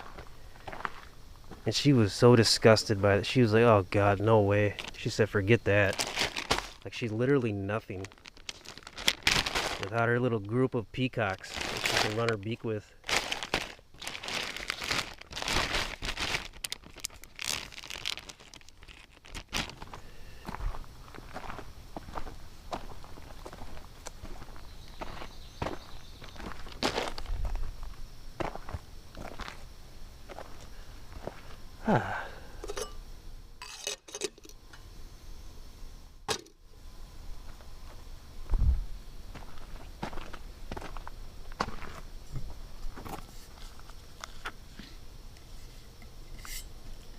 Maybe there's 1 in 1,000 that understand me. If you are there, you are not alone. Though it seems like it, doesn't it?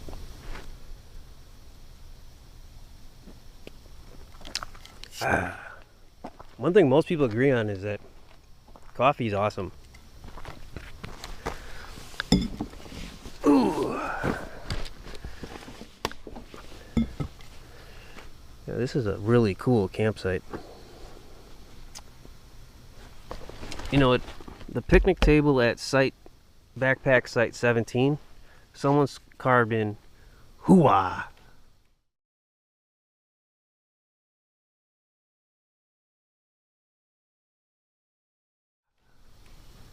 I'm pretty sure that's Al Pacino.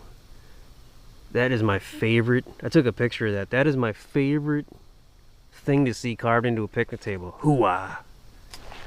It hasn't been beat yet.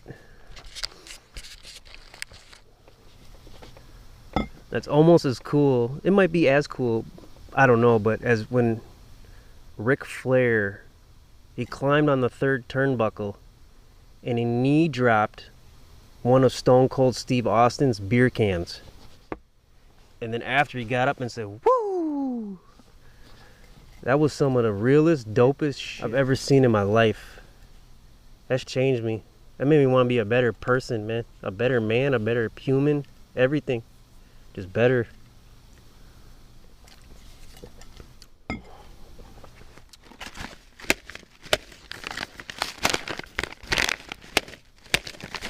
This is by far my favorite Mountain House meal. And it doesn't seem like a lot while you're eating it. But just give it time and you start to get full. And you stay full for a while. And you might be tempted to eat another one. Just do not do it. Because you're going to start to feel like you're pregnant. Like you have an aggressive pregnancy. Like you go through different trimesters throughout the night.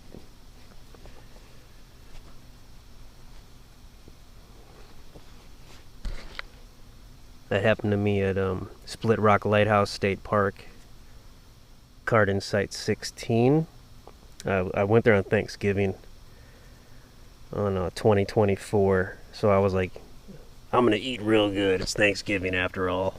I'm gonna have 2 of these. I had macaroni and cheese and a pasta primavera.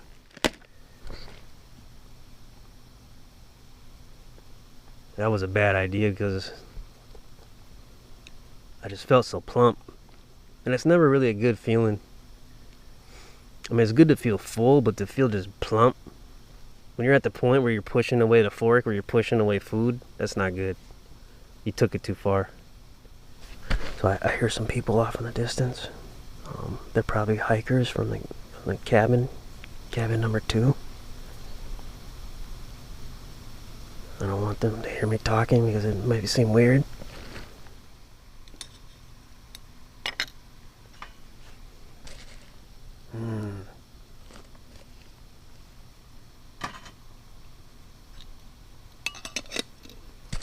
Before I first started doing this, I bought a little cook kit, like a hiking cook kit. I thought I was going to be cooking stuff, and yeah. It turns out that just making these freeze-dried meals is kind of a pain in the rear. So I'm watching like some military guys on YouTube. A new one I started checking out is The Grunt Perspective. He's a Marine.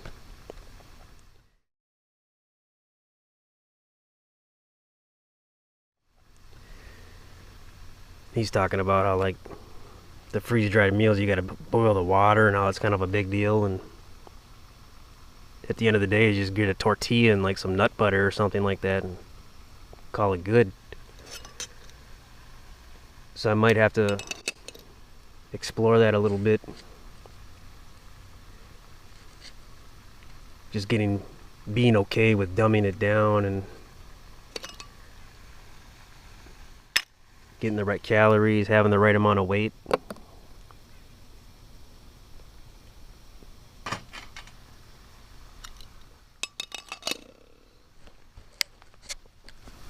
You know, I'm hearing people pretty close, so it's possible somebody might enter my camp. I'm kind of hoping they do. It'd be kind of interesting.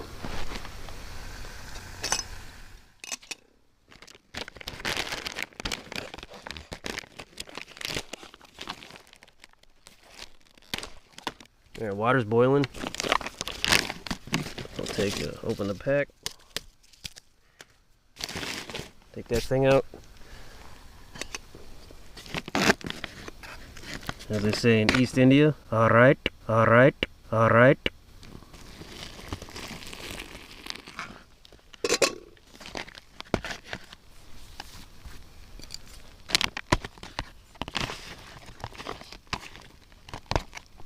Damn, that ant, that little ant, he almost crawled on the pot. Alright. So usually I make it too runny, which is still fine. This stuff would probably be good without any water in it. But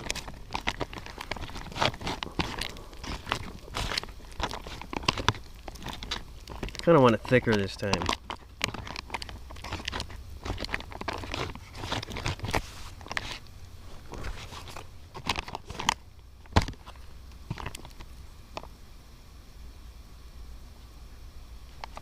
So it will thicken up a little bit more.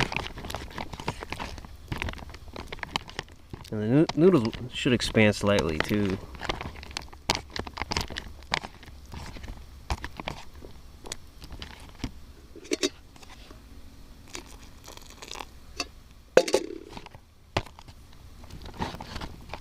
Yeah, I'm not going to take any further than that.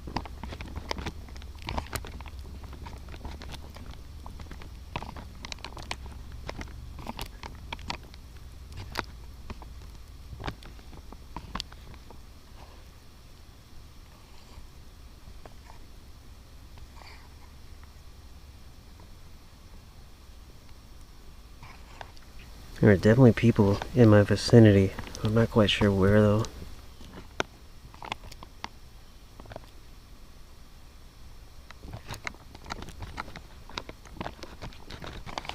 Alright, so I'm going to seal the bag.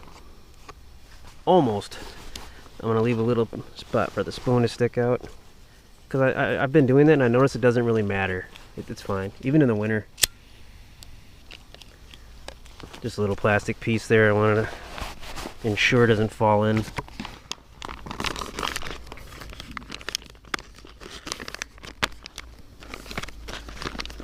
So I used to take the spoon out and clean it, but it's just extra effort, extra work, extra toilet paper. You can just set it down on the table too, but then you got food on the table and scent. So just leave it in there like that, it still works. That little gap doesn't hurt anything at all. It still stays incredibly hot long enough. It works even in winter, under 20 degrees Fahrenheit.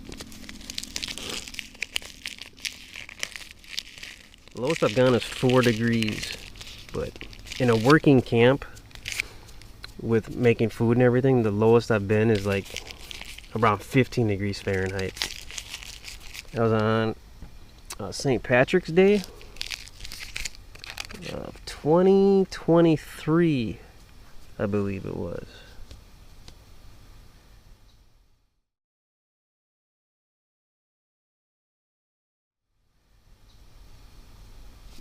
Yeah, I think it was then. St. Patrick's Day for sure, 2023. That was one of the coldest camps I've ever done. Just gonna top this off with the rest of the water, which is working perfectly. And that means I can drink more tonight. Because if I don't, I won't be able to add more hot water to it tomorrow, which won't be able to heat it up. It'll still be relatively lukewarm, I guess. Maybe not lukewarm, but it'll be warmish. It won't be blatantly cold in the morning because it's a double wall and it's summer. but I would like to, I like coffee a little warm at least. Extra water here. I'm just gonna pour out a few drops. It was only a few drops. Burn off the rest.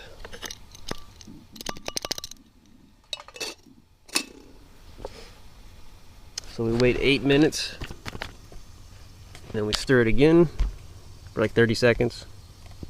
Seal it, wait another 8 minutes. Stir it again. And then I like to give it like another 5 or 10. Or sometimes just go do something else and come back to it. Maybe 15-20 minutes later. But you can basically let it sit after you stirred it the 2 times.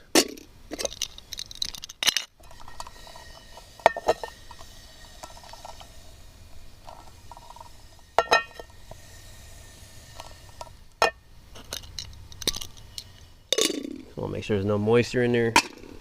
Yeah, I put too much fuel in there, so it's gonna burn probably for another 10 minutes. Can't really put fuel back in with alcohol stoves. This is the last time I ever clear too, so I'm probably not gonna buy more because I might move soon, so it'll just be another bottle of stuff I'm gonna have to carry. But I have like 15 bottles of heat, H-E-E-T for cars.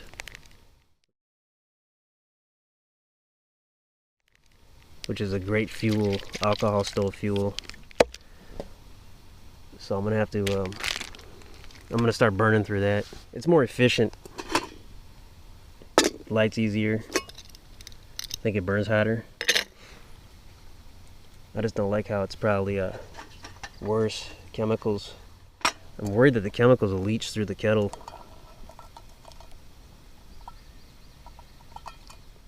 And I think aluminum is already bad enough as it is for you. It's just a perfect little kettle, man. It's just perfect. I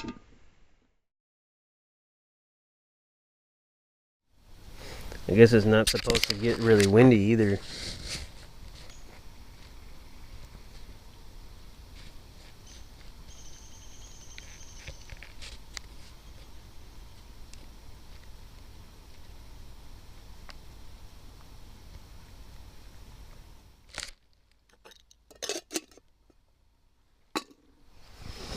Alright, that'll take time to burn out. I can feel it cooling down.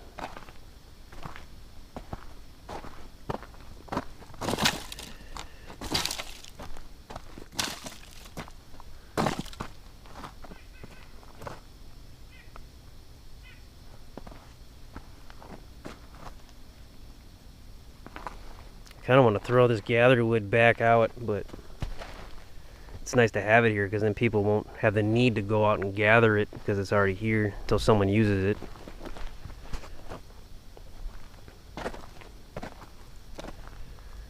Yeah, I like to burn all of my wood, but I don't know. I kind of want to donate. See, here's a big one right here. That's what a big one would look like.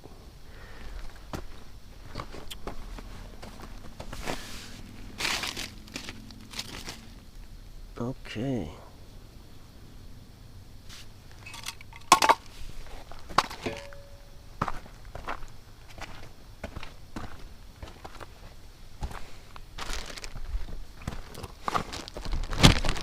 Alright, so I use my snot wet rags.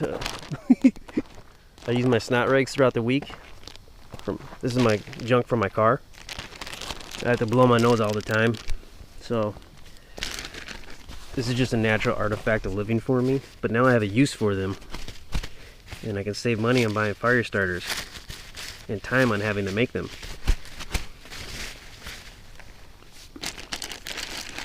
I just fluff it up.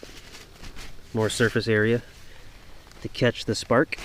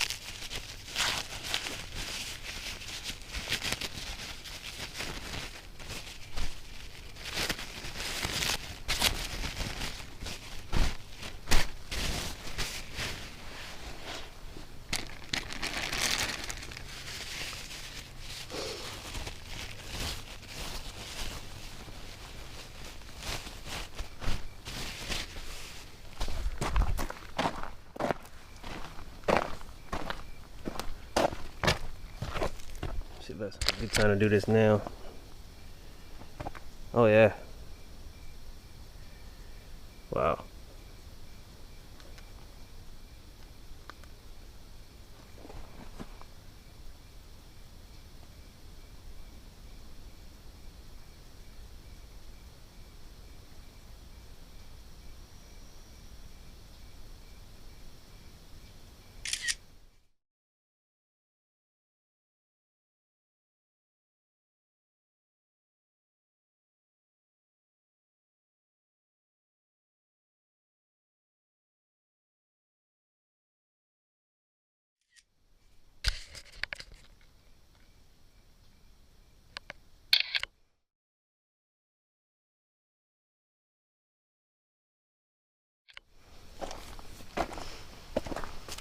Ugh.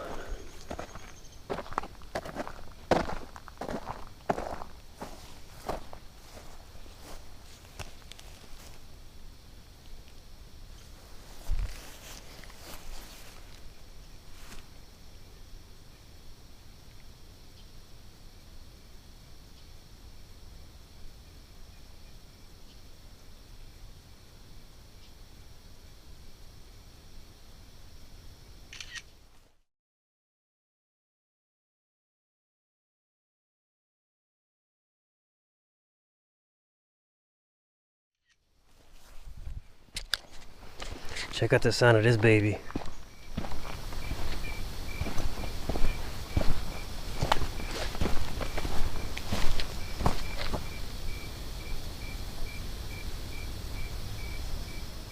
Dang it, it stopped. It was a really demanding one. It was like, wah, wah. I'm about to reach the golden hour here.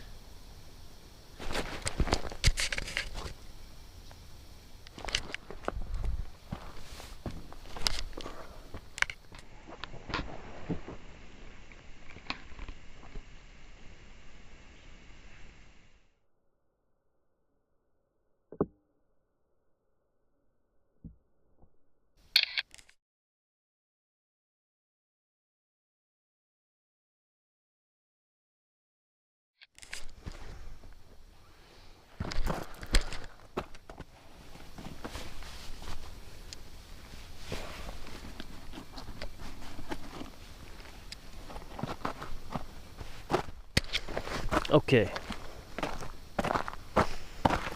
Didn't want to miss that picture.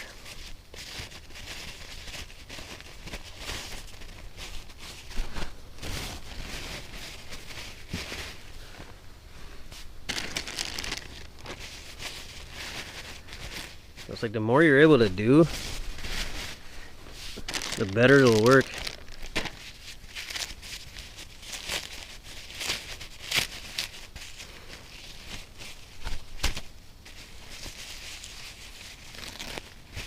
Or the better chance you'll have.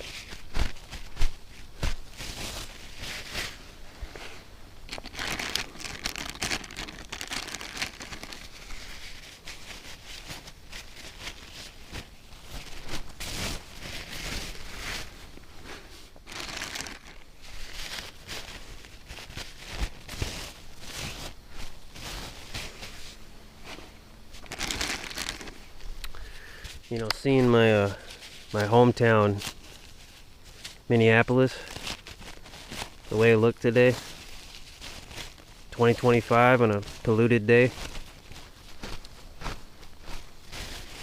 pretty sad. You know, back in like the 80s or the 90s, you kind of hoped that the future would be a brighter place.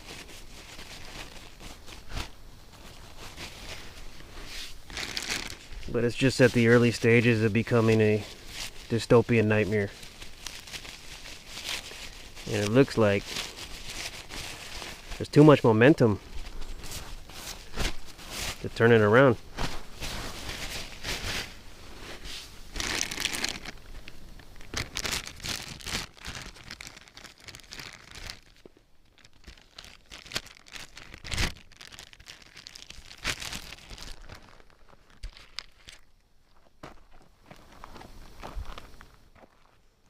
It'd be nice to be able to live a couple of summers from the 80s at the age I am now. Be kind of cool. I feel like I was too young in the 1980s to really experience it the way I could now.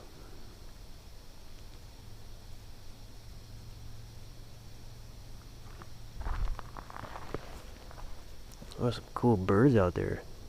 Looks like some swan maybe. It's kind of far away though. The 90s were pretty cool though. Being a teenager in the 90s was pretty cool. 1996 is probably one of my favorite years.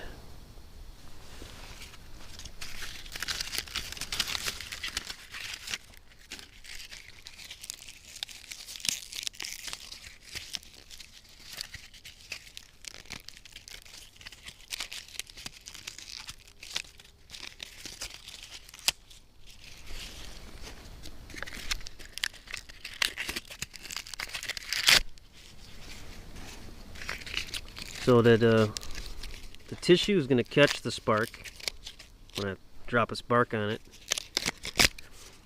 and then this birch bark is essentially kindling, so it'll pick up the flame. So the tissue is the tinder that turns a spark into a flame, and then the birch bark here is the kindling that allows the flame to grow. And then the wood that we're going to put on top is the fuel that sustains the fire. So there's 3 stages for the most part. Turn the spark into a flame, nurture the flame, help it grow, and then keep it alive.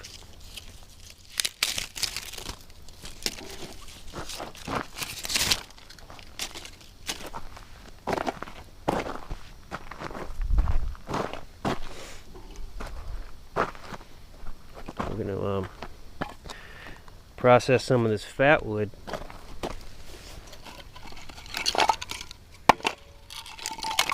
I actually procured this fat wood from a land that was conquered under the leadership of President Polk.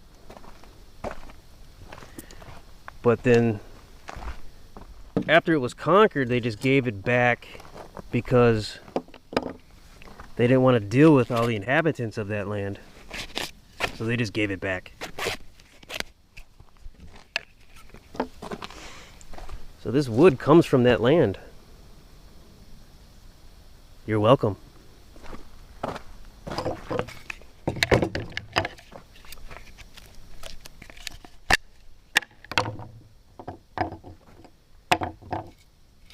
The $20 I spent for the chunks of this that I got will probably put someone through college in that land. $1 goes a long way there. I'm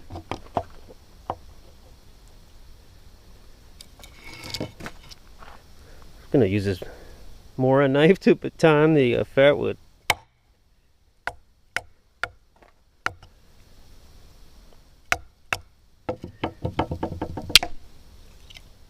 And once we break it down to smaller slices,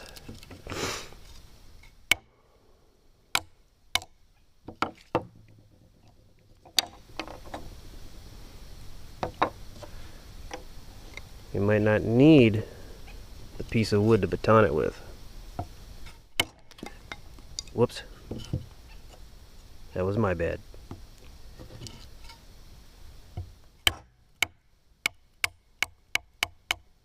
This wood has a lot of, little grainy, has a lot of grooves in it. But essentially, if it's small enough, you Yeah, you can just hammer fist it. Just work your way through it. You never let your hands slide on wood because you get slivers, so be careful of that.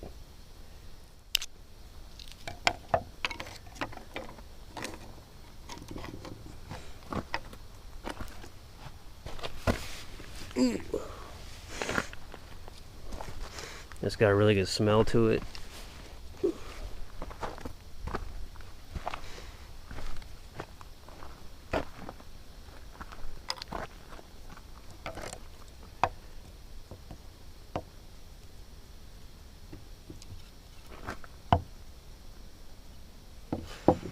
I'm gonna go where there's reinforcement with the picnic table here to help drive up the forest back, so there's less bouncing.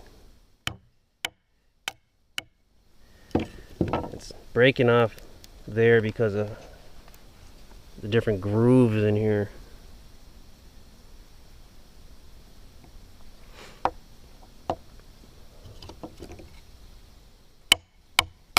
Some chunks of fat wood are different than others, like all chunks of wood.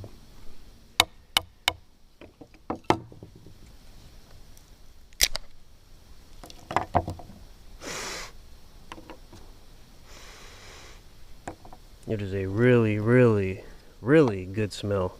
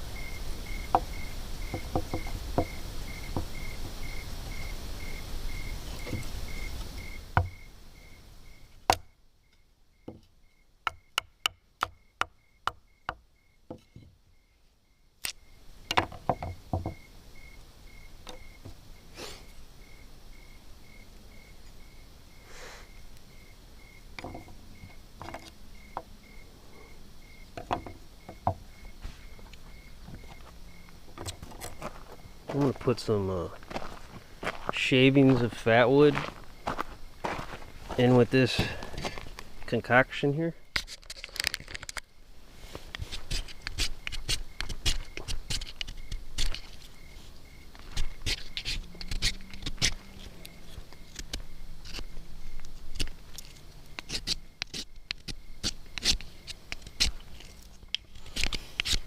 And with most things in life, if you go against the grain, you will have a hard time.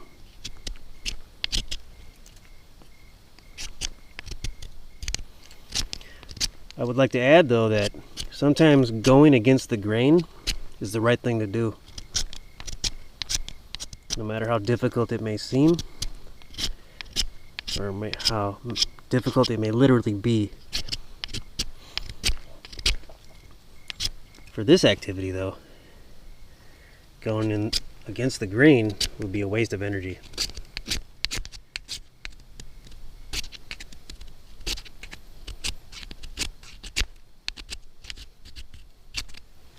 Okay.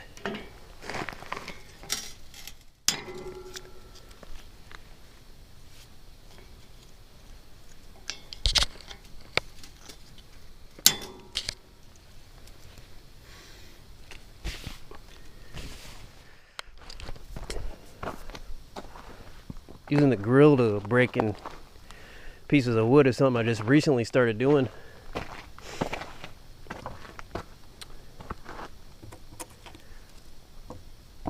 I'll just have this as needed.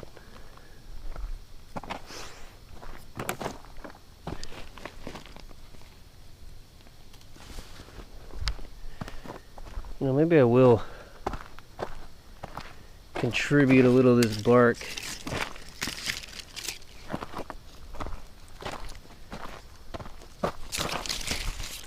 I'll put it in here.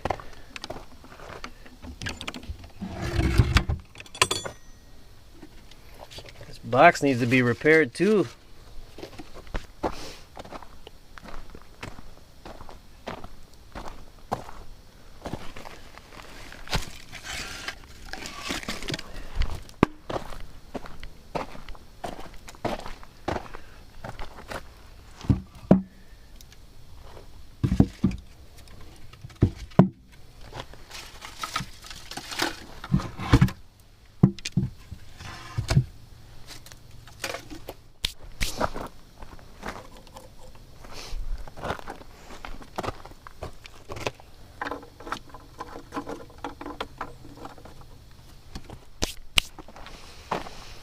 I'm gonna stock it up.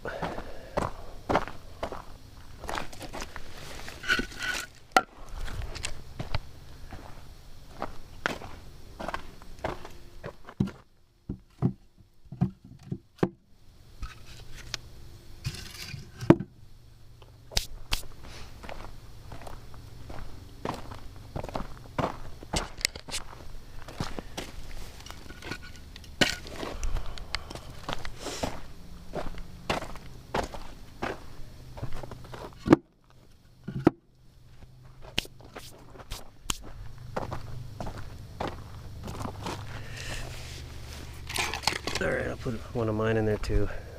I don't want to do it, but...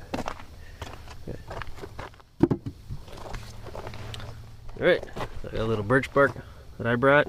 One piece of mine. The 0.8 bundle that they left, which is very nice of them. And 2 pieces of fat wood. 2 strips.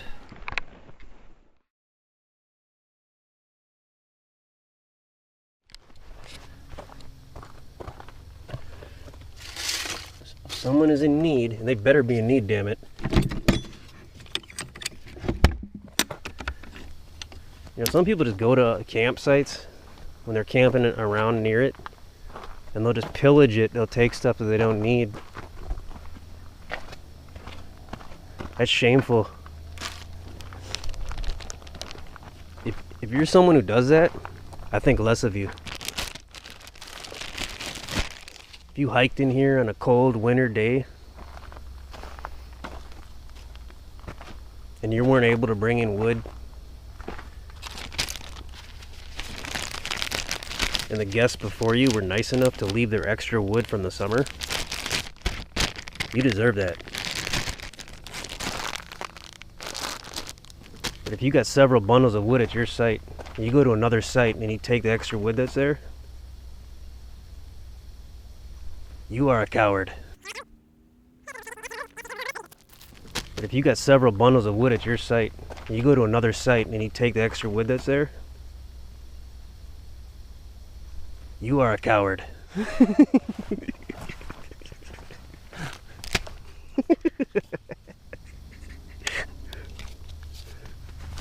Seriously, that is pitiful. Do better.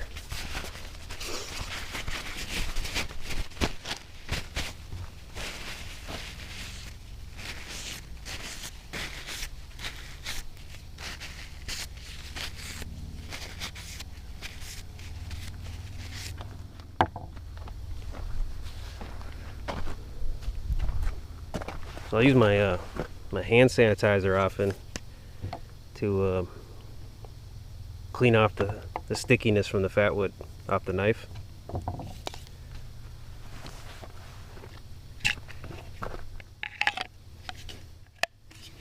Use this Ranger band here to lock this in on the handle.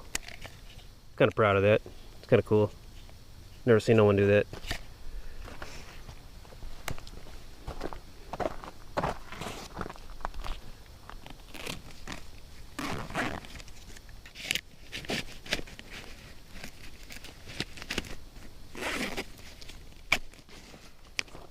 These are knife sheath mollies, modular, lightweight load carrying equipment.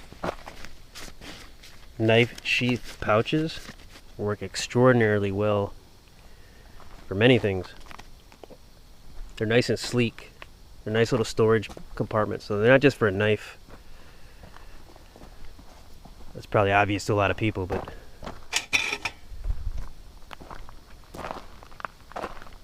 uh-oh, look what happened here.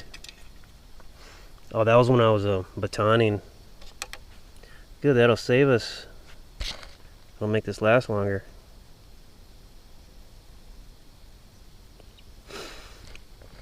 I'm really grateful that the bugs in this campsite are not as crazy as they were on certain parts of the trail, including this one right here, leading right up to it. As soon as you walk in there, them flies and mosquitoes, they don't play no game.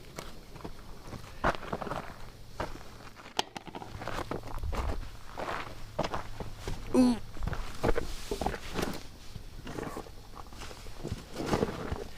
Man, this stick keeps getting me. I keep tripping over it. Right here. So put it over there for now. All right.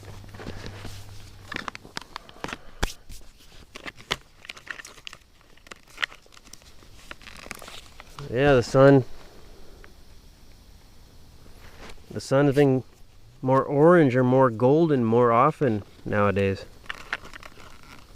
And every time that happens, there's Canadian wildfires magically. I only stirred this once, so I'm going to stir it again. It was overdue for a second stirring, that's for sure. And it probably could use more water. No, it'll be okay. Just had to get this second stir in here. I waited too long for the second stir, which is not a big deal at all. Especially with Mountain House. I mean, Mountain House is pretty on point.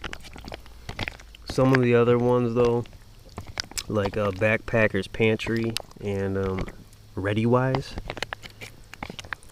you got to kind of stay on them. You got to make sure you get in the pouches underneath. Get all the food that's trapped in the pouches. And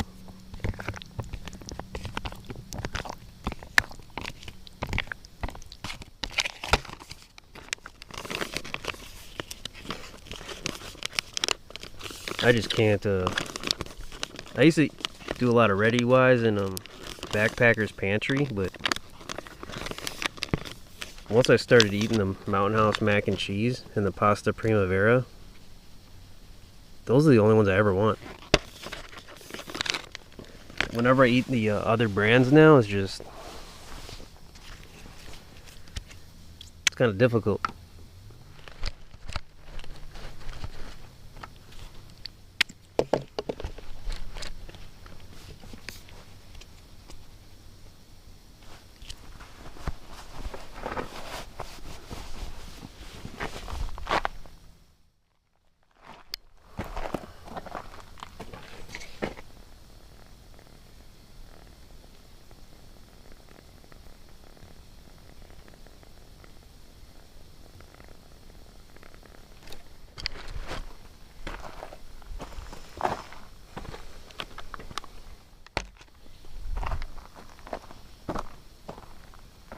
Alright, let's put this stove away.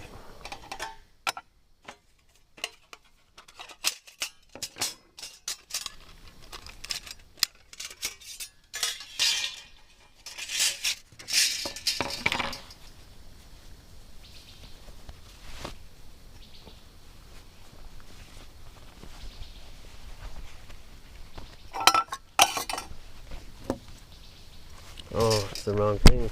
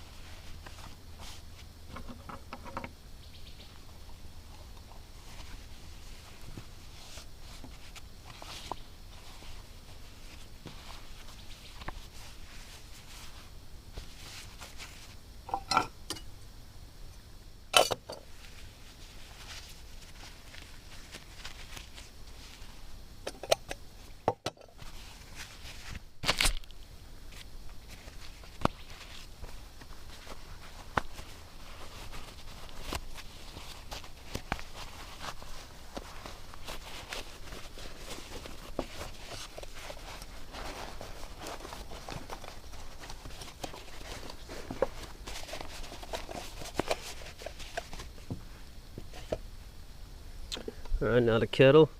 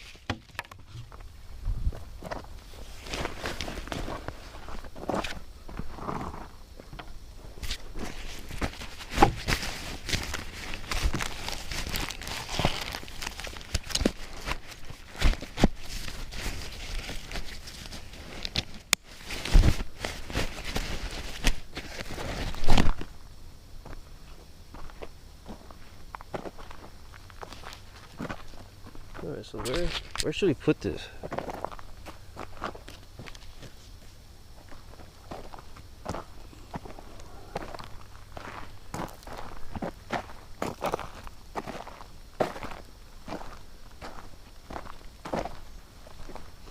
think I'm just gonna risk it and put it up right here.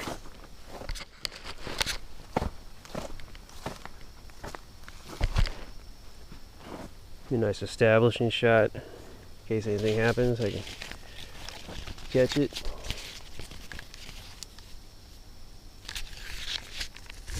As soon as I walked in here, I'm immediately surrounded by flies and mosquitoes just by going in here. Wow. So this open area is keeping them at bay.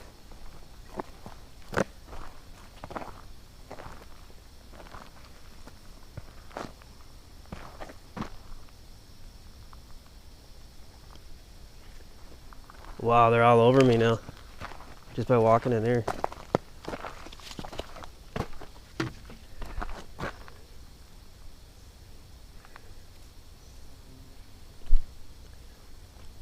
Wow. Yeah, I picked up a pack of them just by walking in there. That's insane. Flies and mosquitoes simultaneously.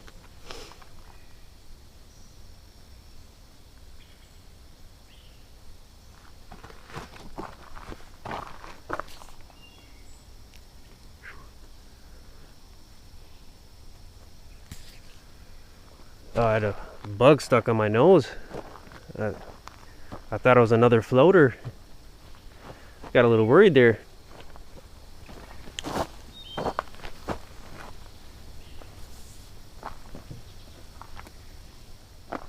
I'm kind of worried that when the sun goes down, these flies and these bugs are going to start getting really aggressive.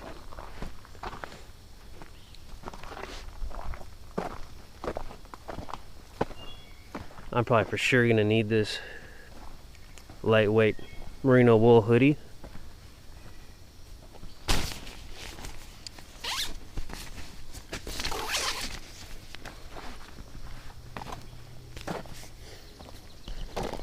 Wow, look at that. That's definitely a blue jay.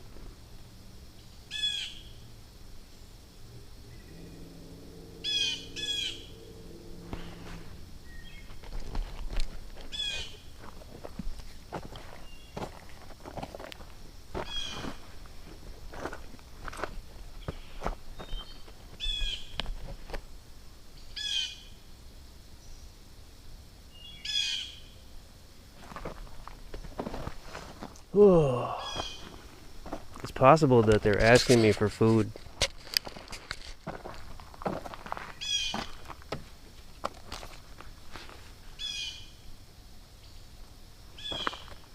Oh man. Alright, we're gonna have to do this quick. They are aggressive over there, man. I really want it over here.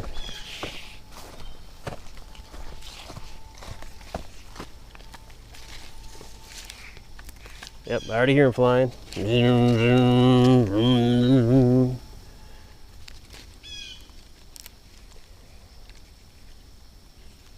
Oh man. don't like being rushed doing this shit, man. Damn.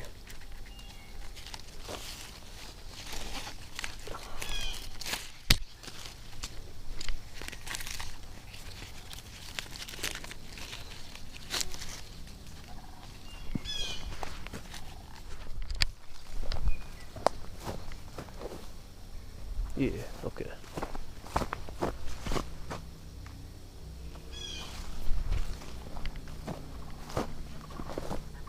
All right.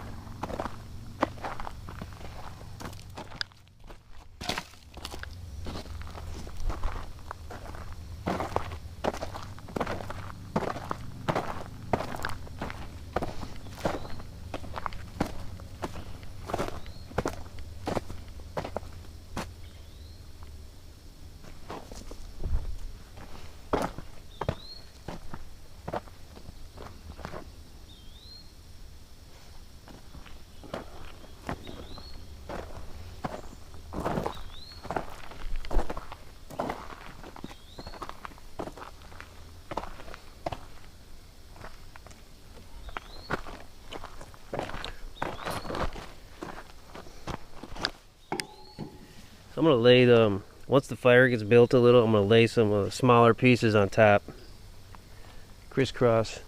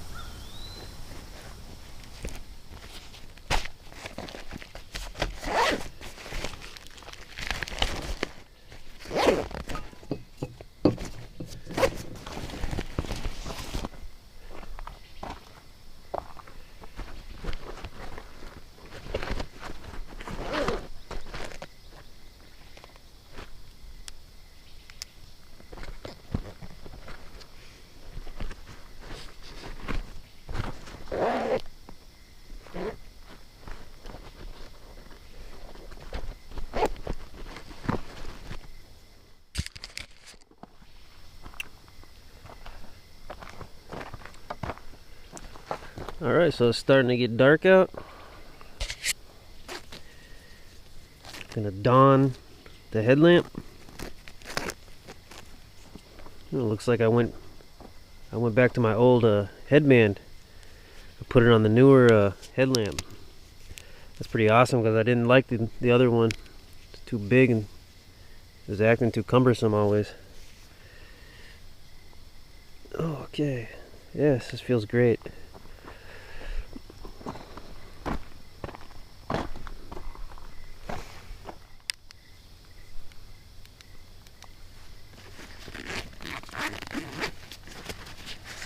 Okay, get the fire going. Throw a spark at it.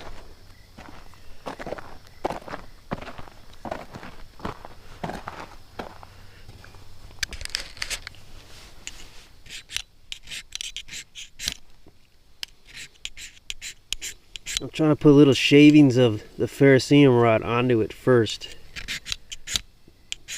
I'm not trying to spark it, that was an accident.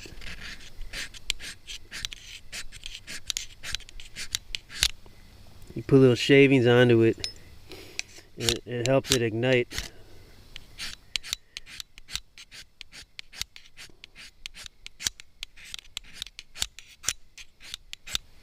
Alright, we'll give it a go now.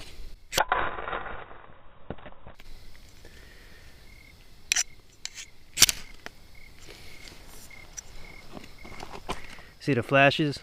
Those are the little pieces that I threw on there. It's almost like a sparkler.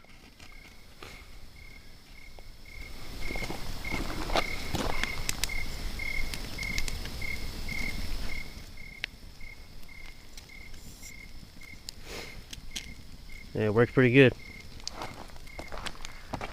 So once the fire gets going with the once the spark turns into a flame, you have what's called working time. That's the amount of time you have to work before the fire dies out.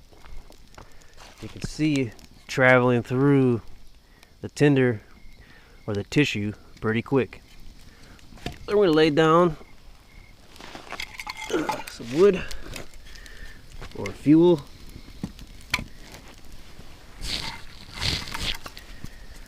Not too big of pieces. Try to keep it going.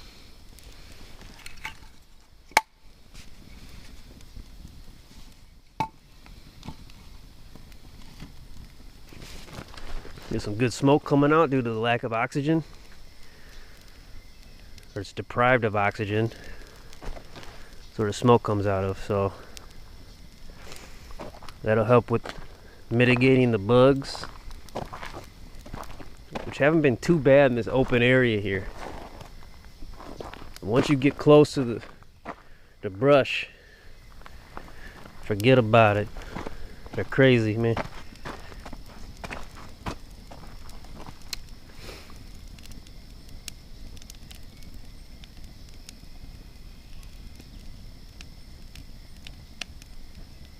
So I procured this wood from a trusted source, and it's always reliable. It never really hisses. It doesn't really burn out easy. A lot of the firewood that you would purchase at a state park, it's really hissy. It doesn't like to stay lit. It's really hard to keep it lit or get it going. Once you get a big enough flame, of course, it's okay, but it's usually really hissy, which I'm pretty sure means it's just wet wood. Hasn't been fully cured.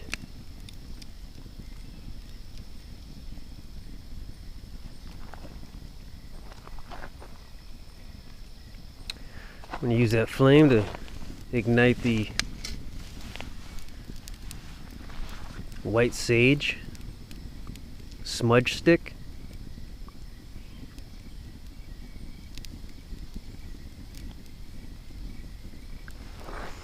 I heard some loons before I fired up the cam. Ugh.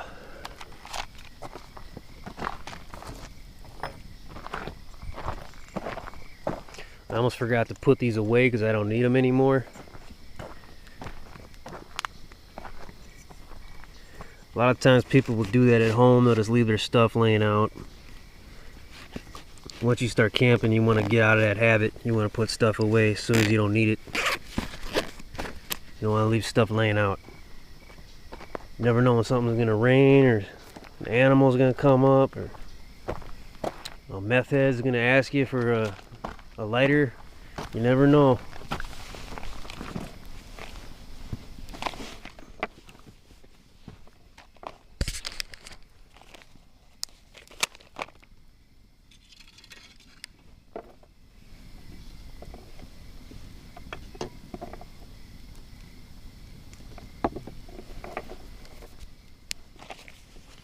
Try to polish off these sweet tarts I've been nursing for the last couple weeks.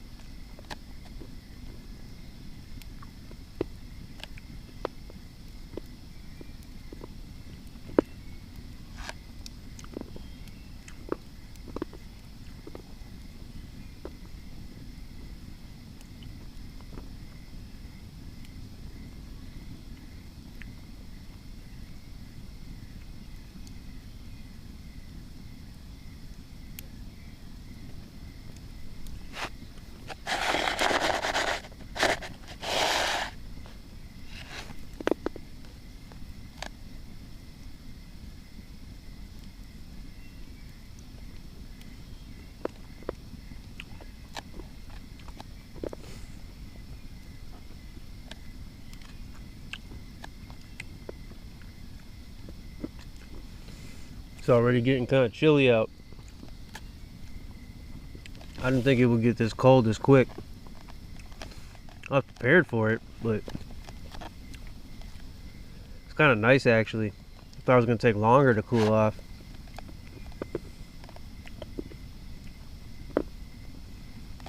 But I'm probably going to close both sides of the tent tonight, because it's probably going to drop to the lower 50s.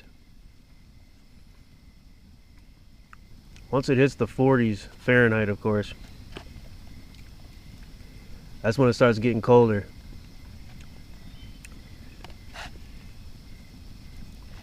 But 50s can be pretty cold too if you're just kind of prepared for a hot summer camp. 50s can get a little cold.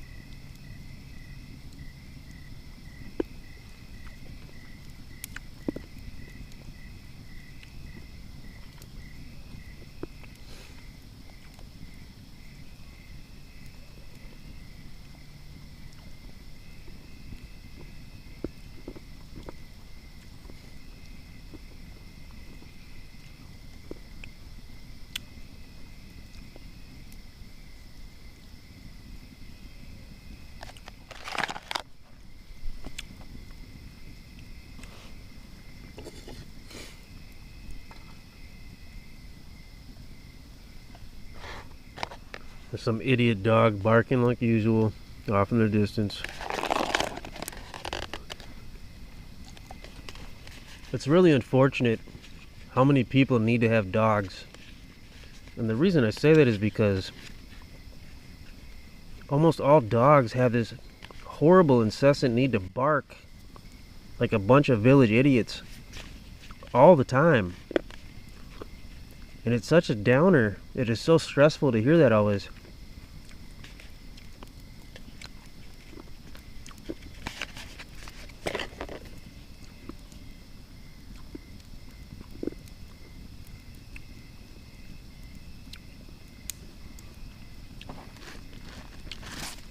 I don't know why that's attractive to people. I really don't. And they just stare at you when you're eating food. I don't understand you guys out there. 90% of the world who just loves their dogs. I don't get you. They're one of the most annoying creatures that exists. They're kind of like tattoos. Like several decades ago, maybe 1 in 20 people had a tattoo. It's kind of like dogs. But now, 19 out of 20 people have a tattoo. And a dog.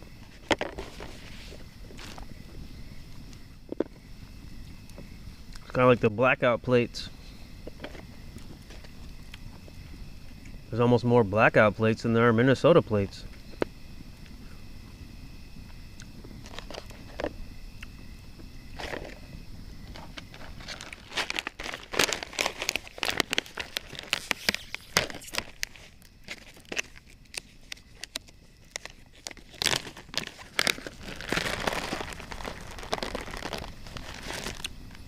There's an old saying, that which is Caesar's, let it be for Caesar. Wow. I'm trying to use this new candy here.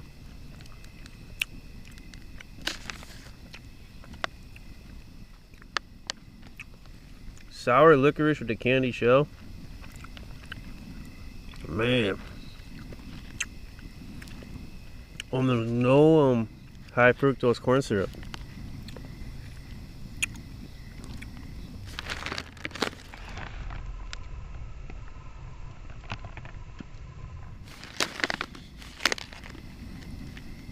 There's still the dyes in it. Wow.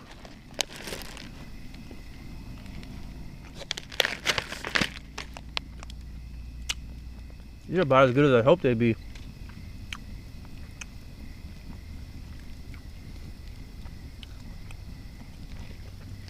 Really like the packaging too. It looks really cool.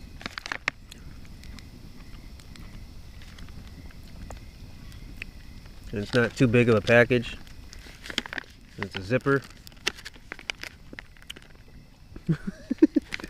It's a Ziploc. Wow. They had zipper enclosures. That'd be something.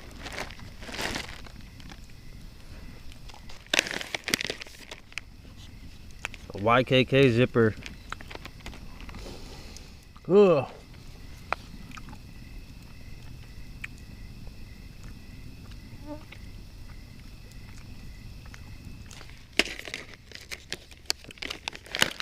I wanted to get more of the the Starburst unwrapped sours. But I saw these and I was happy because I haven't tried these yet. I really like sour candy, it's really good.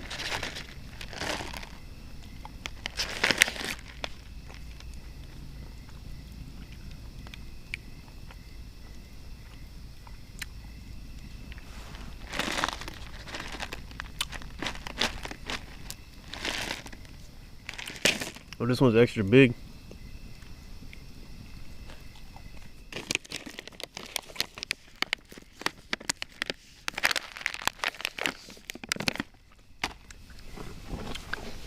A nice little package.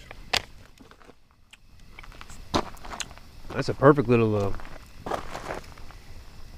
rucksack candy.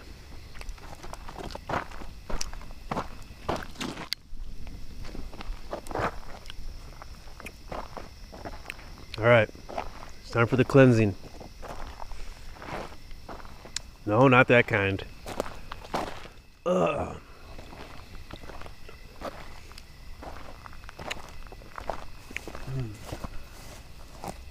I'll go in there if you do. Nah, I'm good.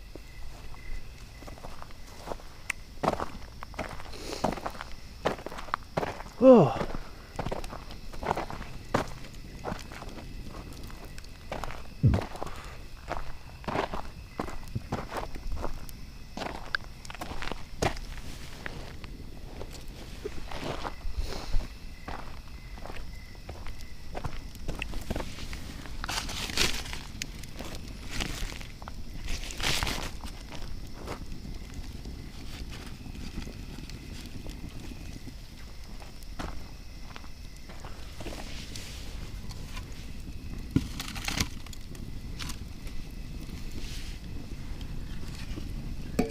Wow. The fire. Ooh.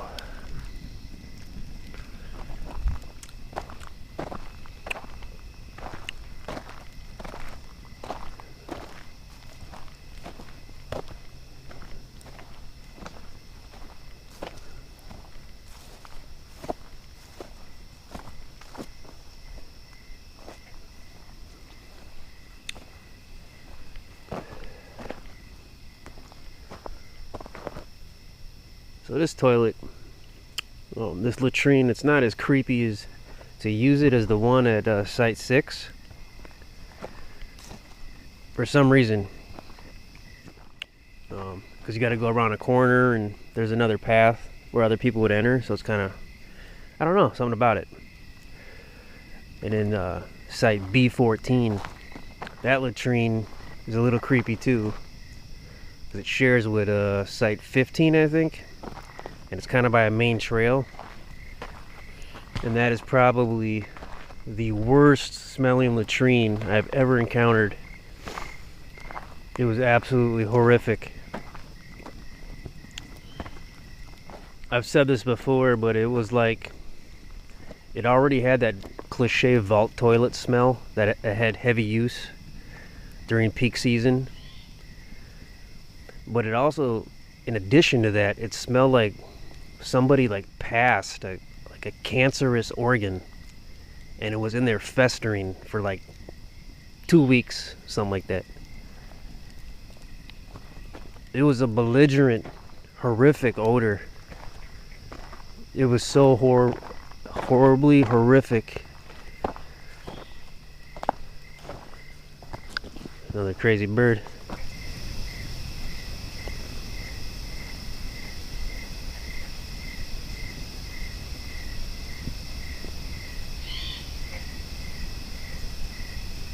Oh, it's a great horned owl.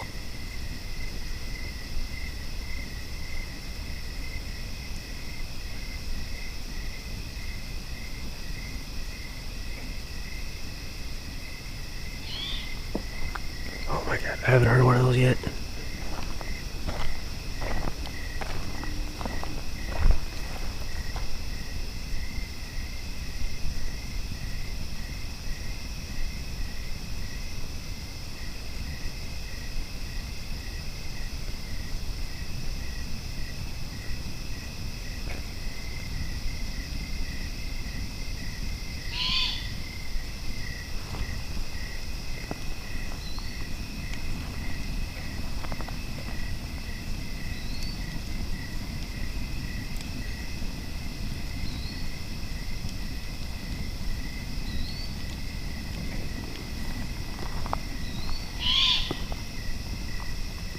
That's really close.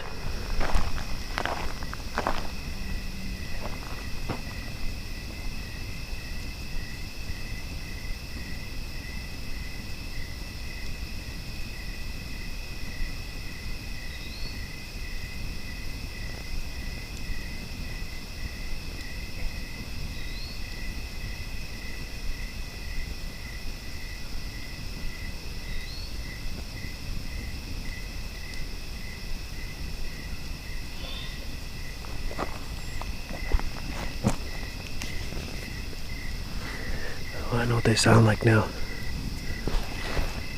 That is so cool. Great horned owl.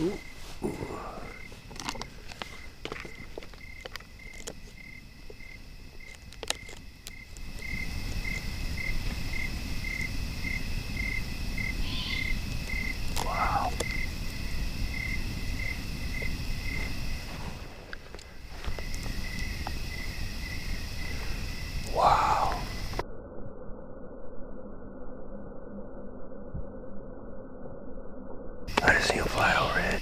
He just flew overhead.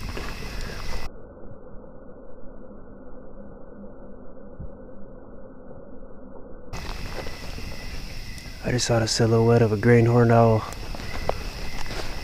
Wow.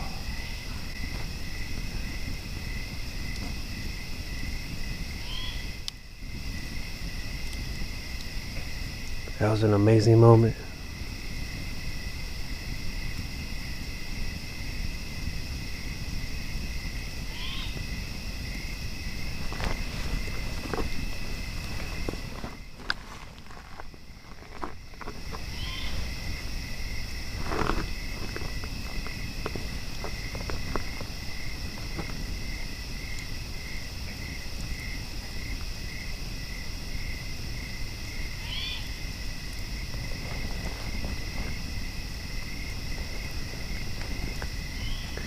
He's probably hunting voles or something like that.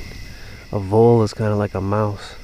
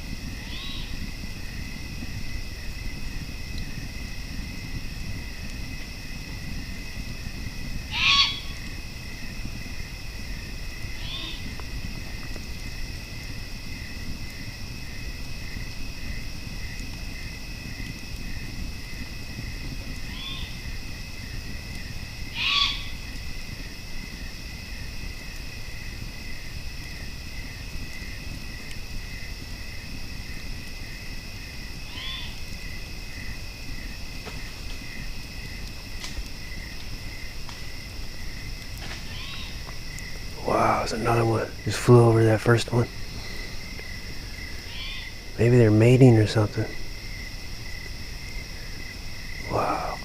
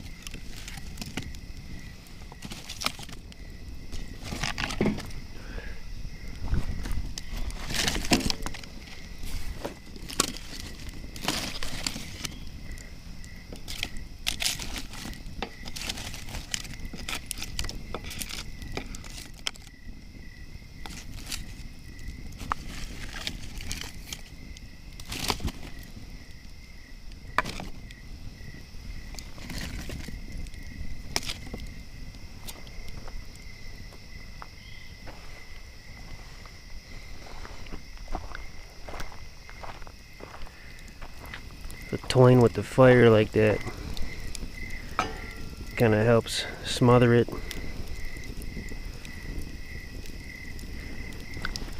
So when it creates more smoke, mitigating bugs.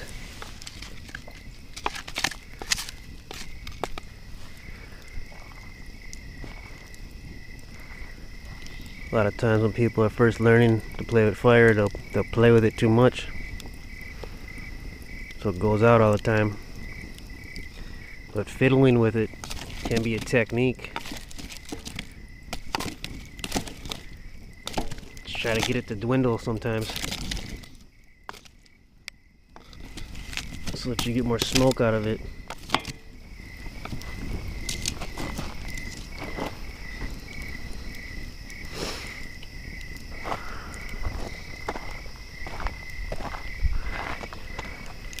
Not always feasible to just pour water on it and create that smoke.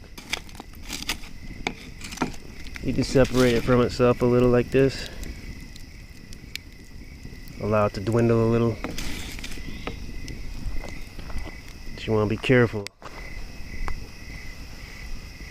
This is good wood, so it's not much risk in it just going out. But the wood I had last week, different story.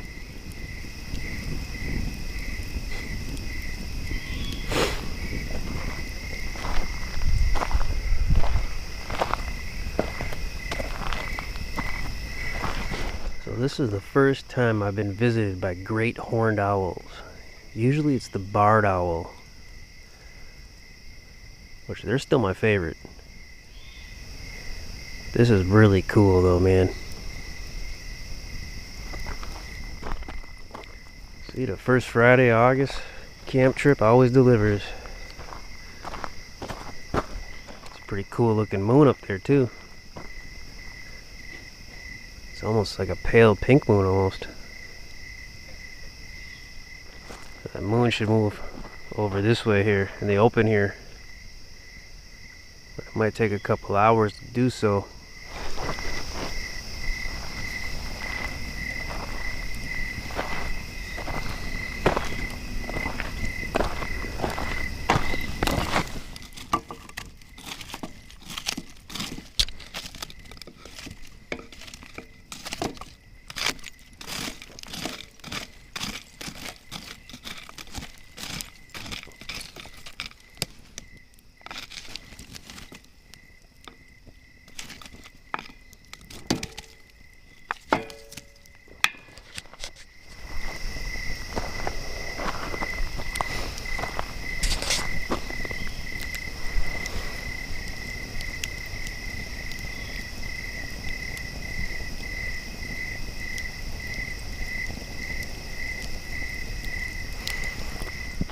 My favorite part of camping is when I lay down and go to sleep.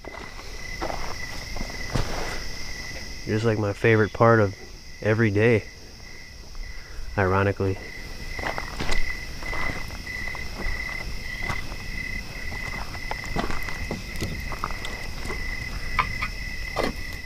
But camping, sleeping in a camp, in a tent, the way I do it anyways, usually really comfortable, really relaxing. Sometimes it can be too wet or too hot or too cold, but when it's just right, like a night like tonight is probably gonna be, it's perfect.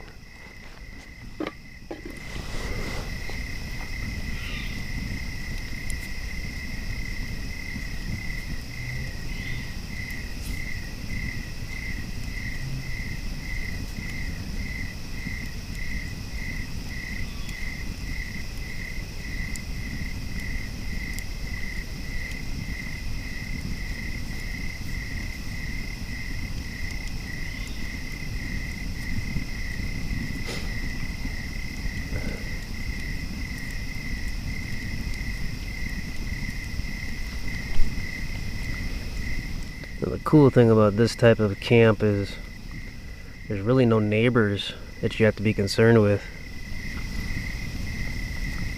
for the most part.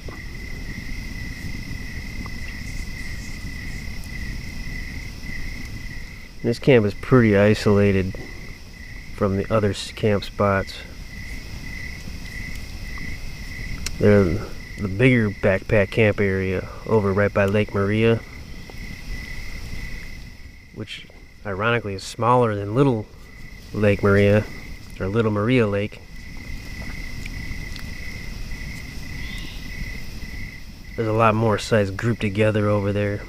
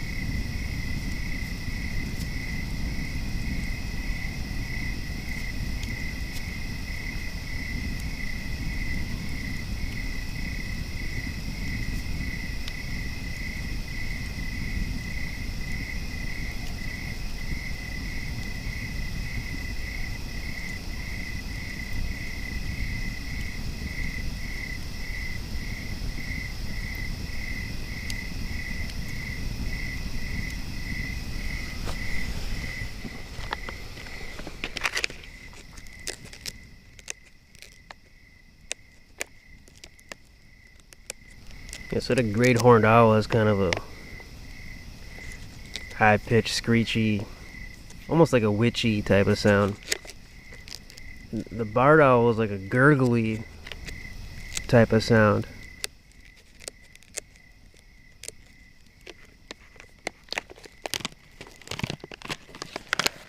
That one, the barred owl is probably a creepier sound. But the great horned owl, it has creepy aspects to it.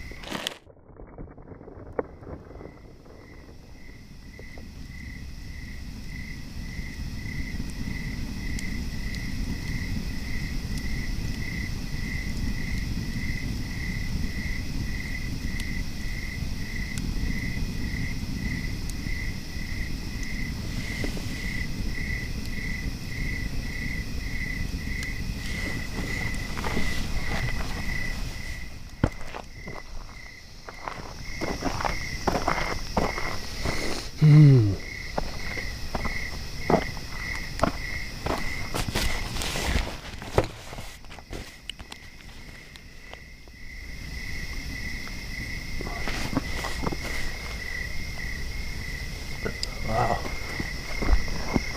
Yeah, cool looking moon. I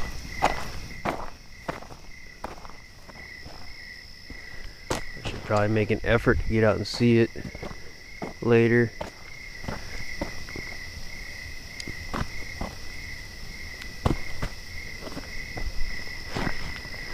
It's gonna take a while for it to be in this nice view right here though.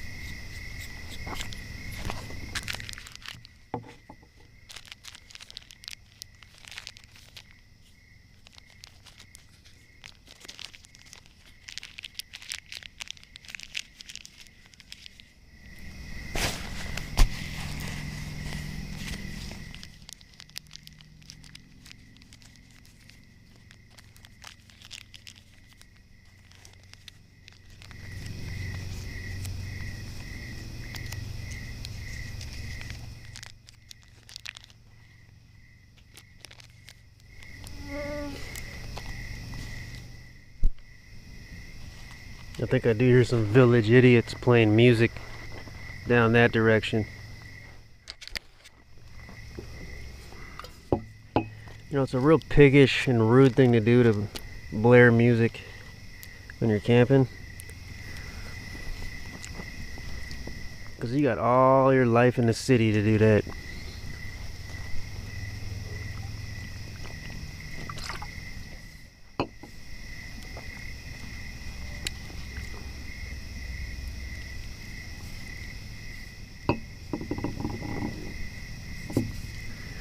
But for me to be able to hear music from where I'm at, they got to be blaring it. So I would bet it's probably at a group camp. So anyone at Site 6, probably suffering. They're not hearing great horned owls. They're hearing retards blast their music.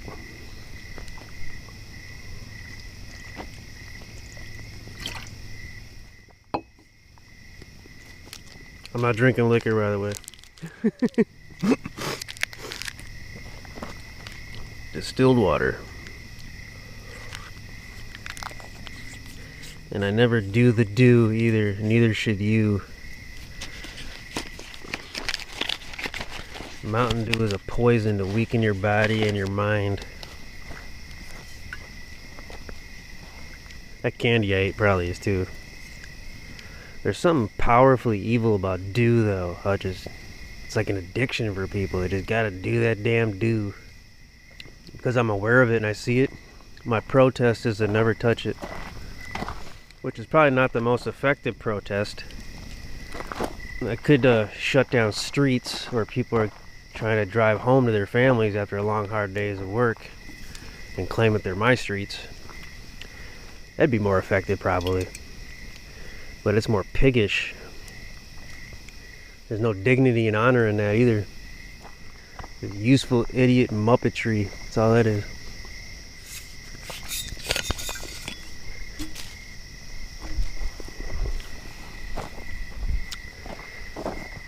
Okay, so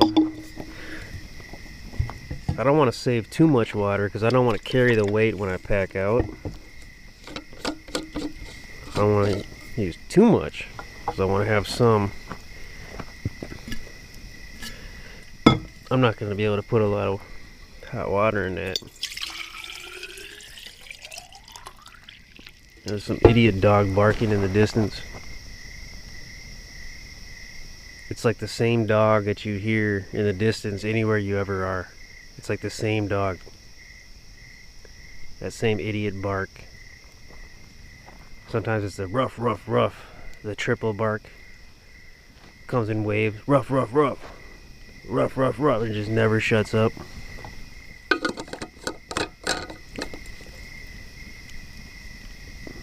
Part of me thinks it's not even coming from, like, a dog or anybody. It's just baked into the reality. That idiot background sound. It's always there.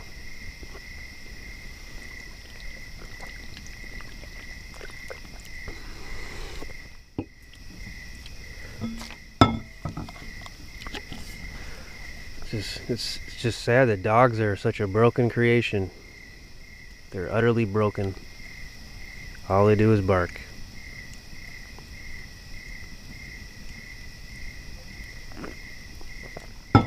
There are some dogs that are shockingly disciplined, and they're almost like people. The way they look at you and acknowledge you. But unfortunately, the majority of dogs are ass clowns.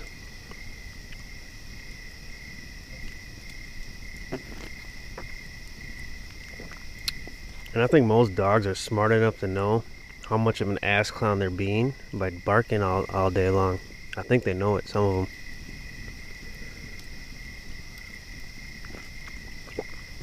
I've seen this cute little dog, and I usually don't say that. I've seen this cute little dog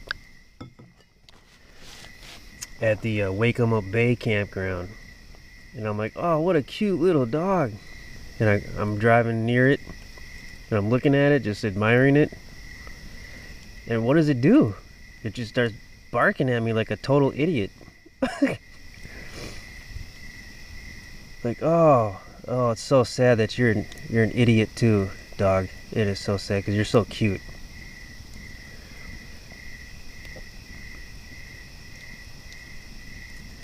It's always sad when, like, things that are cute end up being total demons. It's so sad. Such a vicious deception.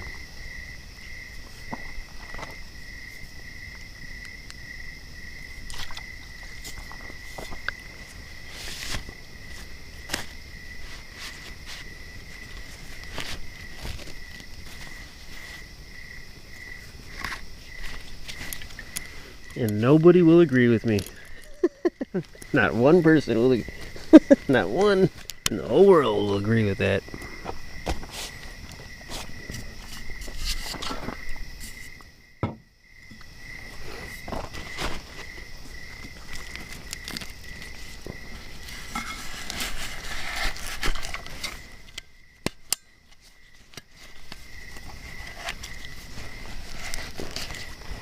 Maybe one day people will just, like, they'll grow tired of it. Like, it'll just get old for some reason. Like having a family has become, it'll be like that. People get sick of dogs, and it'll just go away.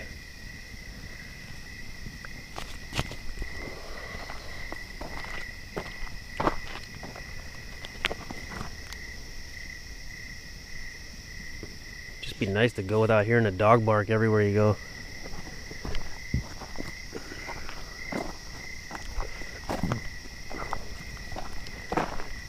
Like, why can't we just hear the great horned owls and the barred owls all the time? Why do we have to hear dogs barking? It's so annoying, and they know they're being annoying.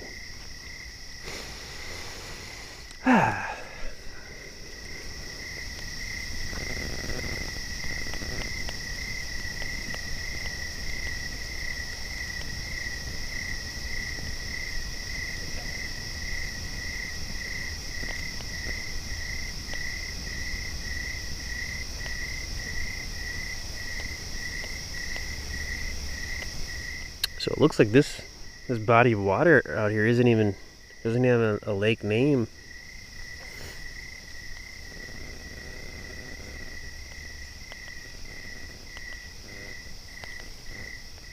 Yeah, so maybe it's just a piece, like it's fallout. It's probably just considered a pond. Yeah, it looks like a little lake though. You can't see anything right now, I know, but so if I face this direction, Lake Maria, the official Lake Maria, is straight down that way. And the whole campground is full.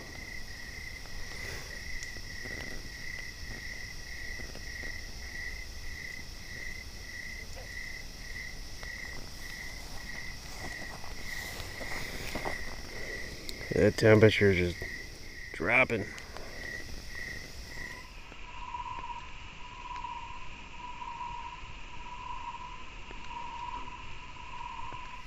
So we're gonna lose another 10 degrees roughly between now and 5 a.m.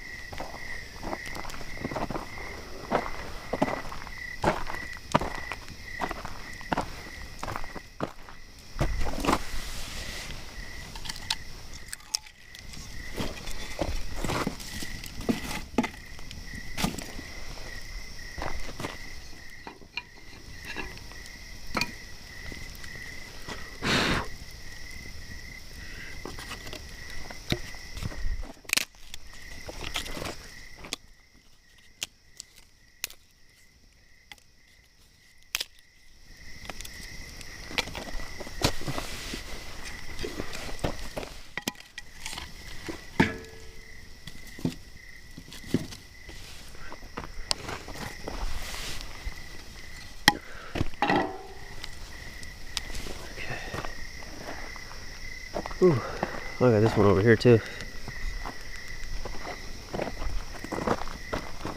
Okay.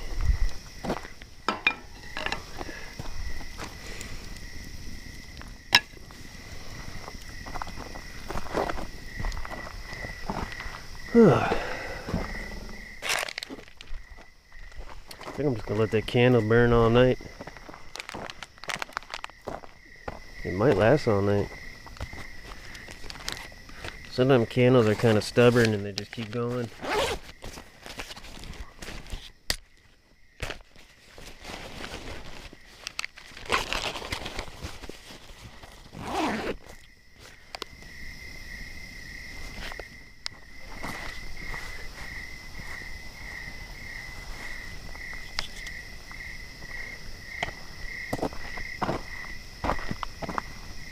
Okay. Let's see how we're gonna do this.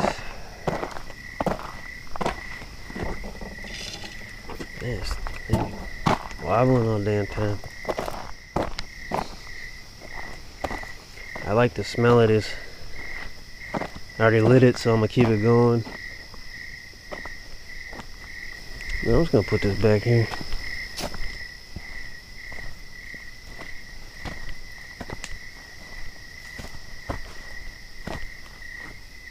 Yeah, maybe. Ooh, oh, I thought that was a cool rock. I really like that location though. That's really cool, man.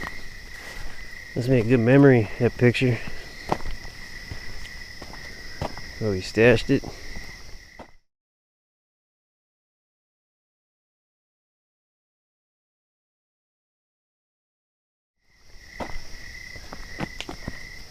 Alright. Do like right here. Don't want to get too close to the tent.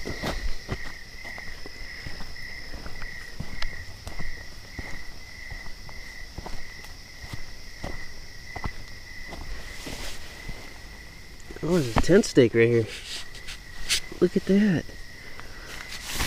I thought it was eye shine at first of a creature.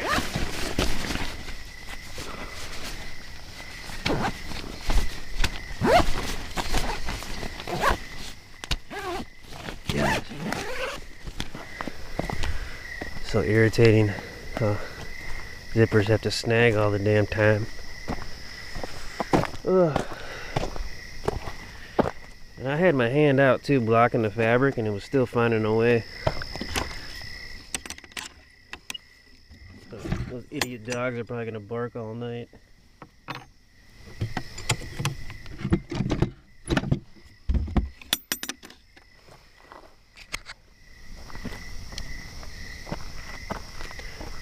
You know, some of what I'm hearing might not even be dogs, now that I think about it.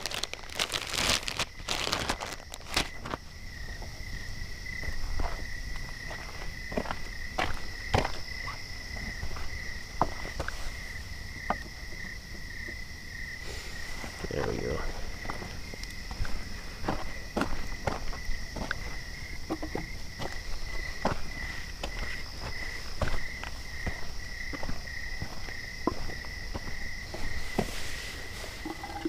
Oh, daddy long legs.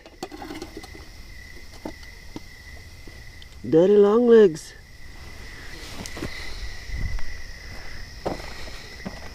Daddy long legs are funny, man.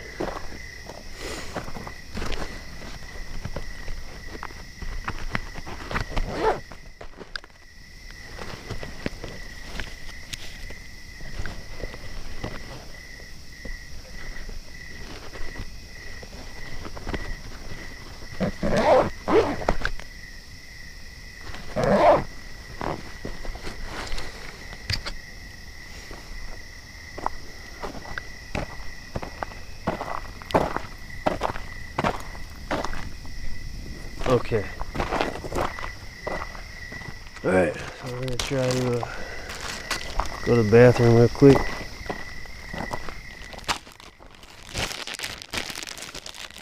I'm not too enthusiastic about trying that latrine.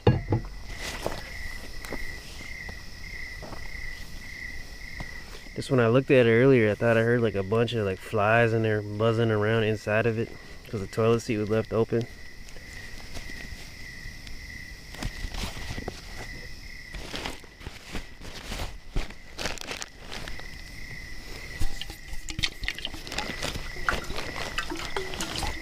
Oh, look at that. See, it wasn't sealed properly. Ain't that some shit? You gotta be careful. You gotta test your containers. You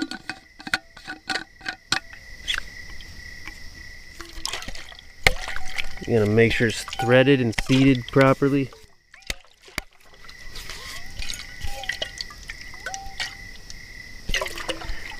Yeah, that got me earlier this week in my vehicle. Water spilled on the damn leather and ruined it. I couldn't believe how easy it was to ruin that leather.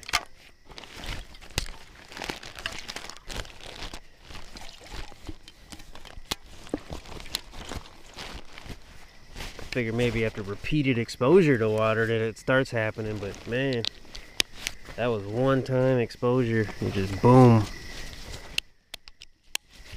You don't soak up that water immediately. Man, it's a matter of minutes.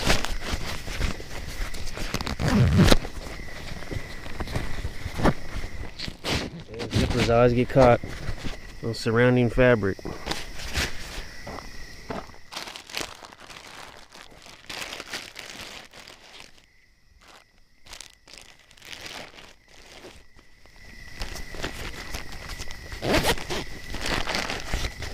Yes, that spilled a little bit. Spilling a little water can be a big deal, depending on the situation.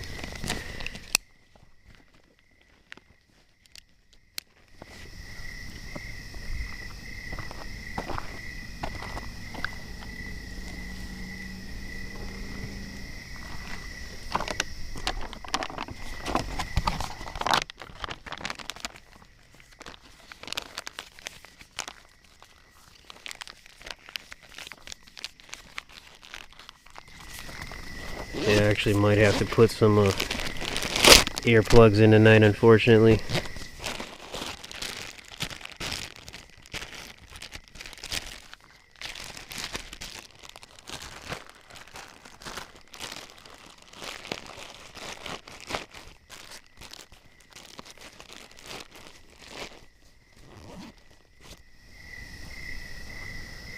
Whew.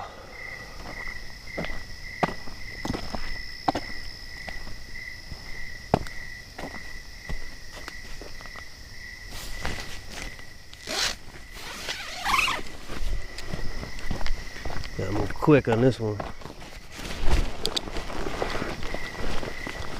Ooh.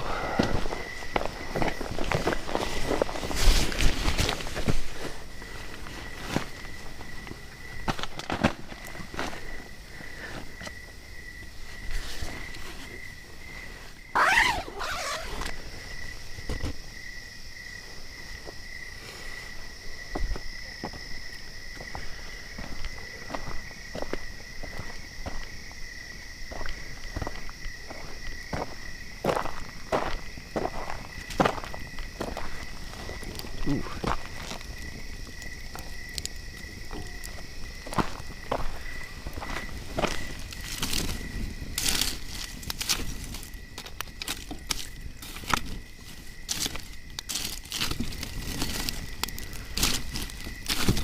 Ooh. Thanks.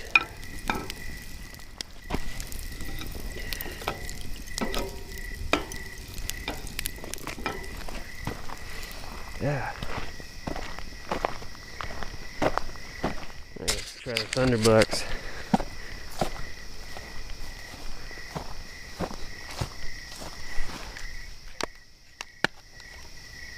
Oh wow.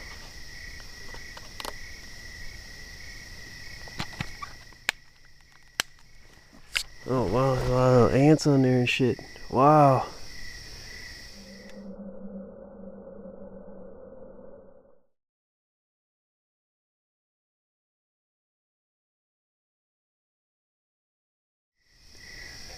Yeah, that tree's got a lot of wildlife on it.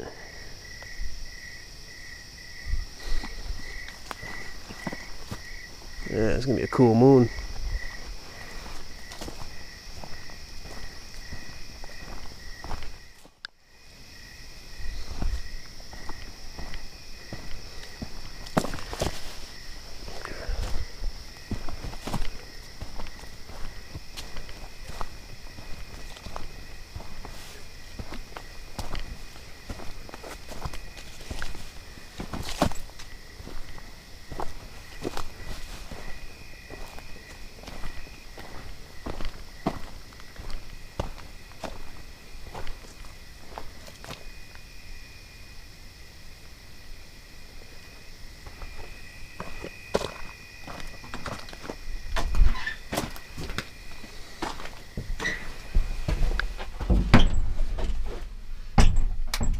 Daddy long legs in it. Daddy long legs. So this one don't smell bad at all. This is the best one I've probably ever used.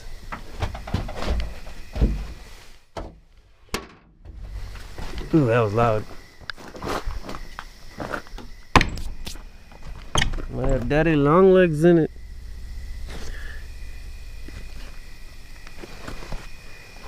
Daddy long legs are hilarious. Something about them is just really funny.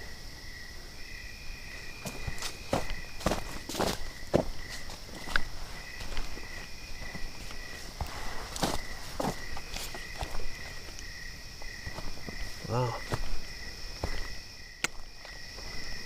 This path curves more than I thought it would. Hangry.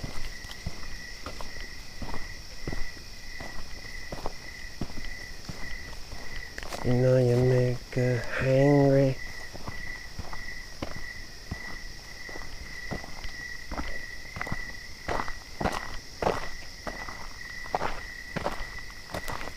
Oh, that's really cool.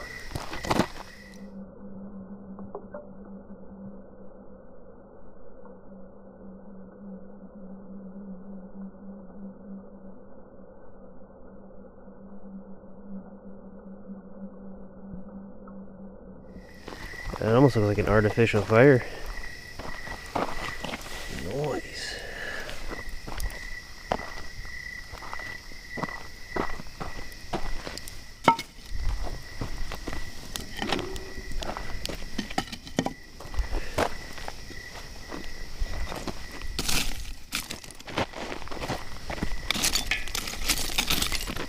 Whew. Thanks. Ah.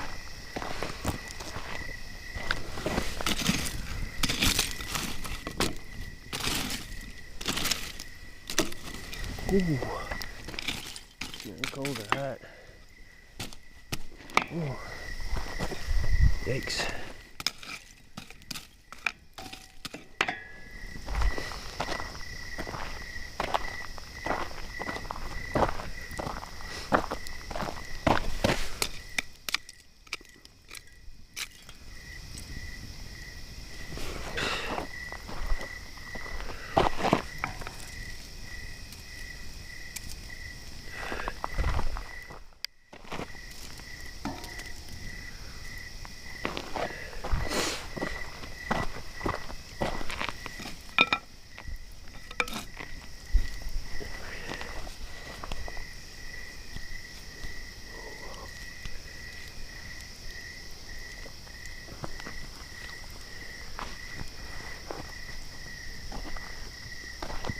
All right.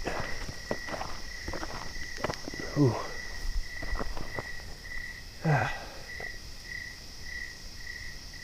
Bria. Bria.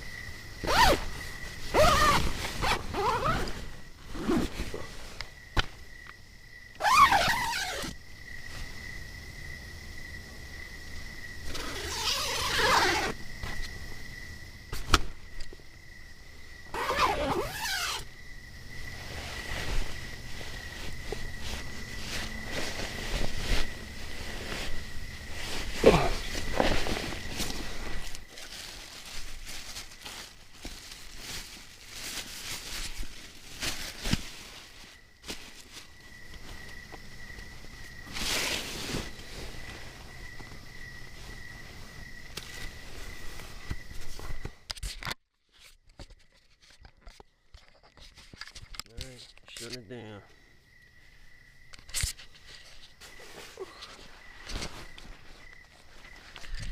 Plug everything in.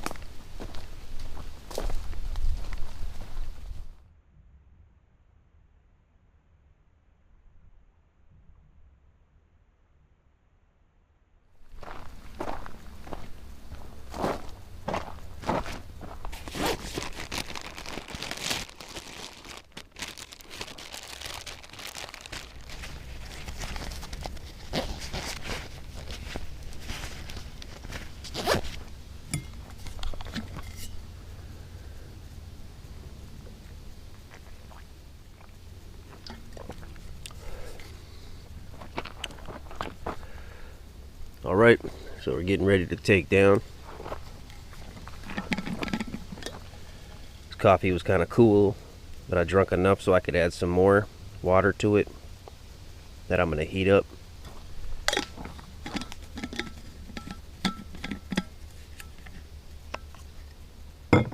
First we're going to take down the tent. We're going to try to remember those footnotes we took yesterday when we were rolling it out, as far as how we want to put it back.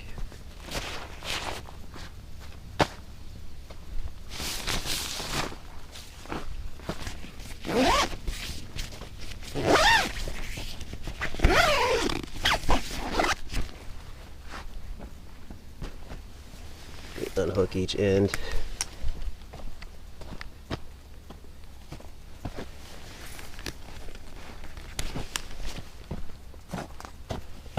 Pull the stakes out on each side.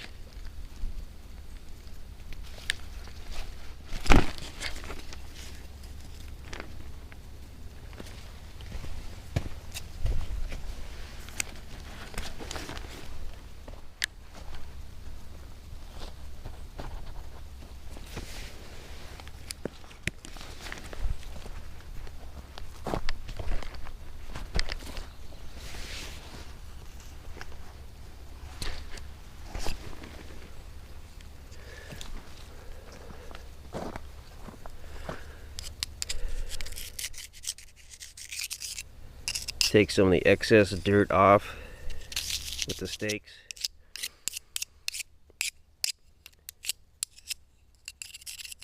And then kind of let it dry. And when we're done with some more of the takedown and that's dry, we'll dust off the rest.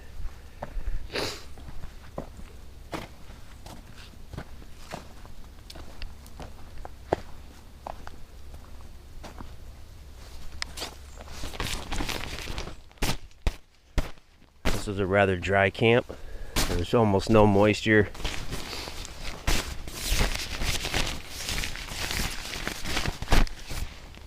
No moisture underneath either.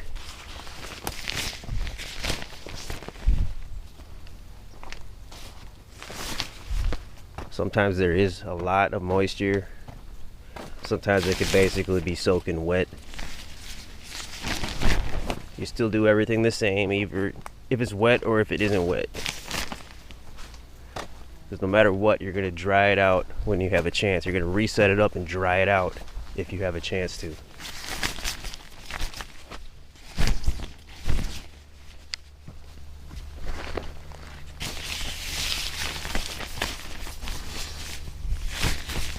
So for the first side, roll it out, and then I bring it back on its half. So this half is folded over on itself. Now repeat with the other side.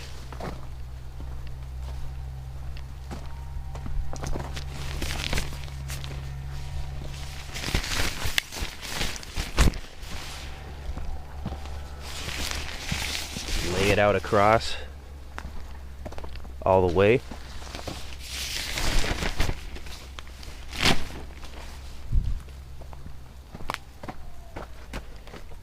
And then have it back on itself.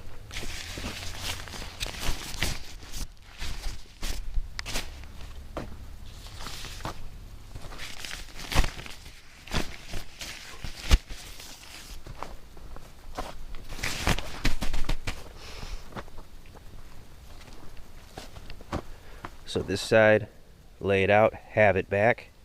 This side, lay it out, have it back. I'm going to remove this. I'm going to put this across towards the middle. And just kind of even it out. Make sure it maintains its fold properly. There is a lot of walking back and forth, unfortunately. But this is what I do when I have enough time to do it, because it keeps it really nice. Unhook this end now. I can just let that hang. And we'll fold this over right on top. in a line with the other one. Maintain the proper fold, even it out, or dress it up nice.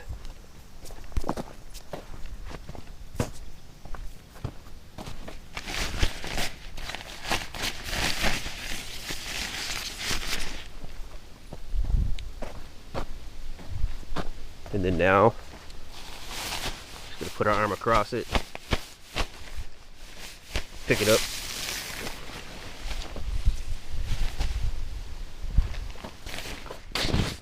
just kind of fold it over, not really doing a roll, we want it to lay flat on top here. So we use the middle part as a table to hold the rainfly up for now while we disassemble the rest. This bug right here, I'm not sure what it is. We'll see if we can find out.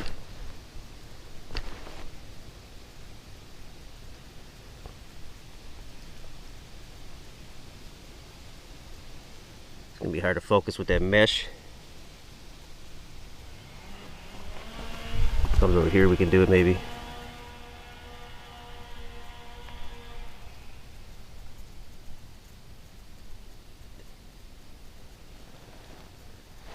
Strawberry root weevil.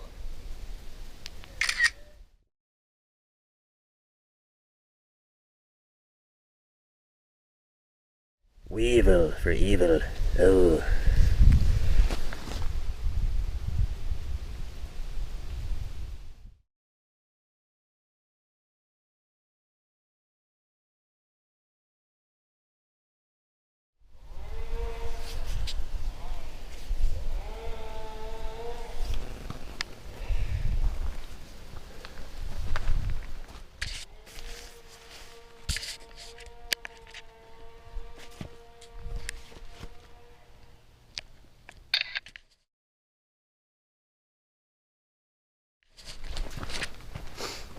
Okay, so now we're going to drop down the tent. We're going to take down all of these hooks except for the two directly in the middle. This will hold it up till the end so everything is nice and equal.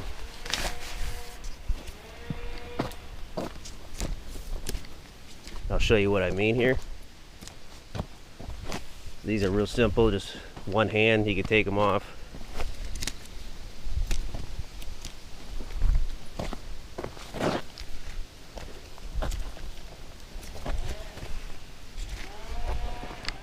So now we got the two in the middle here. So you can see how it's kind of nice and equal. Everything's equal on both sides. Save those two till the end, you get a nice clean drop. Otherwise it'll be wonky or lopsided.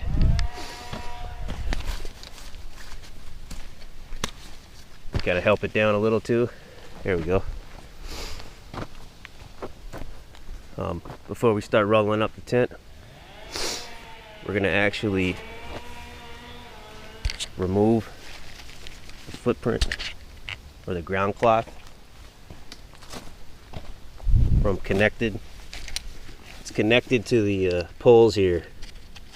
The ground cloth, or actually the tent, I'm sorry. We're removing the tent.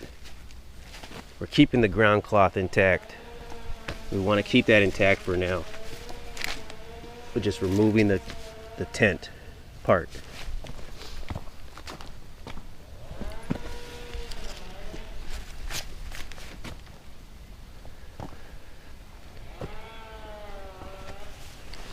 Then we're gonna roll it up. Here's the part where you're gonna look for worms underneath.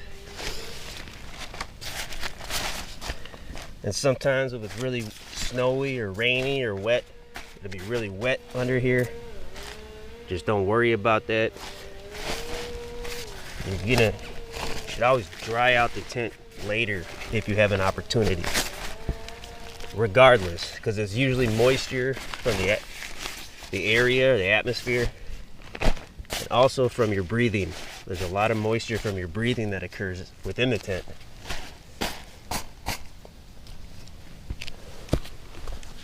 Okay, so we got it set up. Our mantra is roll up from the feet and roll out from the head. It's just my own personal preference. So because we're rolling up from the feet here, we're going to lay out the rain fly with the folded part towards the feet. That way when we start our roll, it'll be nice and clean.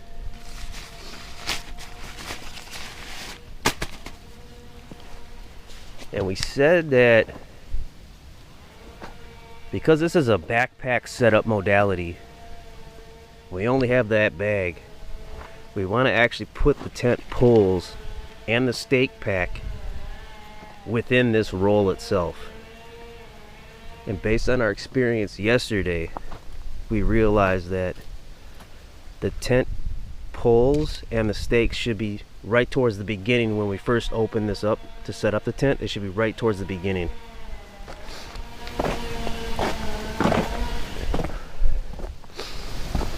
I guess they're filming a Texas Chainsaw Massacre off in the distance.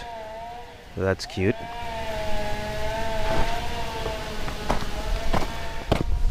You know, life always finds a way to insert some kind of sound or some kind of annoyance.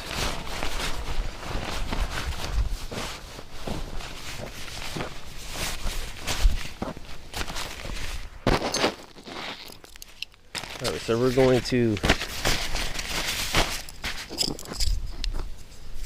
These are more dry now, so I can get the clean bits of dirt off of it with my fingers. We can put this back in here. I'm not going to put them in the perfectly in here because I'm just going to open this up and dry them out in a little bit. I want to make sure they're fully dry. So I'll give them a 24-hour overnight in a dry environment if I'm able to.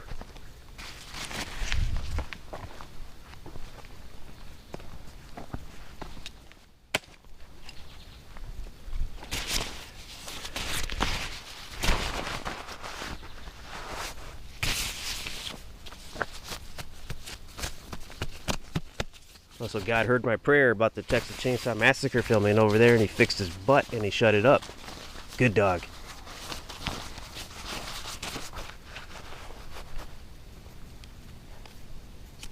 Alright, so we're going to take down the tent poles now. I'm going to use this shock cord to hunker down the poles as I disassemble them.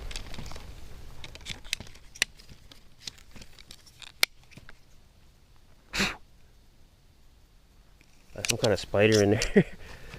So I take off those two in the middle first, all the way, and I just take this end part on this one, the middle one here. But I leave this first one in here. There's a spider in there cringing. Kind of feel bad. I'm trying to help him.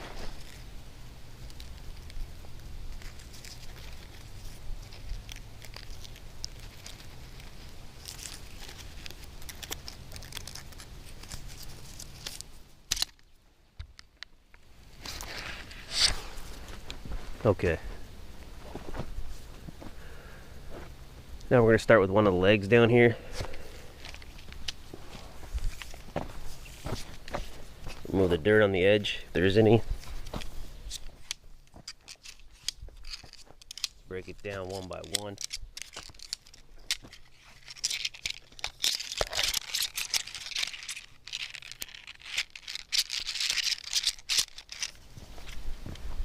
Now we're going to walk over to the other side.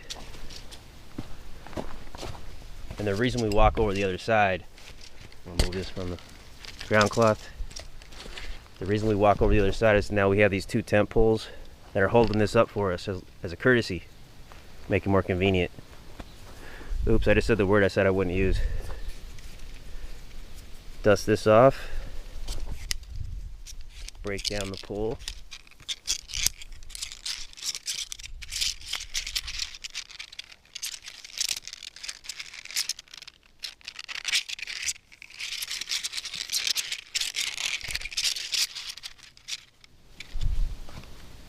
Follow the same process for this one here.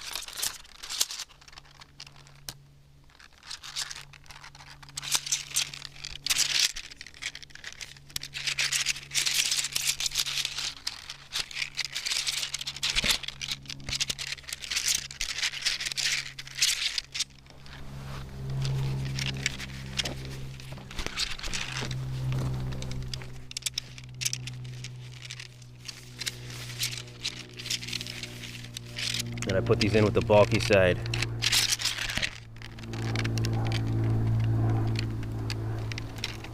I don't know if that spider bailed, but he might be hitching a ride. That's unfortunate for him, because where we're going, this place is better. But they don't live too long anyways.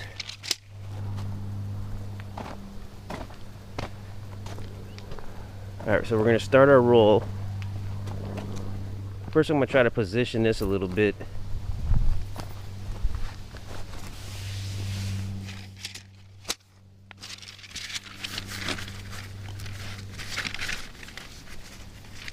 Tucking in this cord because when I was putting it away the other day, I actually mistaken this cord for another cord that I wanted in here.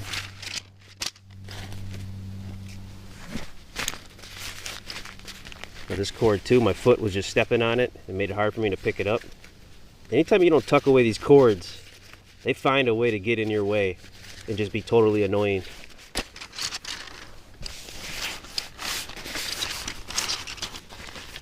Alright, so right about here, we're going to fold this over a little too.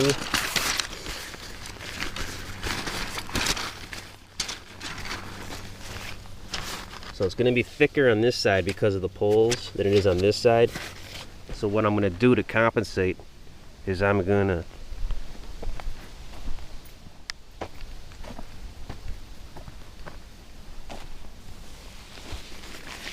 put this in two.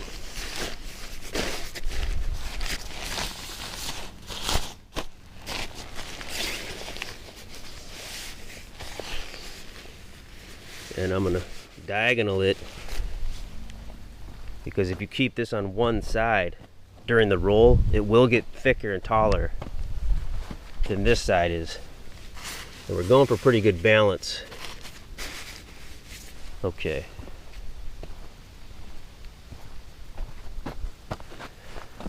Alright. So let's try it out. Let's get our roll going. And I have the tent bag in my left pocket, so I'm ready to stack it. Make sure it's nice and tight.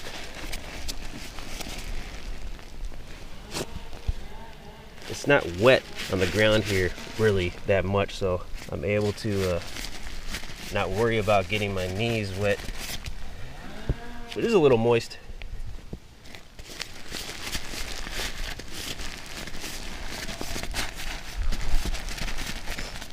So the left side is, or this right side I mean, is getting a little thicker. Now see, I'm dyslexic, I did it backwards. I actually wanted it the other way.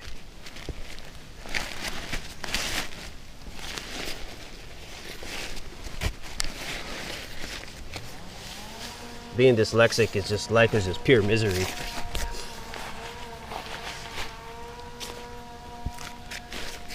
I think that's how we want it. No, I think I had it right. I'm still trying to figure this out because it's a new layout. It's a learning experience. I'm just going to keep it like this straight on. Because when I was doing that, it seemed like it was getting thicker on the on that side. All right, let's try it again.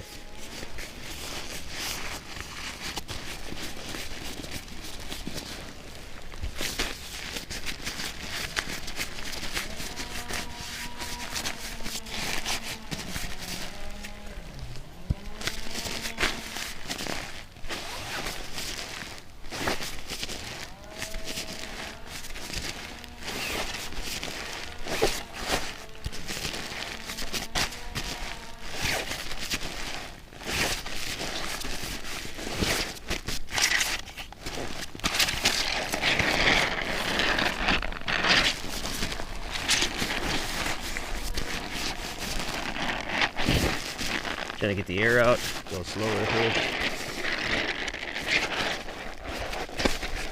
Okay.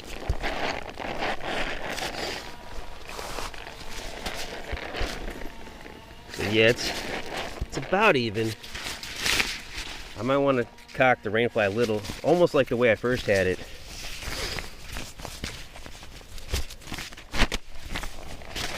Gotta keep your knee on it while it's rolled, otherwise it'll unravel very easily.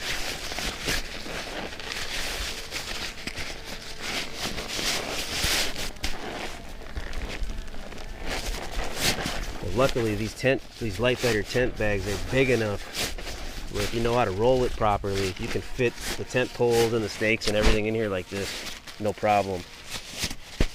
See, there's still a little room.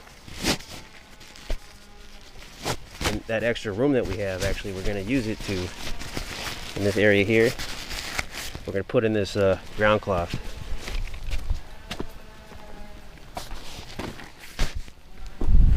And again, the way that I'm doing this is different than how I normally would. I'm building on it for these backpack scenarios where you're trying to cut back on weight.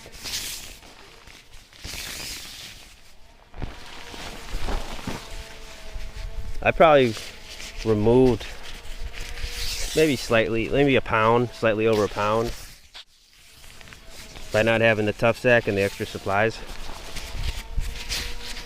for the tent specifically, extra supplies for the tent.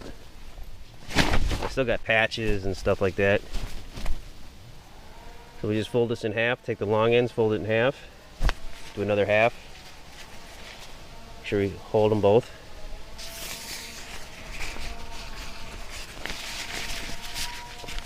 Stay on the top over here.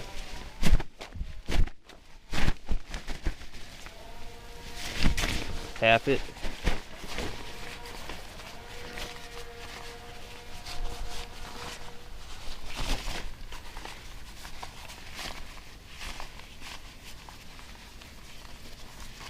Half it.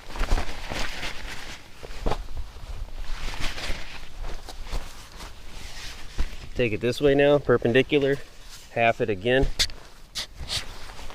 And now, this is where I'm gonna roll it in this shape here. So it's the same length almost as the bag. So it'll go right down it.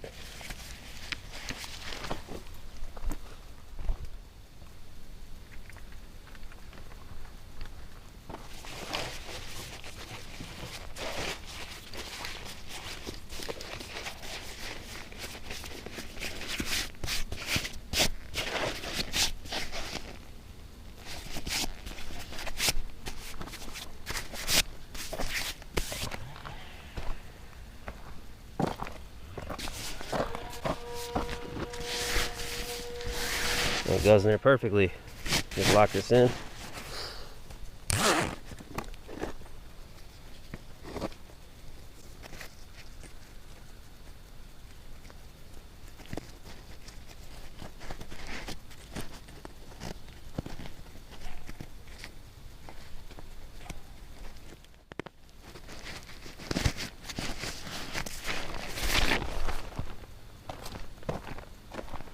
And then we're going to put this right in here on the top, but we're going to heat up some water first, so we need to access some of our gear.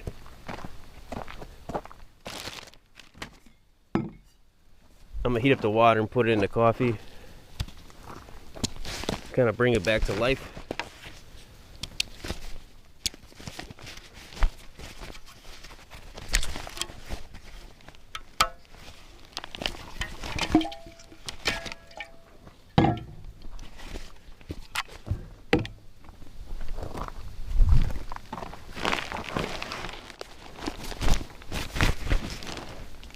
We're going to take out the kettle and the butane fuel.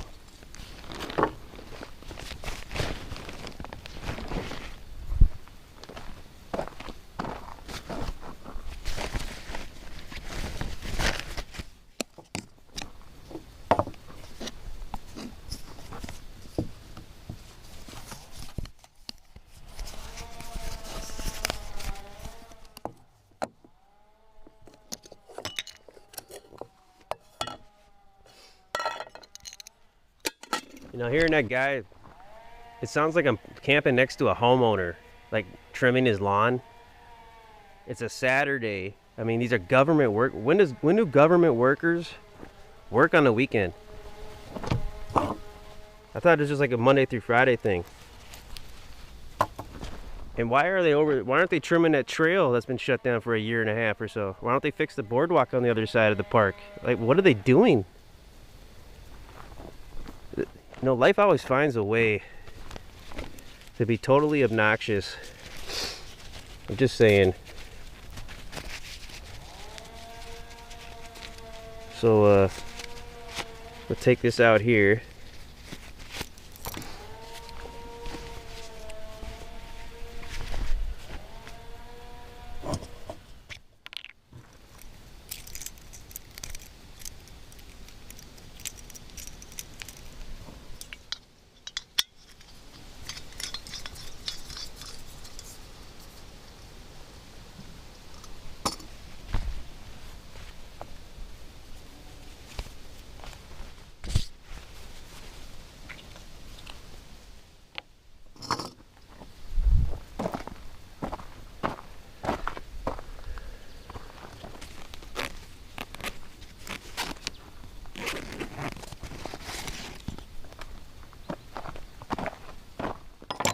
Always prepare the water first so don't waste as much fuel.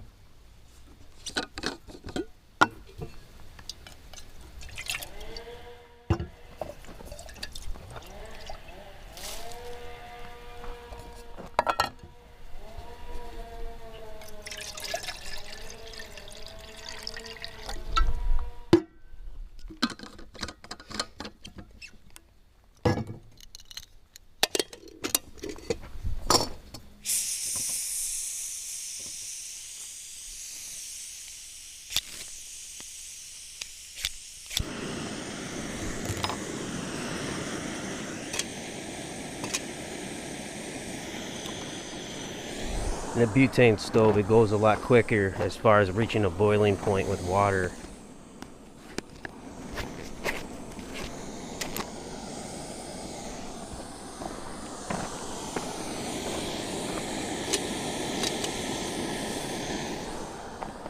That might take about 2 minutes, roughly.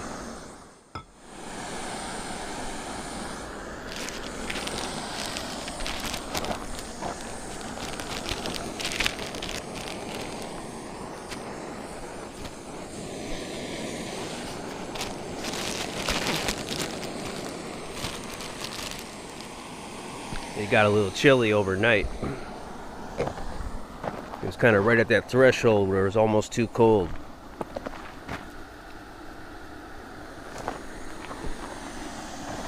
So the water here is it's in this metal can. It's nice and cool as a result.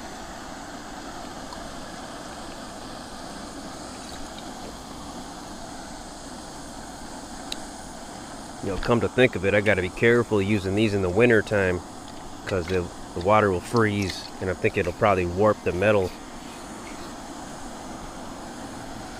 That's something I didn't think about yet. I just got these metal bottles, so I stopped using the plastic ones.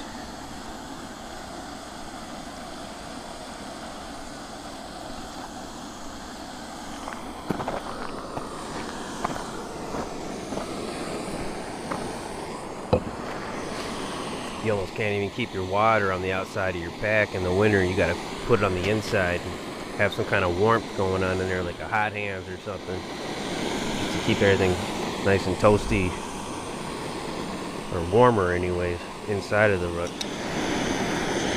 See, we're there, so I'm not going to go full boil. It'll be too hot.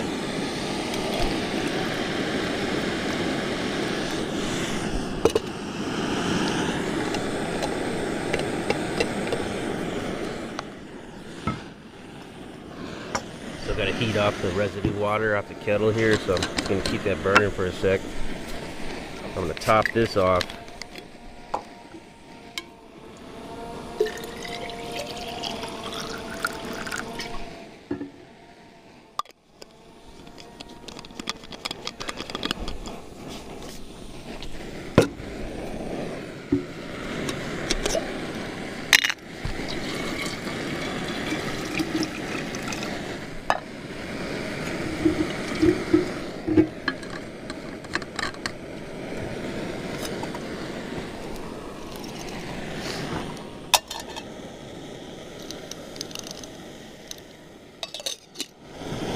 Alright, hopefully it's not too hot.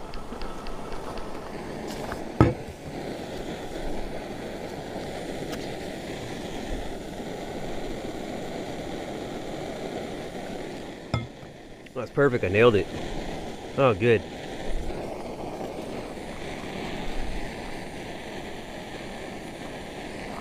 Now pouring that extra hot water back into the container here. I did have some pre-existing water, which helped disperse the heat, so it's not that hot. So you can still touch it. But that's another good way. Warming up water and putting it inside the ruck is a good way to keep the inside of the ruck warm in the wintertime.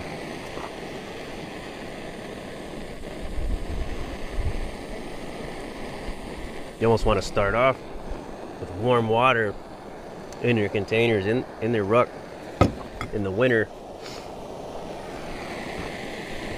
Anything that's like, you know, below freezing. So I heated off most of the moisture here.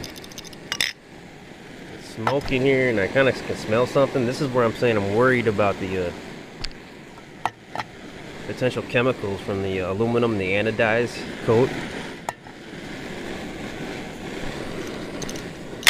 That's why I kind of thinking about switching to titanium. Those cost a lot though.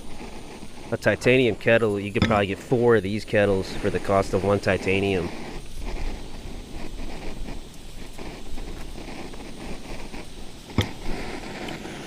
Shut this down. That'll take maybe about 2 minutes to cool off. If I'm careful, I can start breaking it down right now.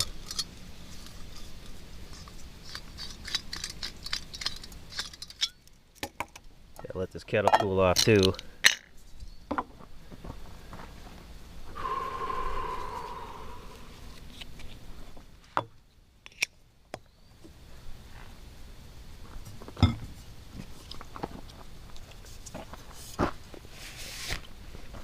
Yeah, it actually sounded like it was one of them leaf blowers. And I hear those all day, everywhere in the city. Everyone. There's always a bunch of humps with the backpack blowing leaves. And usually they're not even blowing anything. They're just making it look like they're blowing stuff. Because that's something you'd expect to hear when you're out camping at a backpack site.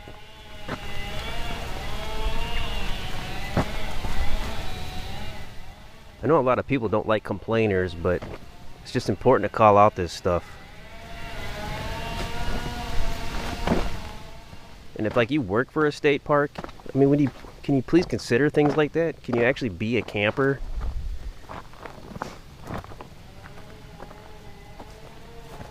You should almost be required to have a certain level of OCD to work at a state park.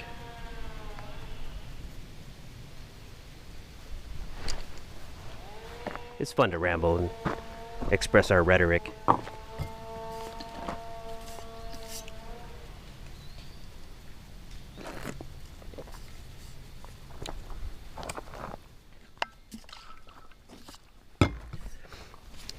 Alright, so the water bottle's full.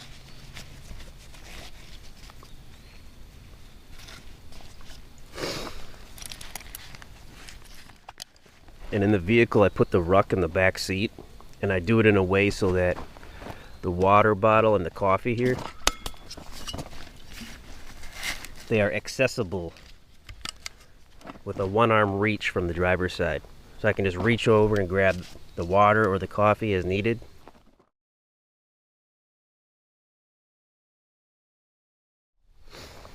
And I also have the radio down here, which I was going to use last night, but I forgot. The Great Horned Owl experience, that was pretty cool. It's hard to do like a nature show and get like right up on them and show them in detail, but I saw their silhouette in real life, and that's all that matters to me. Remember the first time I heard the barred owls, and I saw their silhouette at Rice Lake State Park. I believe it was site 14 in April of 2023.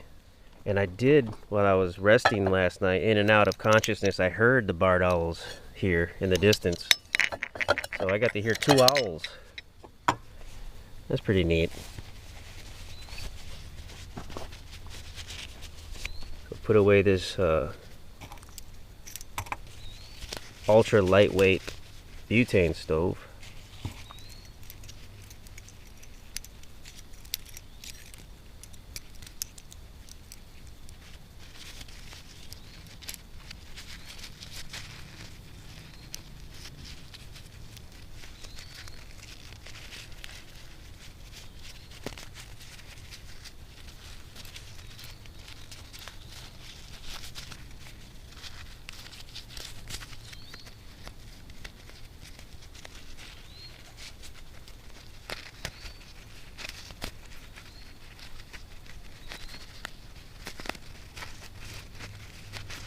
Took a little longer than usual, but it's okay.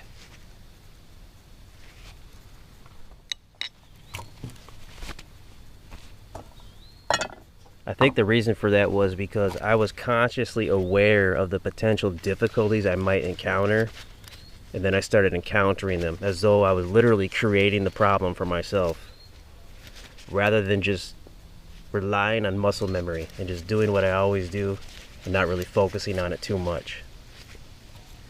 Like Bruce Lee would say, you have a finger pointing at the moon, and he'd say, don't focus on the finger or else you'll miss out on all the heavenly glory.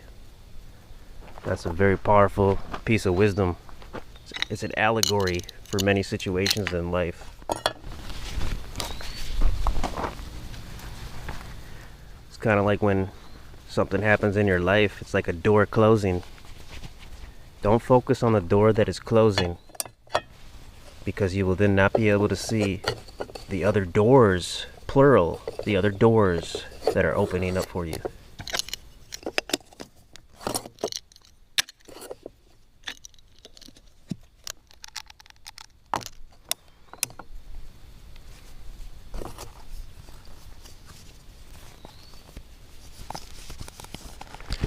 These are going to go in the trunk of my vehicle, so I'll probably just put them in an outside pocket. Oh, and I can't forget the trail cam. So we'll just take that down now.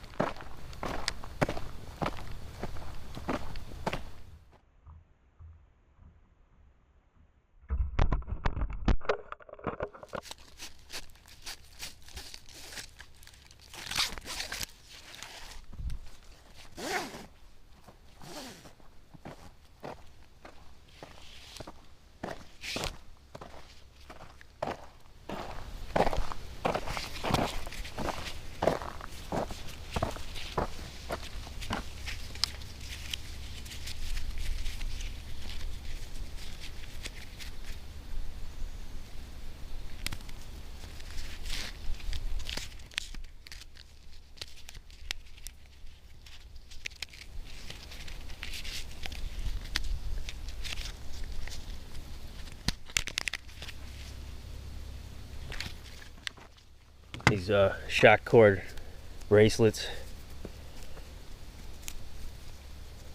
You can see some of them are slightly different sizes. You know, several millimeters difference. Like this is a longer one, for example. Here's one of the shorter ones here. So depending on what I'm using it for, I might need to slightly adjust. This one I almost backed out and grabbed a longer one so I can get that third turn on it. But I was able to make it work. These shock cord bracelets are extraordinarily useful in life. Extraordinarily useful. Now let's go ahead. Since I'm inspired now, I'll tell the story of the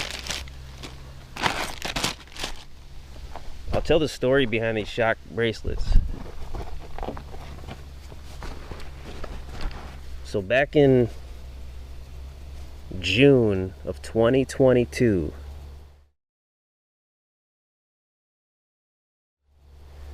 I was doing an urban hike in the city. I believe I was rucking groceries. So I went to pick up groceries and supplies, put them in my rucksack, and I was on my way home. And I was about 2 blocks away from my home, and I saw something on the sidewalk. And I was like, what is that? And then I realized, oh, it's some kind of animal. And I was like, well, what is it, a mouse or what is it? And it ended up being a baby rabbit. But it was an injured baby rabbit. So when it was born, it looked like a piece of the nest that it was in got wedged into one of its eyes. So it was kind of a defective baby rabbit. But he's still playful and full of life, but he's just trying to figure out where to go. And he was right by a busy road. It's actually Ron Road.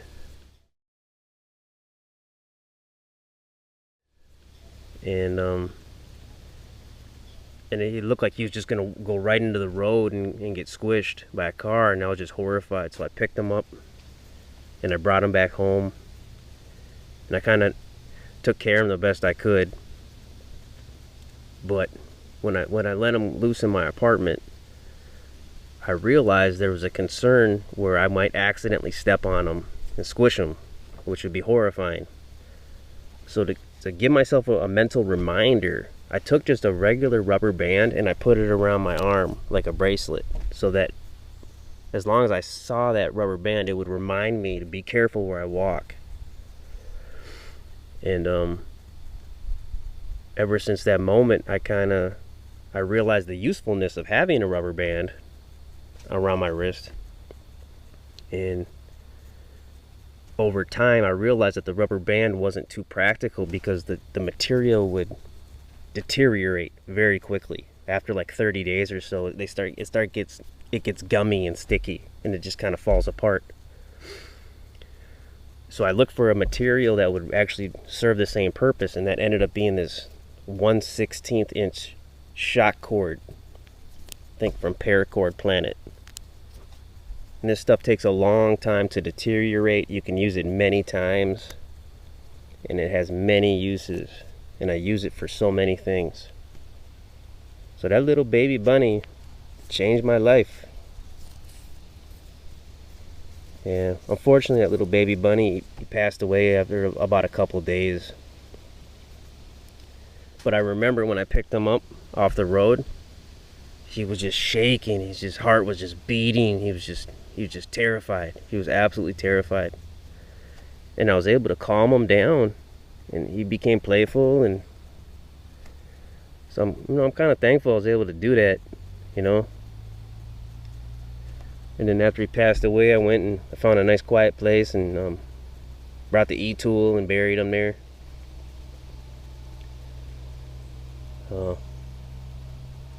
It's a memorable moment, and I got experience from it, and I got a gift in life from it. This is a life gift.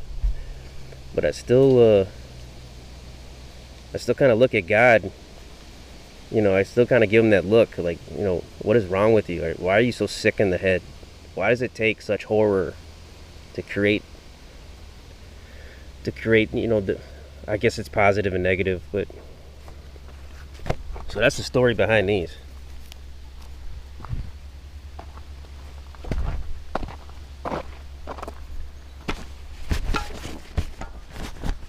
So we're gonna pack these up. We're gonna put the tent on top of this.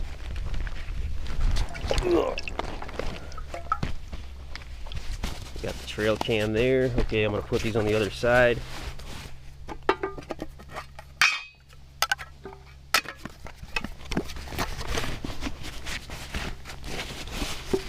Try to make sure those don't clang on the way back.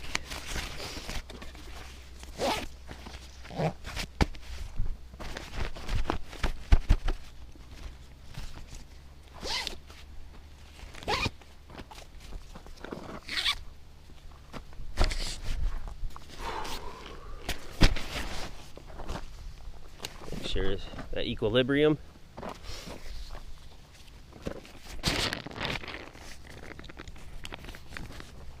Put that one in, hunker it down.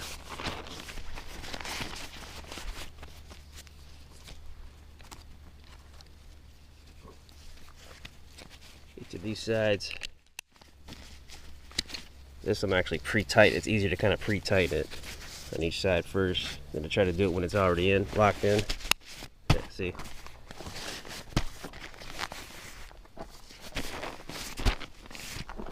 So we got this middle one here, and we got the one perpendicular holding it in.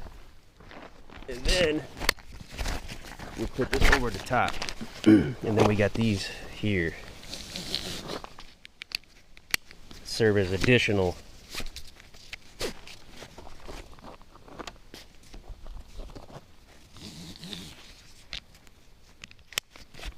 And I got strap keepers here.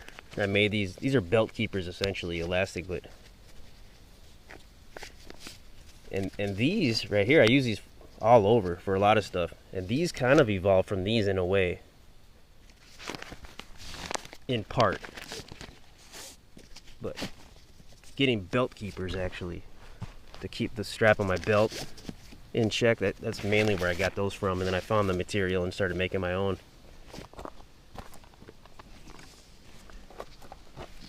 Bring in the side compression straps here. Belt keeper to keep the straps in place. You don't want to have a bunch of straps flapping all over the place because you look like a jerk. And I've heard from people in the military where if you're a leader or something, it's not a good look. So as the grunt perspective would say, if you have straps flapping around and you don't tighten them up, I think less of you. And I've heard in different videos, I've heard people mention using tape sometimes to hunker them in. You might have situations where you can't really, you don't have the luxury or the time to create these belt keepers or the materials, so you might just have to use tape. A lot of times you can just take the strap and just kind of wrap it around itself like this, and then come in and bring it in on itself. There you go. So it still might come loose as you're rucking around. But these belt keepers, they are golden. And I put them on the belt buckles too because it makes it look sharp and it makes it easier to release when you're pressing in. And it reduces it. It doesn't. You're not able to pinch your fingers. Sometimes your hands are just so tired you can barely even squeeze. So this helps with that also.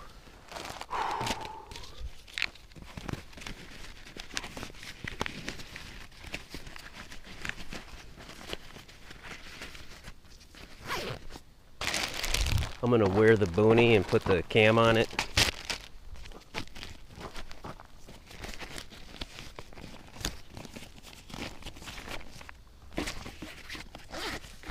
Just configuring this out.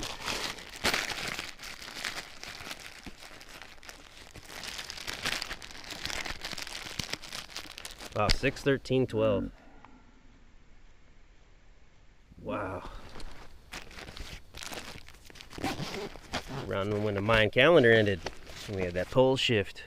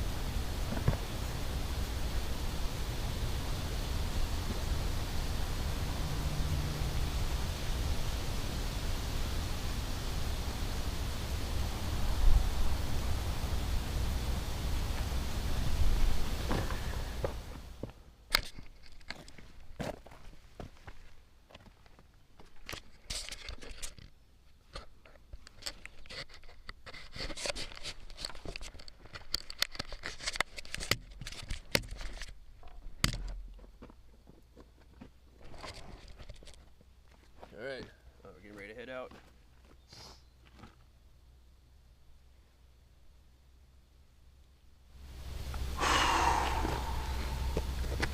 It's a good one. Backpack Cipher-Tu is a good one.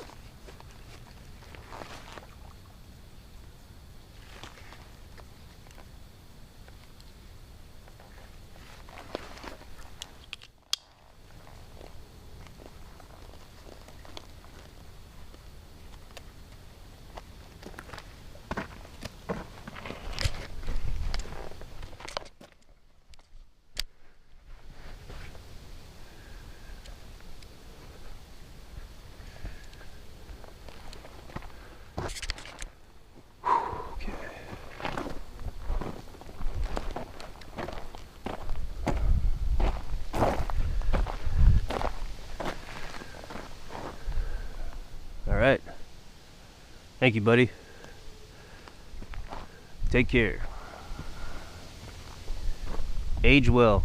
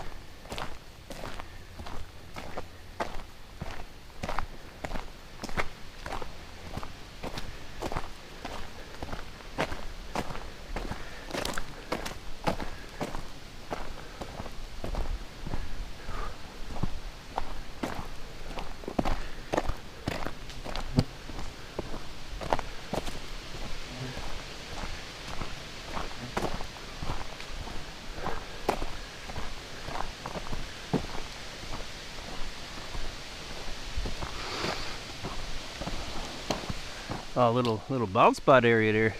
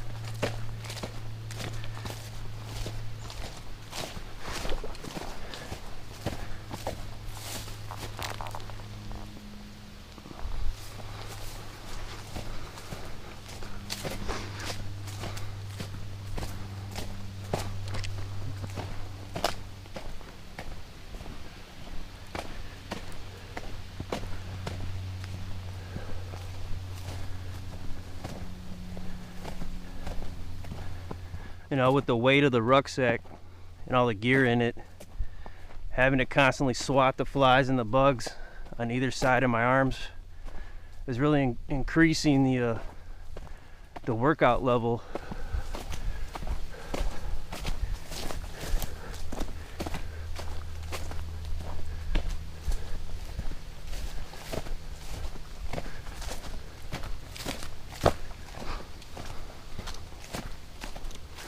It's a good thing it didn't rain last night, because this part that we're approaching here after this hill and the curve might be impassable without getting our feet wet.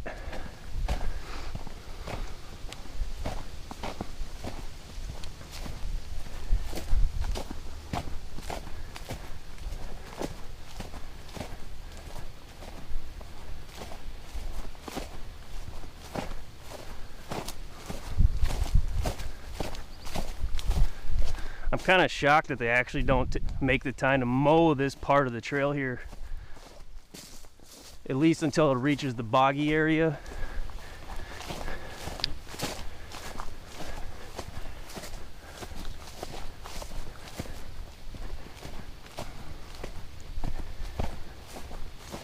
A plush state like Minnesota and all of its bourgeois residents, none of the state parks should be neglected in any shape, form, or fashion, in my biased, smug opinion.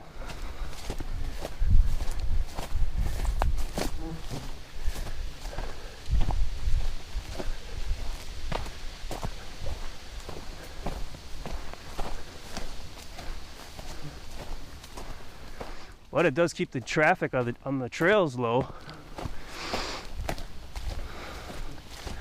There's no risk of being harassed by middle-aged white women dogs, or awkward stares and hellos.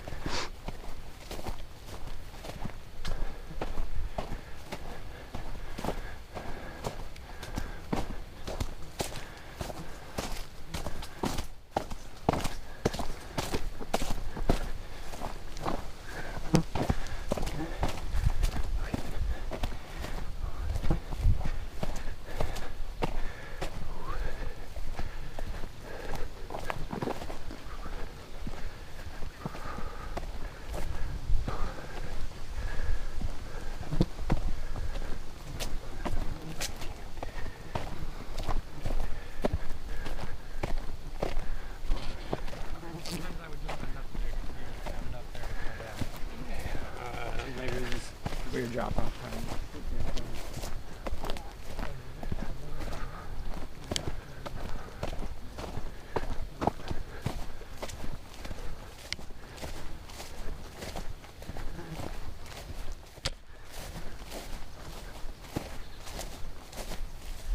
Oh wow, that cool little frog there.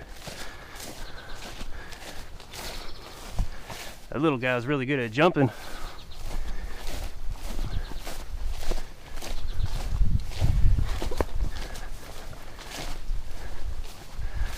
All right, so they already passed by here. They might have deadened some of the grass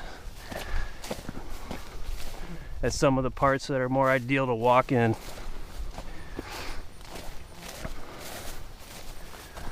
This is a crazy part right here.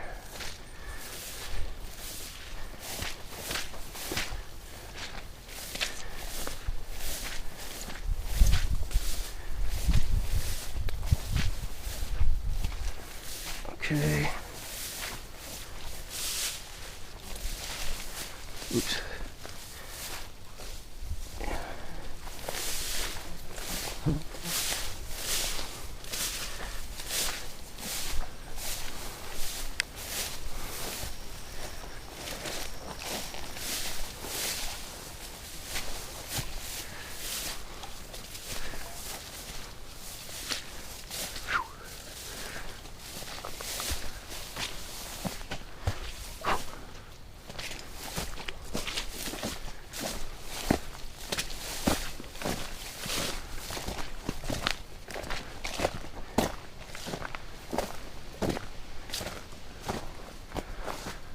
Not bad.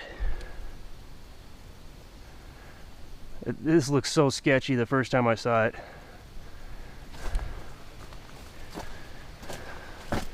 I thought I was gonna have to take another route. It would have been like five miles of rucking. It would have been exhausting with all the gear I had. And it probably would have meant no wood because I wouldn't be able to go back and ruck for it because it would have been too much, too demanding. Either that or just go home, which I don't think I could have lived with. Yeah, this sign right here should have almost been before the boggy area started, and they should have mowed up to that.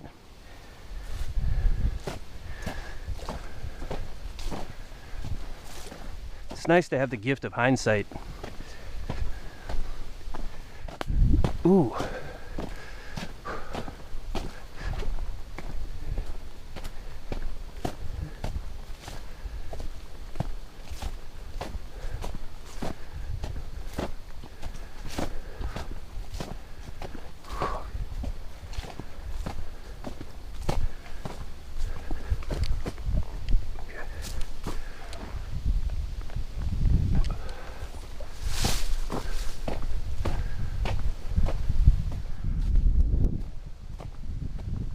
Past obstacle 3, we're approaching obstacle 2.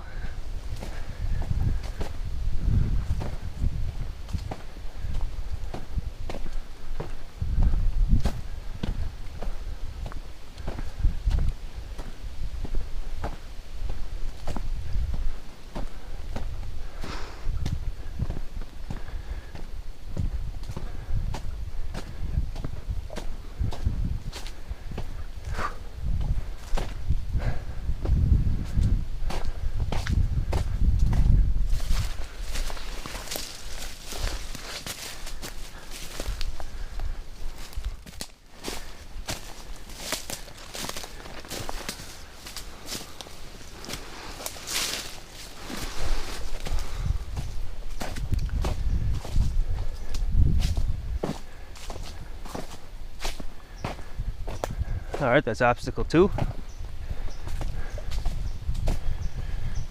know, there's a point in my life where around 2017 where I weighed about 193 pounds. That was my heaviest weight ever. So I started exercising to turn it around, but ironically, the amount of weight of this rucksack with gear in it is just about the same amount of weight that I used to weigh just as my own person without any clothes. It's really weird. And to feel the weight of this ruck with all the gear, and to know that that unhealthy body weight was equally distributed throughout my body in such a way where I couldn't feel it in the same manner that I feel it when it's all strapped together on my back. It's insane.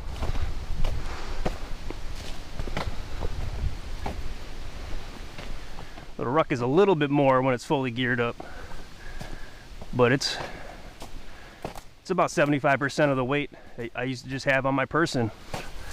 It's pretty crazy.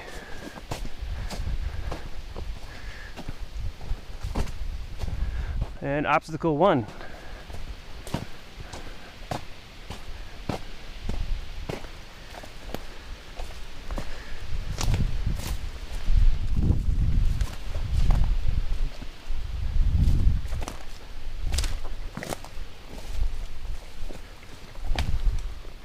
You know, if the park system wasn't a part of the government, I would really want to work there just to learn more about it and to see if I could actually help with improvements and ideas.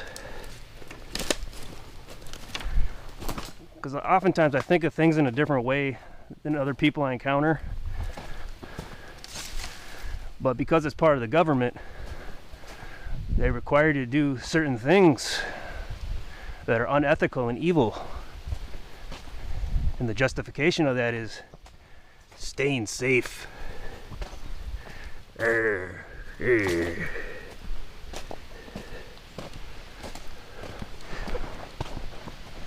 But that's okay. That would just turn this enjoying journey into a job anyways.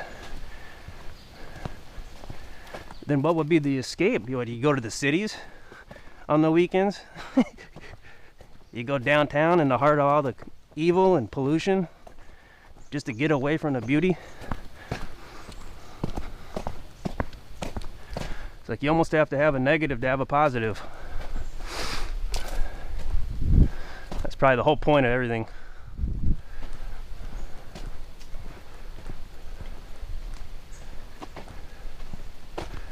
Electricity and magnetism. Those are the only two forces that exist.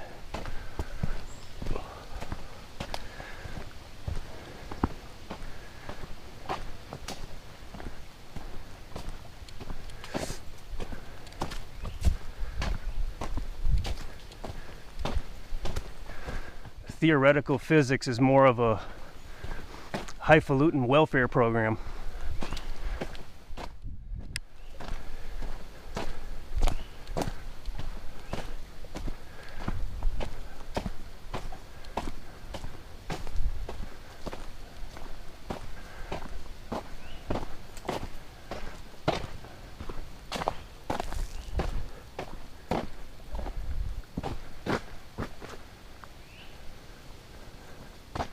Sometimes with alleged new discoveries, they'll say when fiction meets fact. Well, sometimes what that means is when the fiction they created, they found a way to make it seem like it's a fact. And now you should believe it.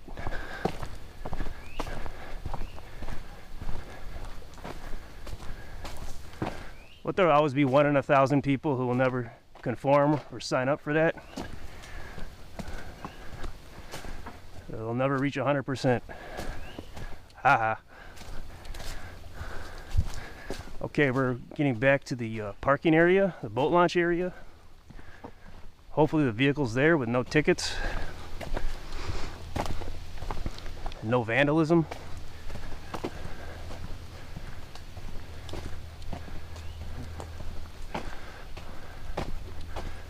So we're gonna unpack the gear, plop it in the vehicle, and make our trip back. We're probably gonna go through Mound. Yeah, I think I'm gonna set my targets for Mound, and then from there we'll head back to the place where we currently live.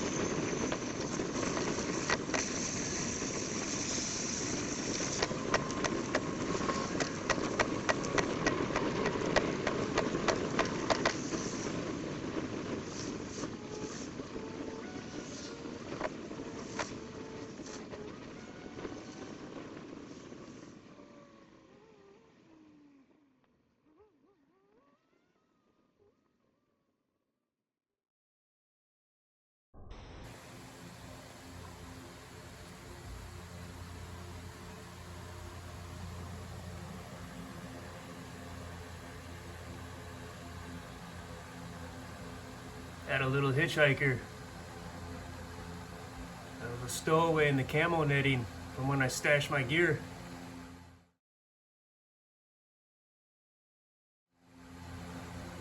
I tried to shake everything out, but he took a ride in the camo netting, camped with me in the tent, and came home with me. So I'm really glad I didn't use any permethrin at home this year. And hope he still has a good life, even though we're in the crazy city.